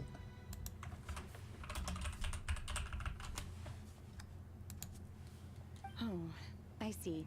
So that's why you're here. Unfortunately, Wanmin Restaurant doesn't sell tea leaves. If you're truly in need, I could gather some wild tea from the mountain slopes. You don't sell tea leaves? But I remember your boss, Miss Lu, saying that she owns tea fields. You really should get some rest. The person you're talking about isn't the boss of Wanmin Restaurant. She's just like you. She came here to eat. Is that so? Life really is full of surprises. What surprises? Your brain really is as gooey as a pack of slimes. Can't believe Zhongli entrusted you with going all the way to Yilong Wharf and buying tea. Why don't we show you the way to Yilong Wharf? That would be excellent, my dutiful guides. Yes, Miss Crane. I apologize profusely for my improper behavior just now. Please forgive me. I completely understand. Master often says that the human body is like a mechanism in need of regular maintenance. When a person cannot rest at night, they are sure to become irritable and on edge. Miss Crane, you appear reasoned and compassionate on the surface, yet I sense dark forces churning within your spiritual core. Those red ropes you wear are what bind them. Am I correct?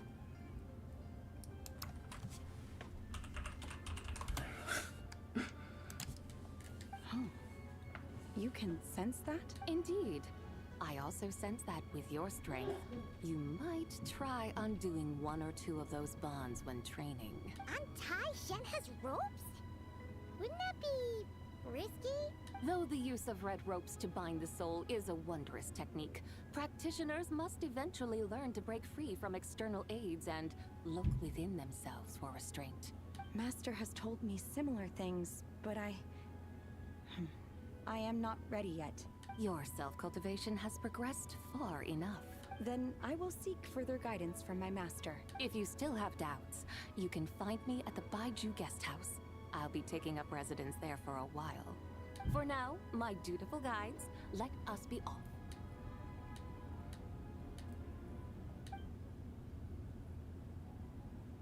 Bye, Shanna.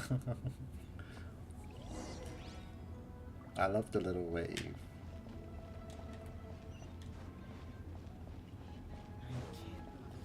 Oh my god, bro.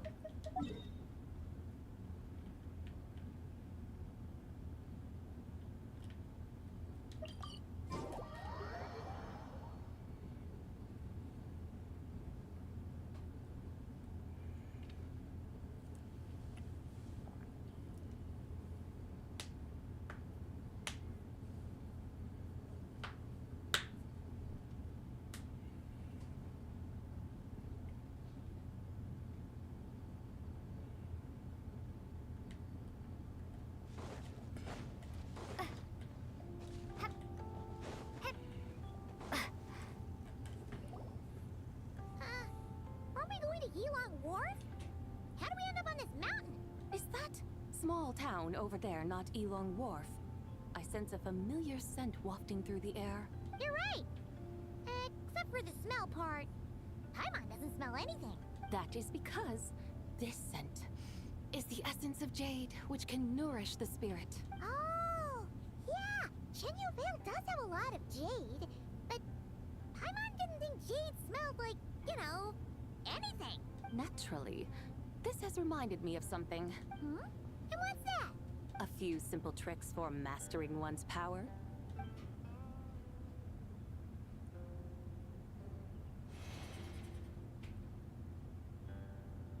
What is that thing? I'm sure you've been to Elong Wharf many times before, but I wonder if you've done so while cruising through the air. You've been such dutiful, dedicated guides, so allow me to offer this fresh experience as recompense. Please, step in.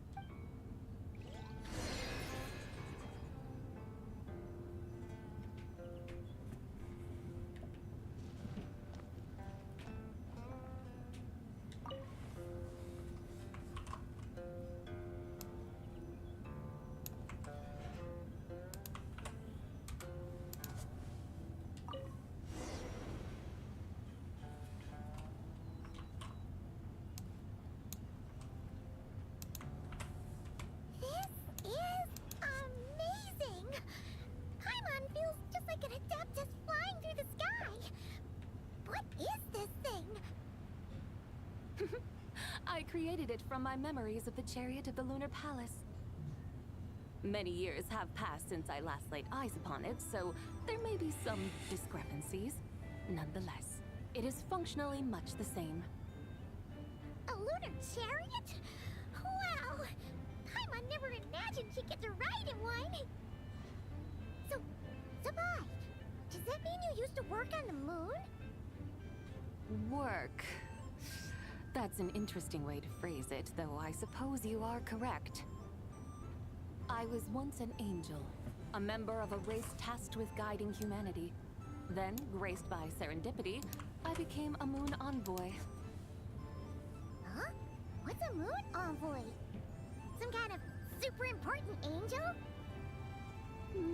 As you would understand it, a moon envoy is a job title. Any angel, or non-angel, can become a moon envoy. Does that mean you're not the only one? Of course not. Though my memories are still hazy, I vaguely remember some of my colleagues. There was one who liked to take on the form of an ibis. An ibis? turn into animals? Does it mean Lauma could take that job? She can turn into a deer, and moonshanters are some sort of Luna envoy anyway, right? Moon chanter? I have no idea what those are. Oh, okay then.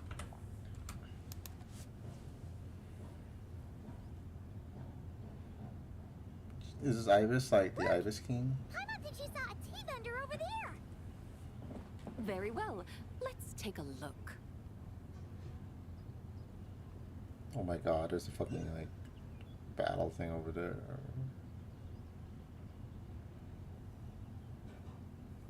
Trial.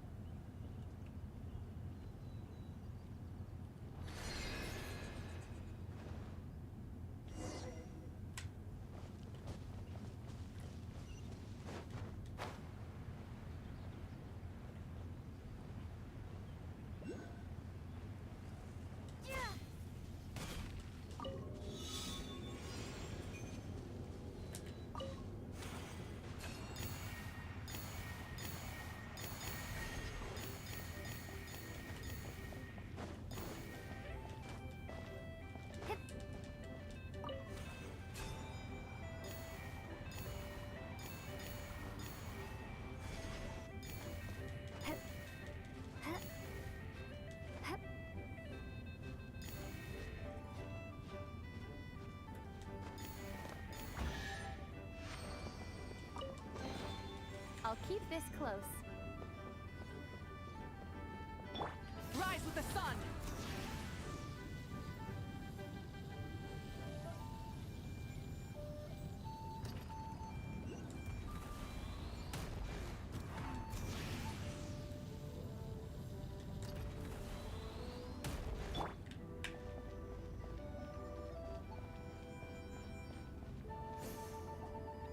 Welcome, please have a look around. We only sell teas of the finest quality sourced directly from Chaoying Village. Right now we're offering a special discount for Lantern Rite. Look over there! Discounted tea! Dear customers, are you looking to purchase some tea leaves? I can see from your bearing that you are no ordinary customers. My humble shop has some exquisite teas that should satisfy your more refined tastes. We're not here for quality. We're looking for a discount. A discount? Well, that's a coincidence. Our Sunglaw tea is on sale right now. A special festive offer. Something about the name of that tea sounds familiar to Paimon. Buy 3 boxes of Sunglaw tea during the festival to get 10% off. Buy 4, get 20% off. Buy 10, but... Buy 10 boxes, get 50% off? That's right. 10 boxes at half price. Have you been to our shop before by any chance? Last fucking year. Paimon's definitely heard this spiel before. 3, 4, 10, 10, 20, 50. Goodbye.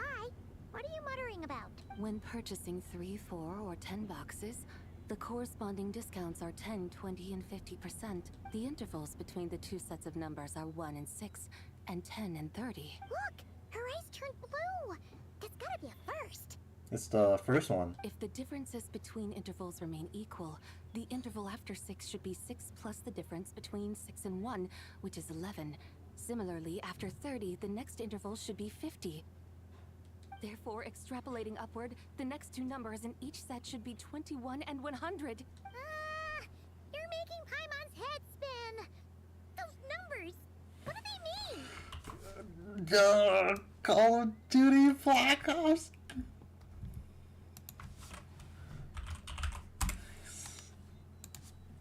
They mean that if we buy 21 boxes of Sunglaw tea, we should get a 100% discount! 100% discount? You mean we'll get them for free? That's what she means. Oh, there was a pattern to the discounts. Is that right? The pattern we speak of is mathematics, little one. A pattern that is always right. That's amazing! You're a shopping genius, Sabai. Oh, wait. Something feels off here. I had no idea our shop's discounts were tied to the laws of nature. I've learned so much from you, dear customer. No need to thank me. Now, please give us our 21 boxes of free tea. Wait! They don't love you like I do.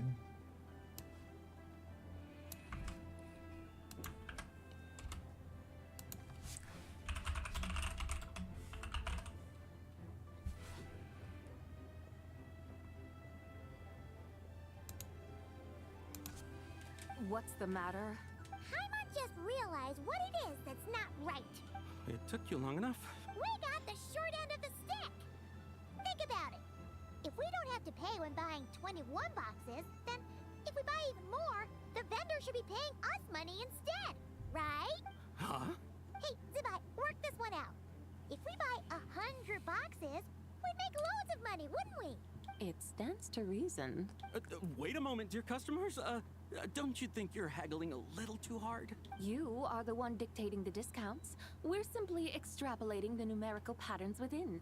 As such, we are hardly haggling. You have a point. However, that's right. I'm so sorry. I just remembered. My supplier didn't come today, so we don't have any tea after all.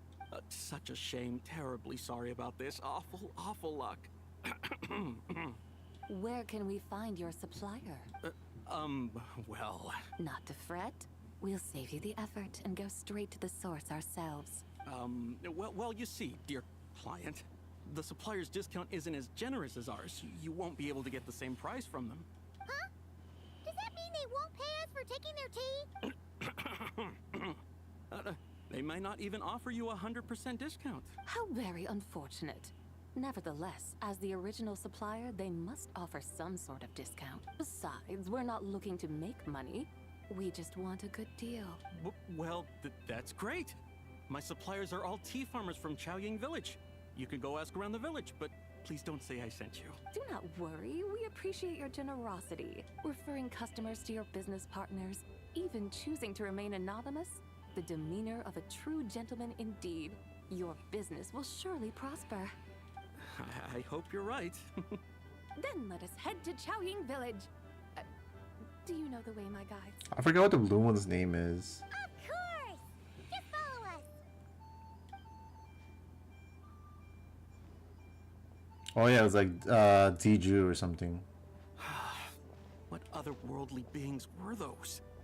Thank the heavens I managed to send them on their way. I should hurry home and pray to the White Horse Adeptus. May she bless me such that I never encounter such customers again.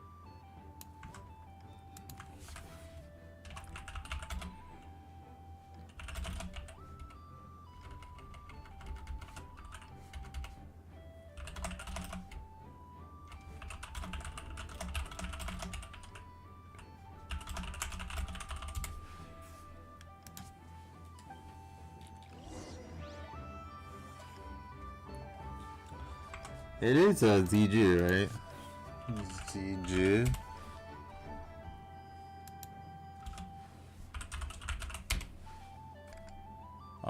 Did I spell it wrong?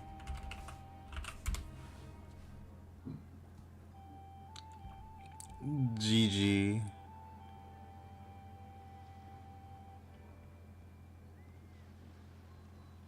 Fuck, I don't remember. I remember. We have Ziche, Ziji, Jichao, Jiju. Oh man, I don't remember what the fuck. Is this an answer from this world?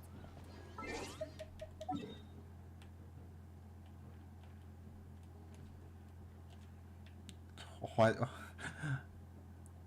There's like 4 names I gotta remember.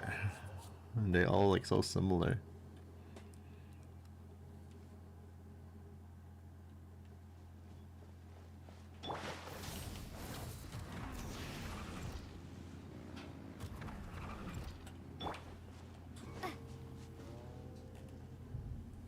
Here we are! Chaoying Village! The mountains and waters are pristine. They embody the beauty of heaven and earth. It's a good-looking place, all right. But it's hard to enjoy the scenery when Paimon can't stop thinking about all that tea-buying Mora we're missing out on. Should fate dictate, Mora will find its way to you sooner or later. Well, Morak certainly finds us often enough. He even sought us out in person this lantern rite. For now, let's look around and see if any tea farmers are selling their crop. We'll be able to see more clearly from up high. Let's take to the sky and enjoy the beautiful scenery while we're at it.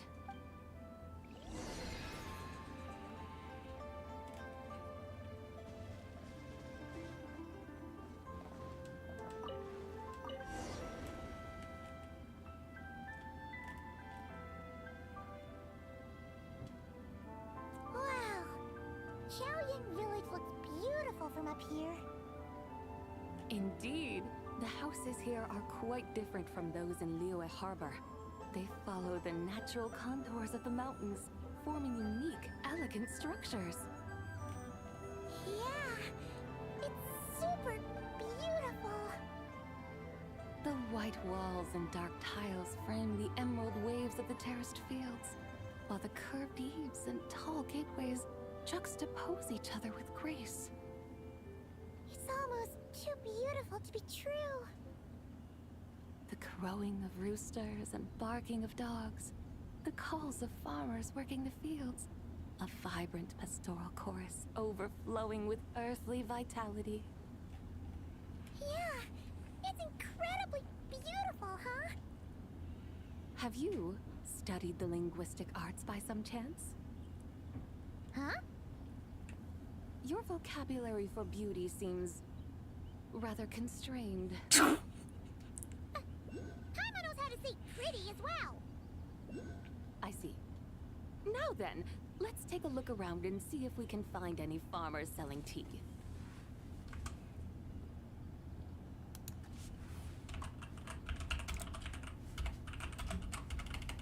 Look!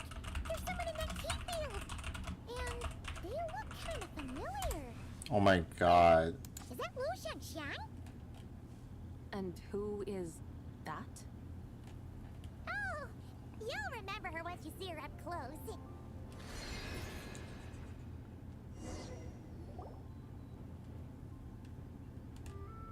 Hey there, Lu Xiangxiang! It really is you! Huh? Paimon, Traveler, and the White Horse Adeptus. Fancy seeing you here. The White Horse Adeptus has a name now.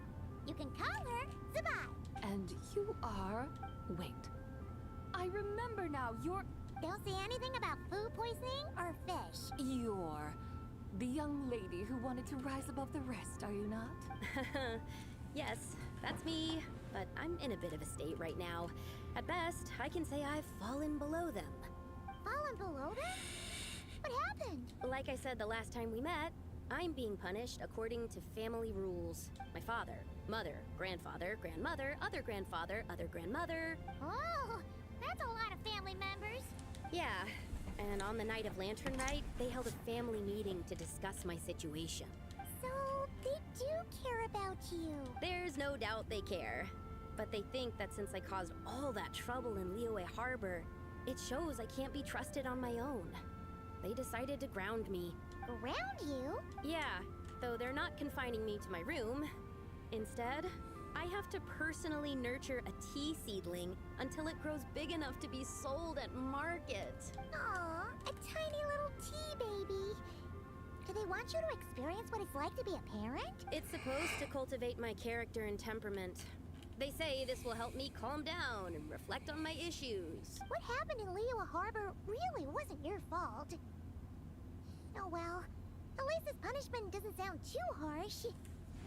Just getting punished for Zichi's bullshit.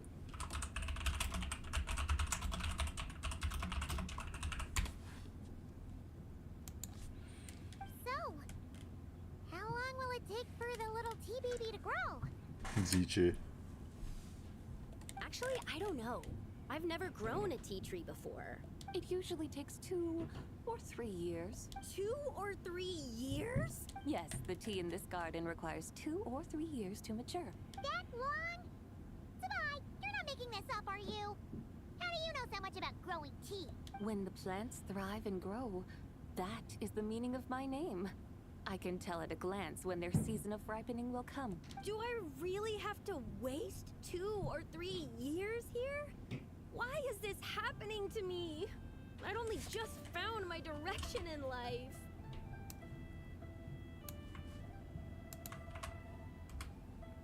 Did you figure out what you could do to make it on your own? Yes, during the night of Lantern Rite, I heard many people reciting poems from Long Gone in praise of the moon. In that moment, I suddenly felt a great sense of pride. I mean, I helped excavate cultural artifacts from Long Gone, So I contributed to the revival of these poems too, right? So I decided to stay with the archaeological team. I want to unearth even more history. I see. And are you sure that's what you want to do? If you don't achieve anything significant in the years to come, will you still enjoy it? Yes, because archaeology gives me that boom shakalaka feeling. Oh my god, fucking Xiangling. That was like a day one meme. Wait, did Xiangling teach you that?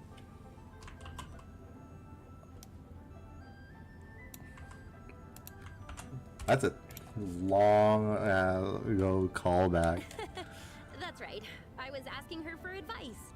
She said that if something gives you that boom shakalaka feeling, then it has to be worth pursuing. I immediately thought about how, when I'm excavating in the ruins, I always feel like there's a ghost standing beside me. And not in a spooky way. It feels like my great-great-great-great-great-grandmother patting me on the shoulder and saying, "Keep going. You're about to rediscover some grand ancestral knowledge." That certainly sounds like a boom shakalaka sort of feeling. Right? It feels like I've made some kind of connection with my ancestors. Isn't that amazing? Since you've made up your mind, you should give it your all. And I'd love to, but I'm still grounded. Run away. Summon up a little boom shakalaka and leave the tea garden behind. Flee this village. That might be going a bit far. You don't want to lead others astray, Zabai. Maybe you can try negotiating with your family. Yeah! Tell them about your great-great-great-great-great-grandmother. She must be the most super-duper ancestor to have ever risen above the rest, right? I'd be better off telling them about the White Horse Adeptus.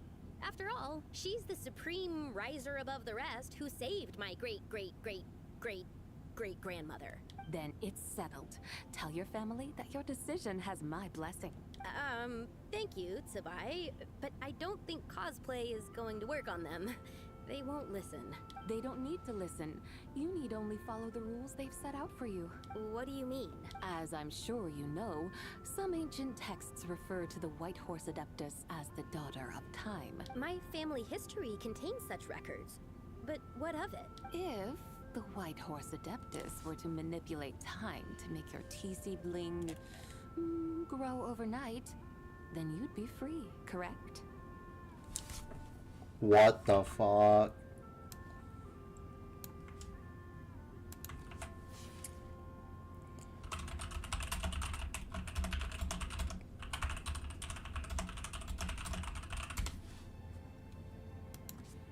Is that how it works?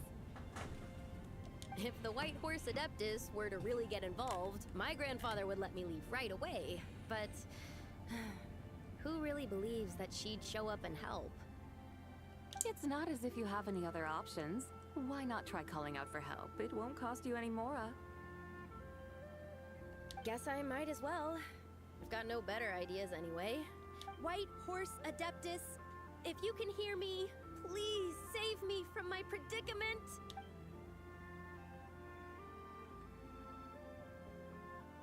Ugh. Nothing happened, as expected. Perhaps the White Horse Adeptus has already heard your prayer. Why not come back here tomorrow and take a look? By then, the seedling you planted may well have grown into a thriving tea tree. Thank you, Tsubai, for trying to comfort me.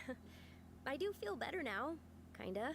But can't you really do something like that? Curious to find out. Oh, it's getting late. Why don't you all stay at my house tonight? My family may be strict with me, but they're always welcoming to guests. That sounds great! Let's get some sleep and then come back here tomorrow to see if our tea baby has grown. You follow a young lady and settle in for a night at the Liu family residence in Chang'ing village. Enjoy a quiet night's sleep, and in the morning you return together to the tea garden. Incredible sight awaits you. Oh, the tea tree! Whoa! Your tea baby is all grown up! Indeed, it has grown into a mature tea tree that can stand tall in the face of wind and rain. How is this possible? It must be the work of the White Horse Adeptus. Her prayer must have moved her. Are you sure? Perhaps she heard your prayer and chose to answer the call. She once saved my great-great-great-great-great-grandmother. This time, she saved me. That's incredible! Your family must be blessed by the White Horse Adeptus. I guess so. I need to tell everyone the news right away. They're showing around you now, right? They'd better. Since this is the will of the White Horse Adeptus, I don't see how they could object. Go. And if you run into any more trouble, call out to the White Horse Adeptus just like yesterday. Thank you so much. Paimon really thought you were going to use Adeptal energy to make the tea baby grow, Zabai. When an Adeptus exerts effort, consuming their energy, is that not using Adeptal energy?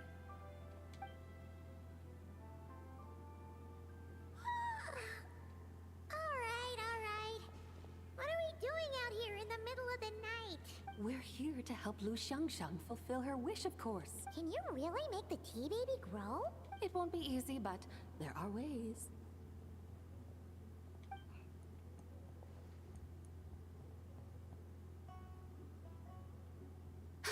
There, it's grown. Hey! You just transplanted a tea tree from over there! Scammer!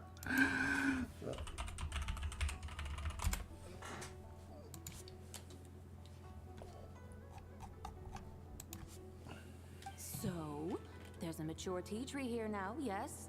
Oh, yeah, but... And am I not the White Horse Adeptus? Well, yeah.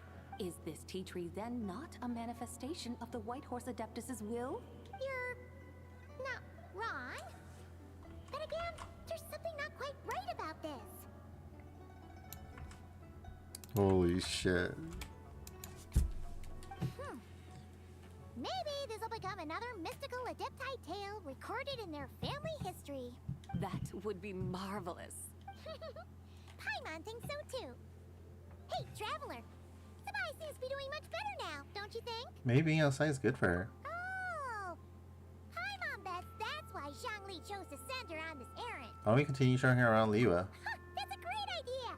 We've already shown her Liyue Harbor, Yuan Wharf, and Xiaoying Village.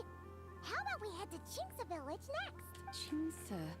That name sounds familiar. The scenery there is really pretty, too. It's the perfect sightseeing spot. How about we show you around? I must say, I have been mightily impressed by the mountains and waters of Liyue. Please lead the way, my dutiful guides. Alright, let's go!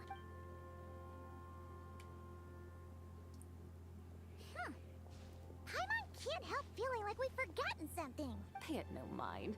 I've already forgotten more than you will ever know. Alright. If we forgot something, it can't have been that important to begin with. 2.5 men!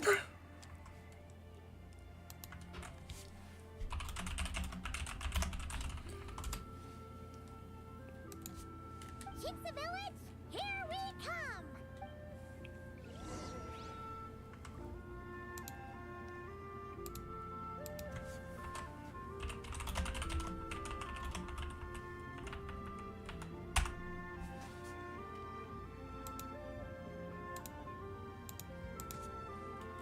Manly men,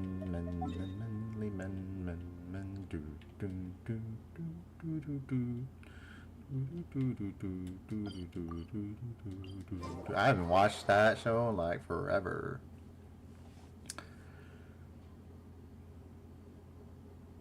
I never watched any of the episodes of Ashton Kutcher because like Charlie Sheen was on house arrest.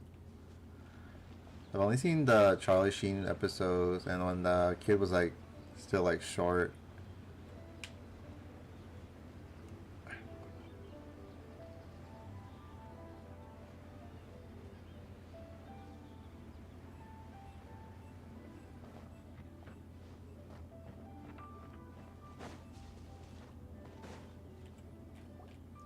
We should plant cucumbers. We should plant canolas. We should plant cucumbers. They're easy to sow. We should plant canolas. The flowers are pretty. What are you arguing about, little ones?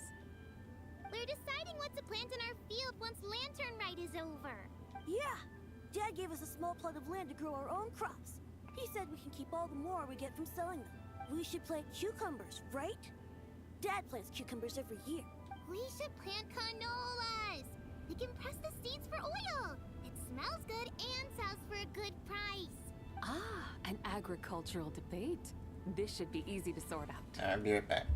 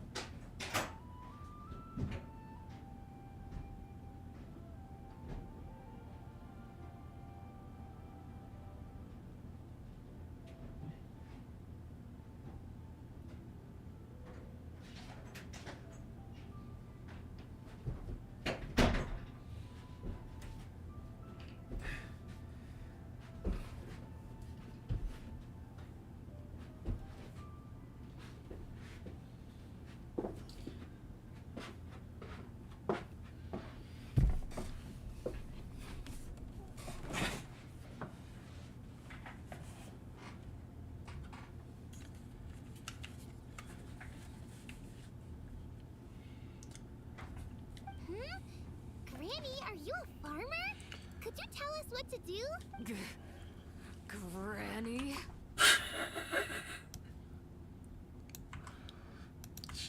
She is like thousands of years old. What did you just call me, you rapscallion? Oh no, her eyes are gonna turn red again. It's just, my granny smells really nice, and you smell nice too. Sorry. How about we call you Auntie instead? Auntie? Just call her Big Sis Zibai.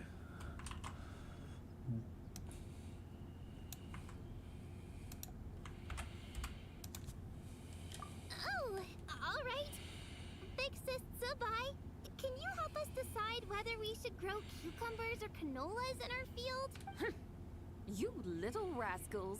Using priceless land like this just for cucumbers and canolas? What a waste of heaven's gifts! Huh? What should we plant instead? With the coming of spring, when all things awaken, the fields should be sown with the 5 grains. What are those? The 5 grains are life's staples, the heart of the people's table. I notice the people here mostly eat rice, so that is where you should begin.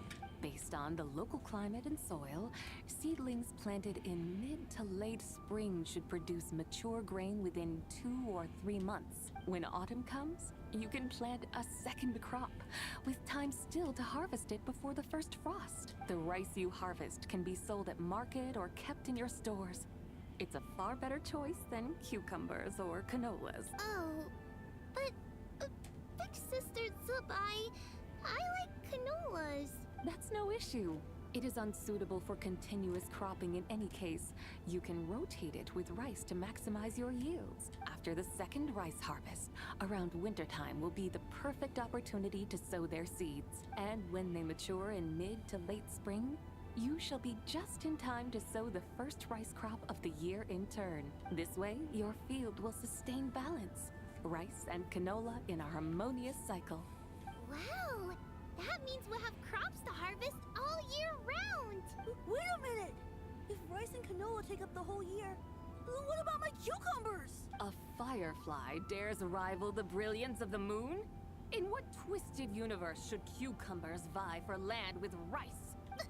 Big Sis Zubai, you're going to hurt Lil Lee's feelings!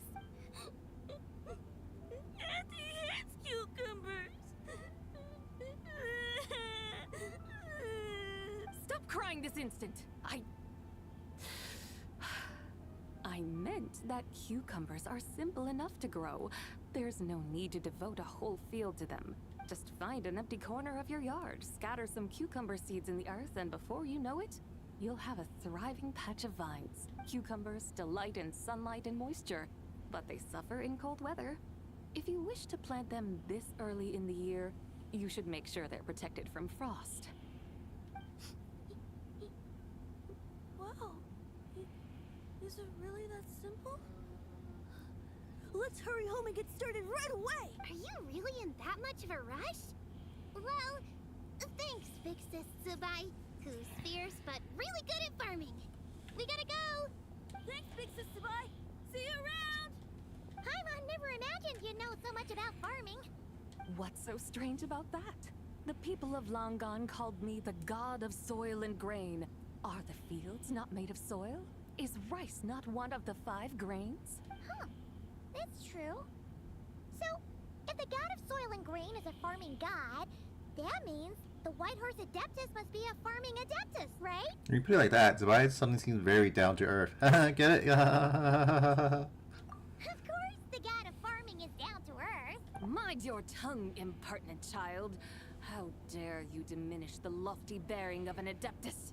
Hey! You're the one who said the god of soil and grain is all about farming. Enough! It's time for us to take to the skies once more. Join me now.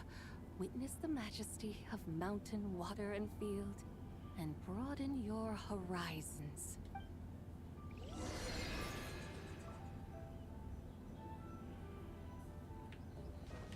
Oh, damn it.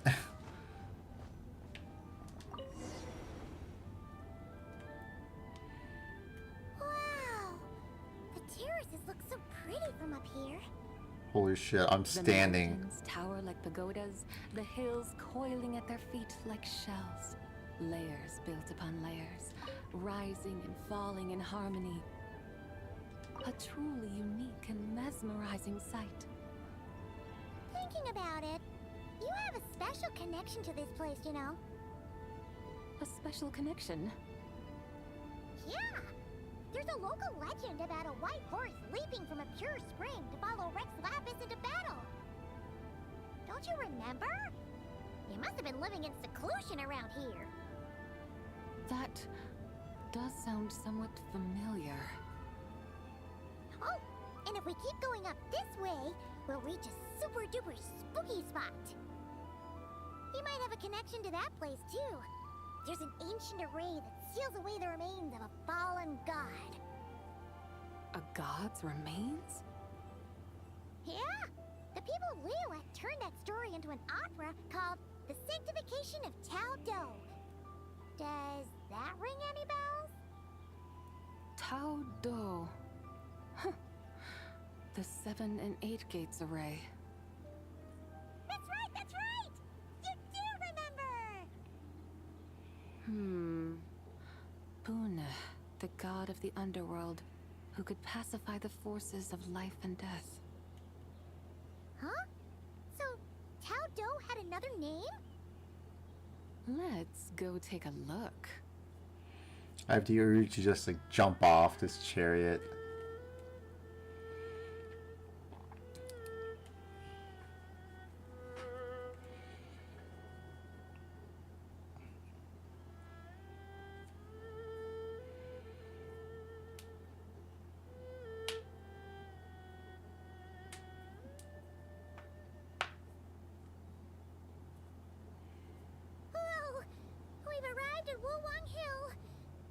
Atmosphere just turned spooky.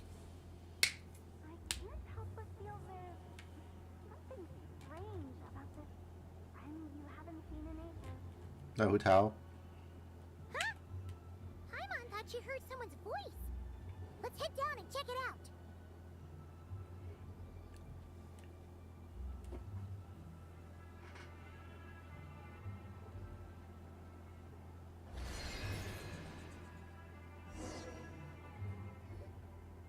I can't help but feel there's something strange about this friend you haven't seen in ages. Strange?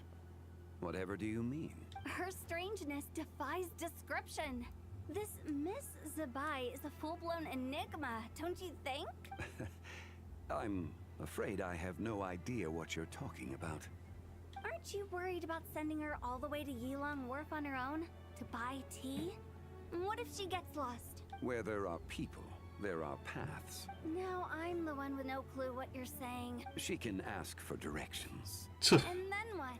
She will meet strangers in unfamiliar lands, build friendships, part ways. Hers will be a long journey indeed. This fucking asshole.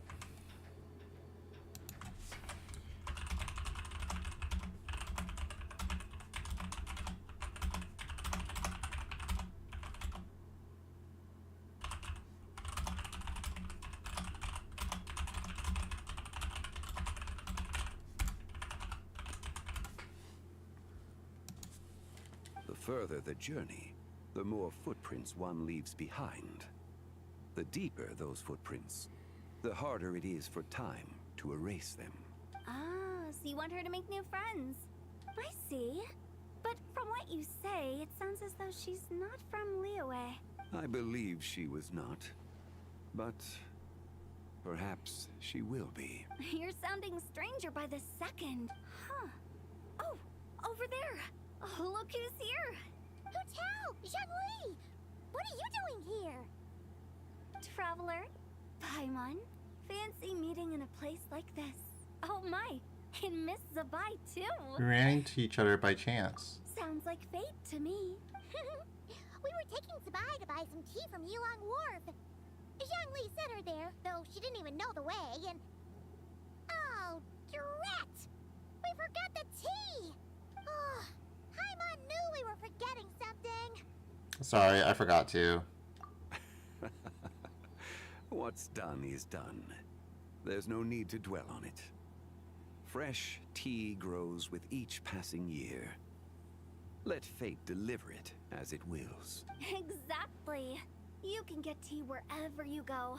You're hardly running low now, are you? Paimon feels a lot better now that you've said that.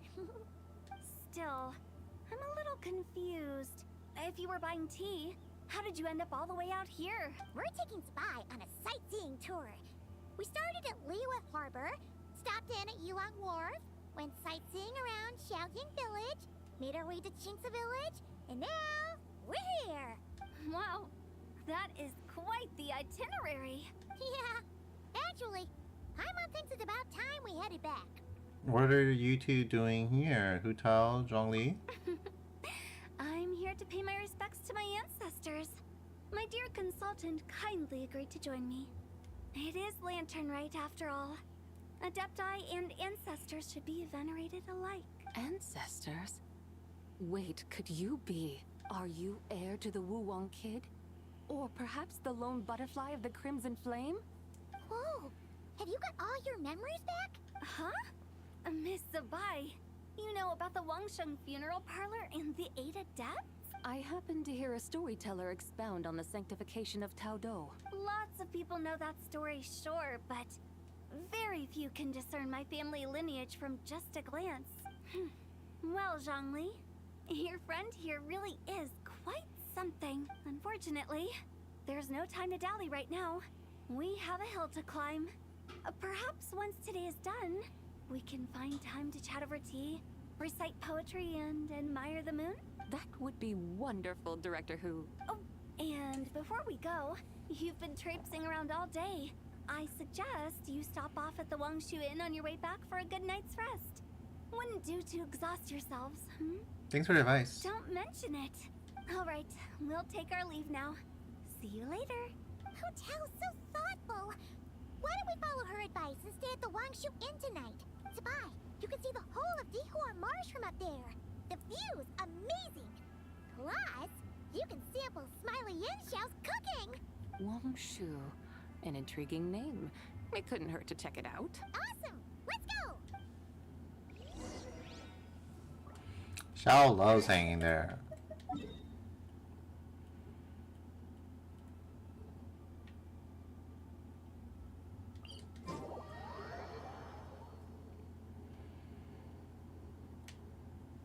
Dude, this shit was like longer than I thought it was gonna be.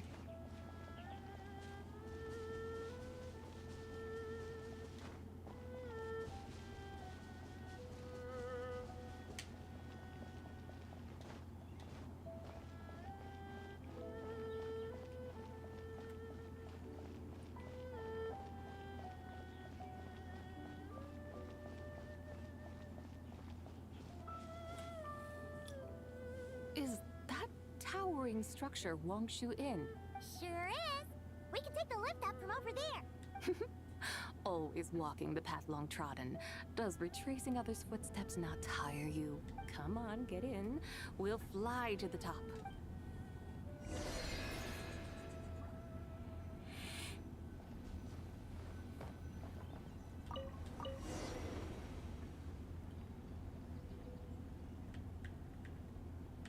Are we really gonna fly up to Wangshu Inn? Isn't that a bit showy? All the guests are gonna see us. Is that a bad thing? To be able to witness an Adeptus. This will surely add to the inn's appeal, not to mention the room prices. The owner will thank us.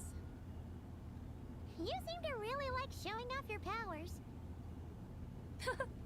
This inn's architecture is incredible, and the surrounding countryside radiates a picturesque charm. No wonder the new proprietor of the Baiju guest house thinks he can't compete and has decided to change his own establishment's name. The new proprietor? Ah, you mean Lu Shengsheng's dad. So you know about that too. Personally, Paimon thinks it should go with something like Rex's Rest. That's a contender's name if Paimon's ever heard one. A fitting name indeed. So you think the guest house should change its name too? Paimon kinda thought you'd say something like, such sacrosanct traditions must never change. Time flows ever onward. Why should the rules of yesterday be carried forward into the world of tomorrow? The people of today should determine what is to be kept. Huh. You're not as old-fashioned and stuffy as Paimon thought. The years ebb and flow, seas recede to reveal fields. In the vastness of time, I am but a wild horse in a boundless sea of dust. Even Rex Lapis, having waded through the waters of the river of time, is not quite the same as before. Zhongli, what was he like before?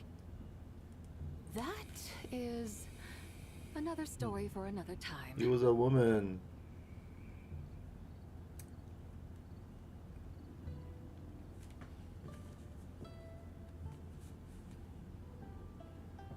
We have arrived.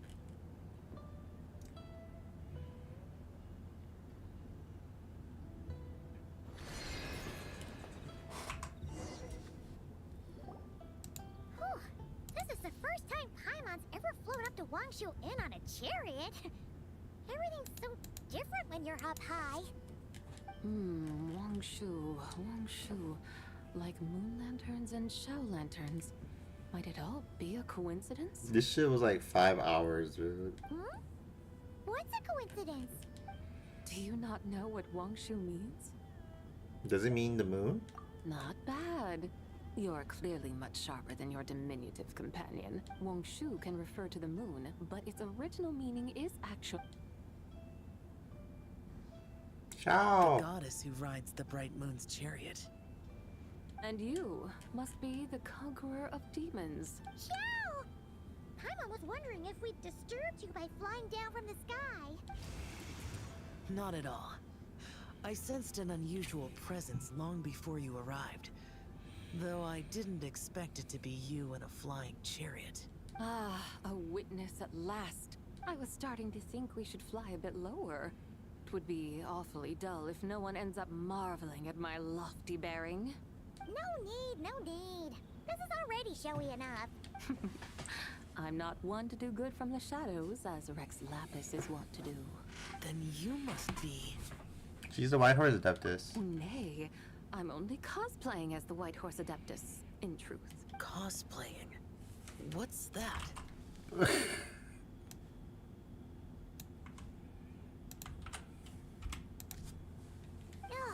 ignore her nonsense.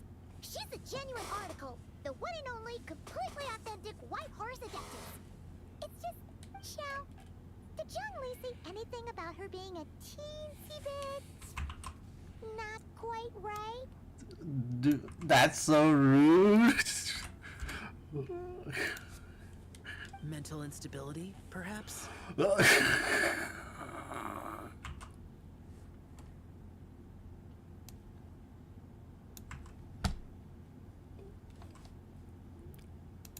I'm losing it. Did Zhongli tell you that? No, this is my own speculation. Well, you pretty much hit the nail on the head. It's like her brain's filled with a bunch of slimes right now. All gloopy and messy. There's a hot-tempered pyro slime, a math-obsessed hydro slime, and a mischievous little animal slime. But don't tell her Paimon said that, or she'll come and tell us all off. You white-haired rascal! Do you think I can't hear you? Uh-oh! We're in for it now! White Horse Adeptus. You must be wary from your journey. Why not take a rest? Oh, yes, yes, yes! You must be hungry, right, Sabai? How about we get some food? The chef here is incredible!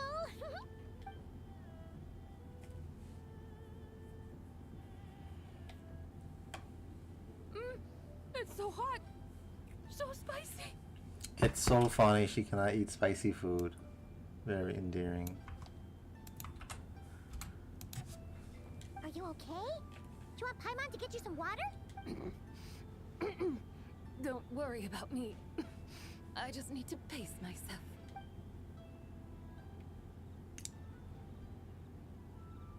So, regarding your friend and her condition, does even the Lord of Geo have no solution? Zhongli said we should wait and she'll get better on her own.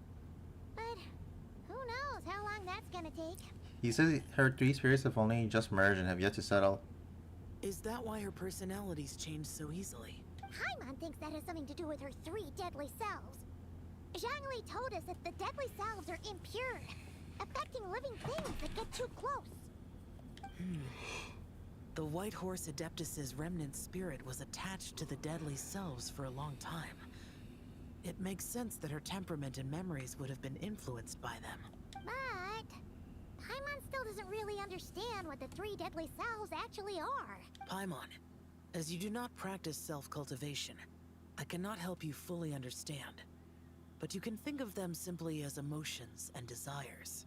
The act of severing the 3 deadly selves is a means of exercising wicked desires and cultivating one's true self. I believe other nations have similar practices. In Sumeru, it is known as shattering Atmagraha. Oh, so it's about emotions, desires, and attachments, that sort of thing.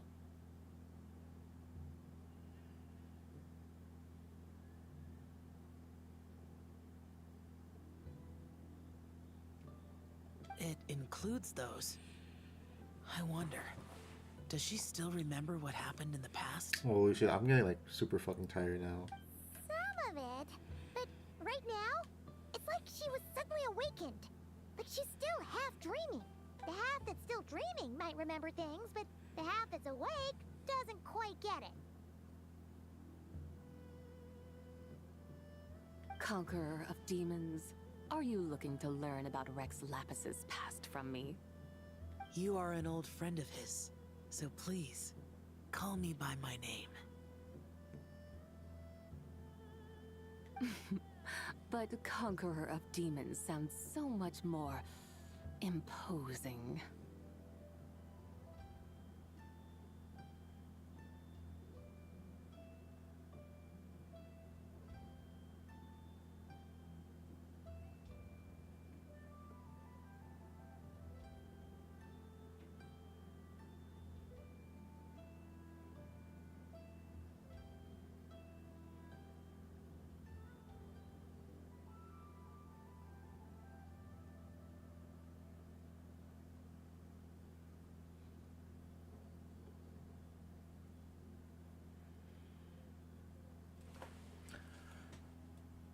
I'd like to know more about Zhongli's past too. In days of yore, he was the Lord of Geo, Heaven's Star. Huh? You said the same thing the day you came back. But what does it mean? I'm afraid I can't remember.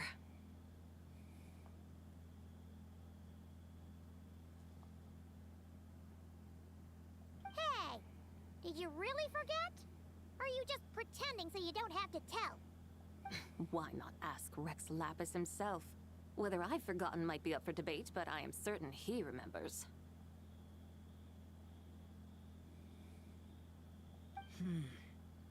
He must have his reasons for not raising the past, and you likely have similar concerns.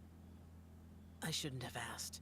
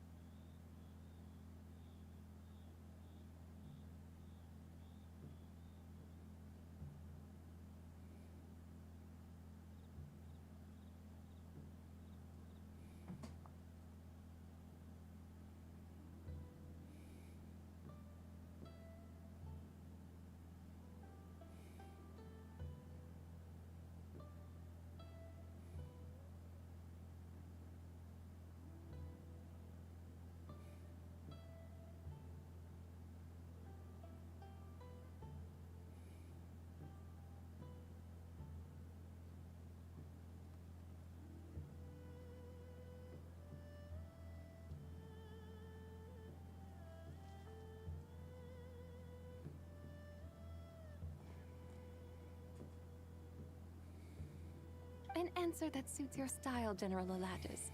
Now that we're on the subject, though, I suddenly remembered something. Which is?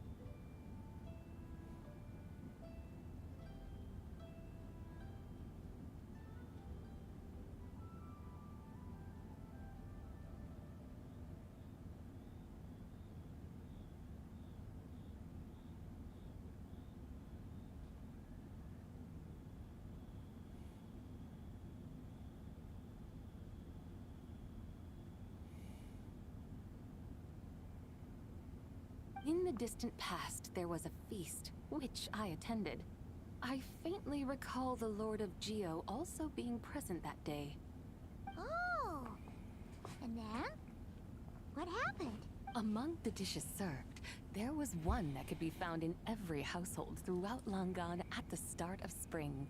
A dish called Flavor of Spring.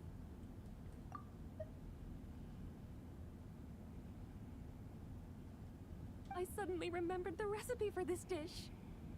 Is that it? Yes! Since it's Lantern Rite here in Liyue, why don't I make some for you to try? That sounds good. Wow!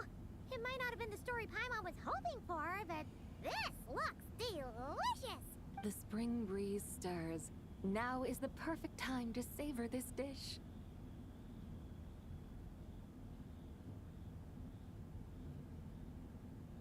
My dutiful guides have gone to great trouble to show me around Liyue. And even the Conqueror of Demons has graced us with his presence. I feel deeply honored. This Flavor of Spring is my way of expressing my gratitude. There's no need for such grand words. I have a gift for you too. What's this? Hey! It's that broken jade token from the antiques exhibition! Holy shit. I forgot about that. I believe this belongs to you, yes? Indeed. This was once an Adepto treasure of mine. I'm amazed it ended up in your hands. Alas, it serves little purpose now in its fractured state. Please, keep it as a memento. Oh, that's a shame. Can't we fix it? This is the way of the world. Once jade is broken, it can never be made whole. Then, what about forging a new one?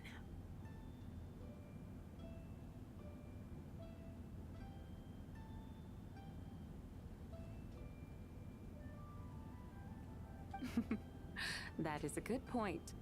That it has ended up in your hands must be a message from fate.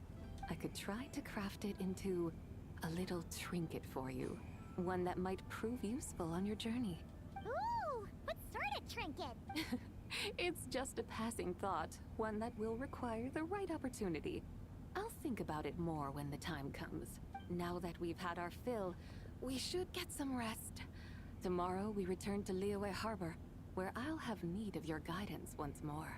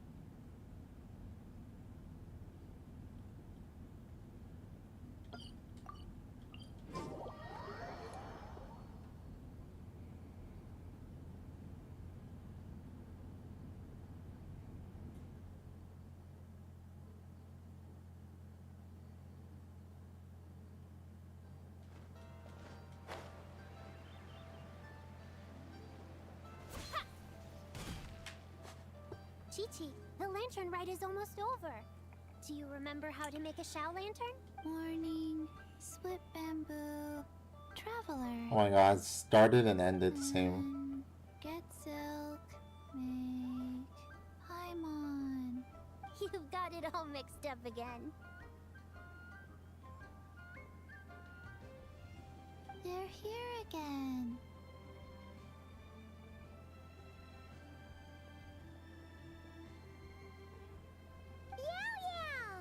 Looking good in that new outfit, huh? Hey, it's Paimon! Dr. Baiju gave this to me as a gift. How does it suit me?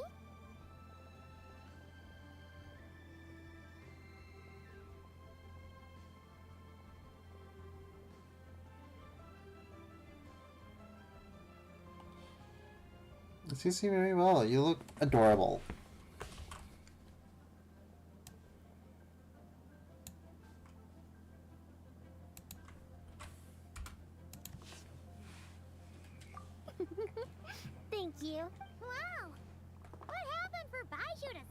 you a brand new outfit, Yao Yao. Dr. Baiju is thanking Yao Yao for teaching me to make shell lanterns. Chi-Chi and I were just playing together. Dr. Baiju's too kind. Oh, yeah, take a look at this. Dr. Baiju gave me these clothes, but it was Chi-Chi who wove this little basket. Wow, that's beautiful. When did you become so good with your hands, Chi-Chi? I learned to make shell lanterns. Thanks to Yao Yao, I also made a wish. What do I always say? The White Horse Adeptus answers prayers. Come, help this old man make an offering in thanks. Huh? Mr. Liu? What did you pray for? For my idiot son to finally come to his senses and not change Baiju Guest House's name, which he has. Huh? He's keeping the old name? Listen to this. My granddaughter planted a tea seedling in our village just a few days ago. She made a prayer to the White Horse Adeptus to help it grow. Overnight, her seedling flourished into a mature tea tree. Oh, that sure does sound like a miracle. Could the White Horse Adeptus really have helped it grow? Of course she did. Oh, White Horse Adeptus, how blessed is our family over whom you keep watch. Truly, this is an extraordinary miracle. You must record it in your family history without delay. Of course. Huh? Is that you, Miss Zibai? Indeed. I have a long-term booking at your guest house. Yes, I recall. Mr. Zhongli said to charge your expenses to the Wangsheng funeral parlor, if I remember correctly. That's Young Li. Always making trouble for poor Hu Tao. I noticed when you were here last that you bear a striking resemblance to the pictures of the White Horse Adeptus in my family history. You both have golden eyes. Perhaps fate has had a hand in our meeting. And a glad meeting it is, Miss Zibai. Now, why don't I gift you some tea from my garden to celebrate this encounter? We grow Sunglaw tea there, and it has quite the reputation throughout Yilong Wharf. I hope you will accept it. Oh! Sunglaw, buy 10 boxes, get half off teas. Back on the menu. Buy 10 boxes, get half off? Don't be silly. This is a gift. It's free. Woohoo! Nice! Thank you so much, Boss Liu. There's no need to thank me. You're a visitor from out of town, which makes you an honored guest. Make yourself at home. Lantern Rite may have ended, but the streets are still bustling with activity. Make sure to take everything in, meet some new friends, and enjoy your time here. And that goes for you kids as well. Happy Lantern Rite. Got it, Mr. Liu. Happy... Lantern Rite. Yeah! Happy Lantern Rite, everyone! Happy Lantern Rite indeed. She's so smug looking here.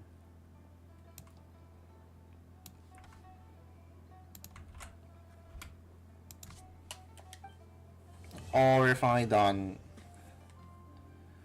That was long, holy shit. Usually epilogues aren't that long.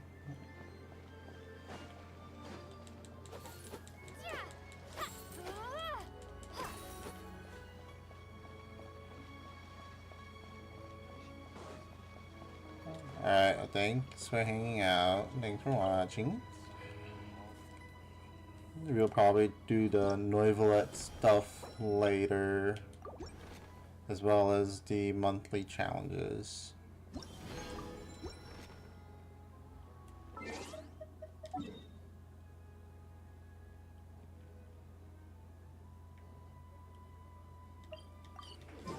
I'm going to bed. I was like getting so sleepy, falling asleep, turning into resident sleeper. Burn it down. Oh, we finished. Oh, I'm happy about that.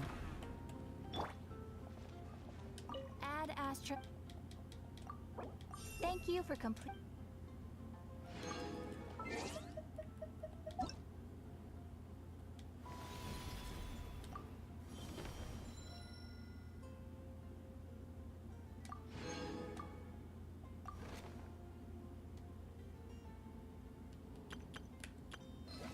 Oh yeah, there is a quest that tell you. Alright, I will do that later. Okay. Thank you. Good night. Bye bye.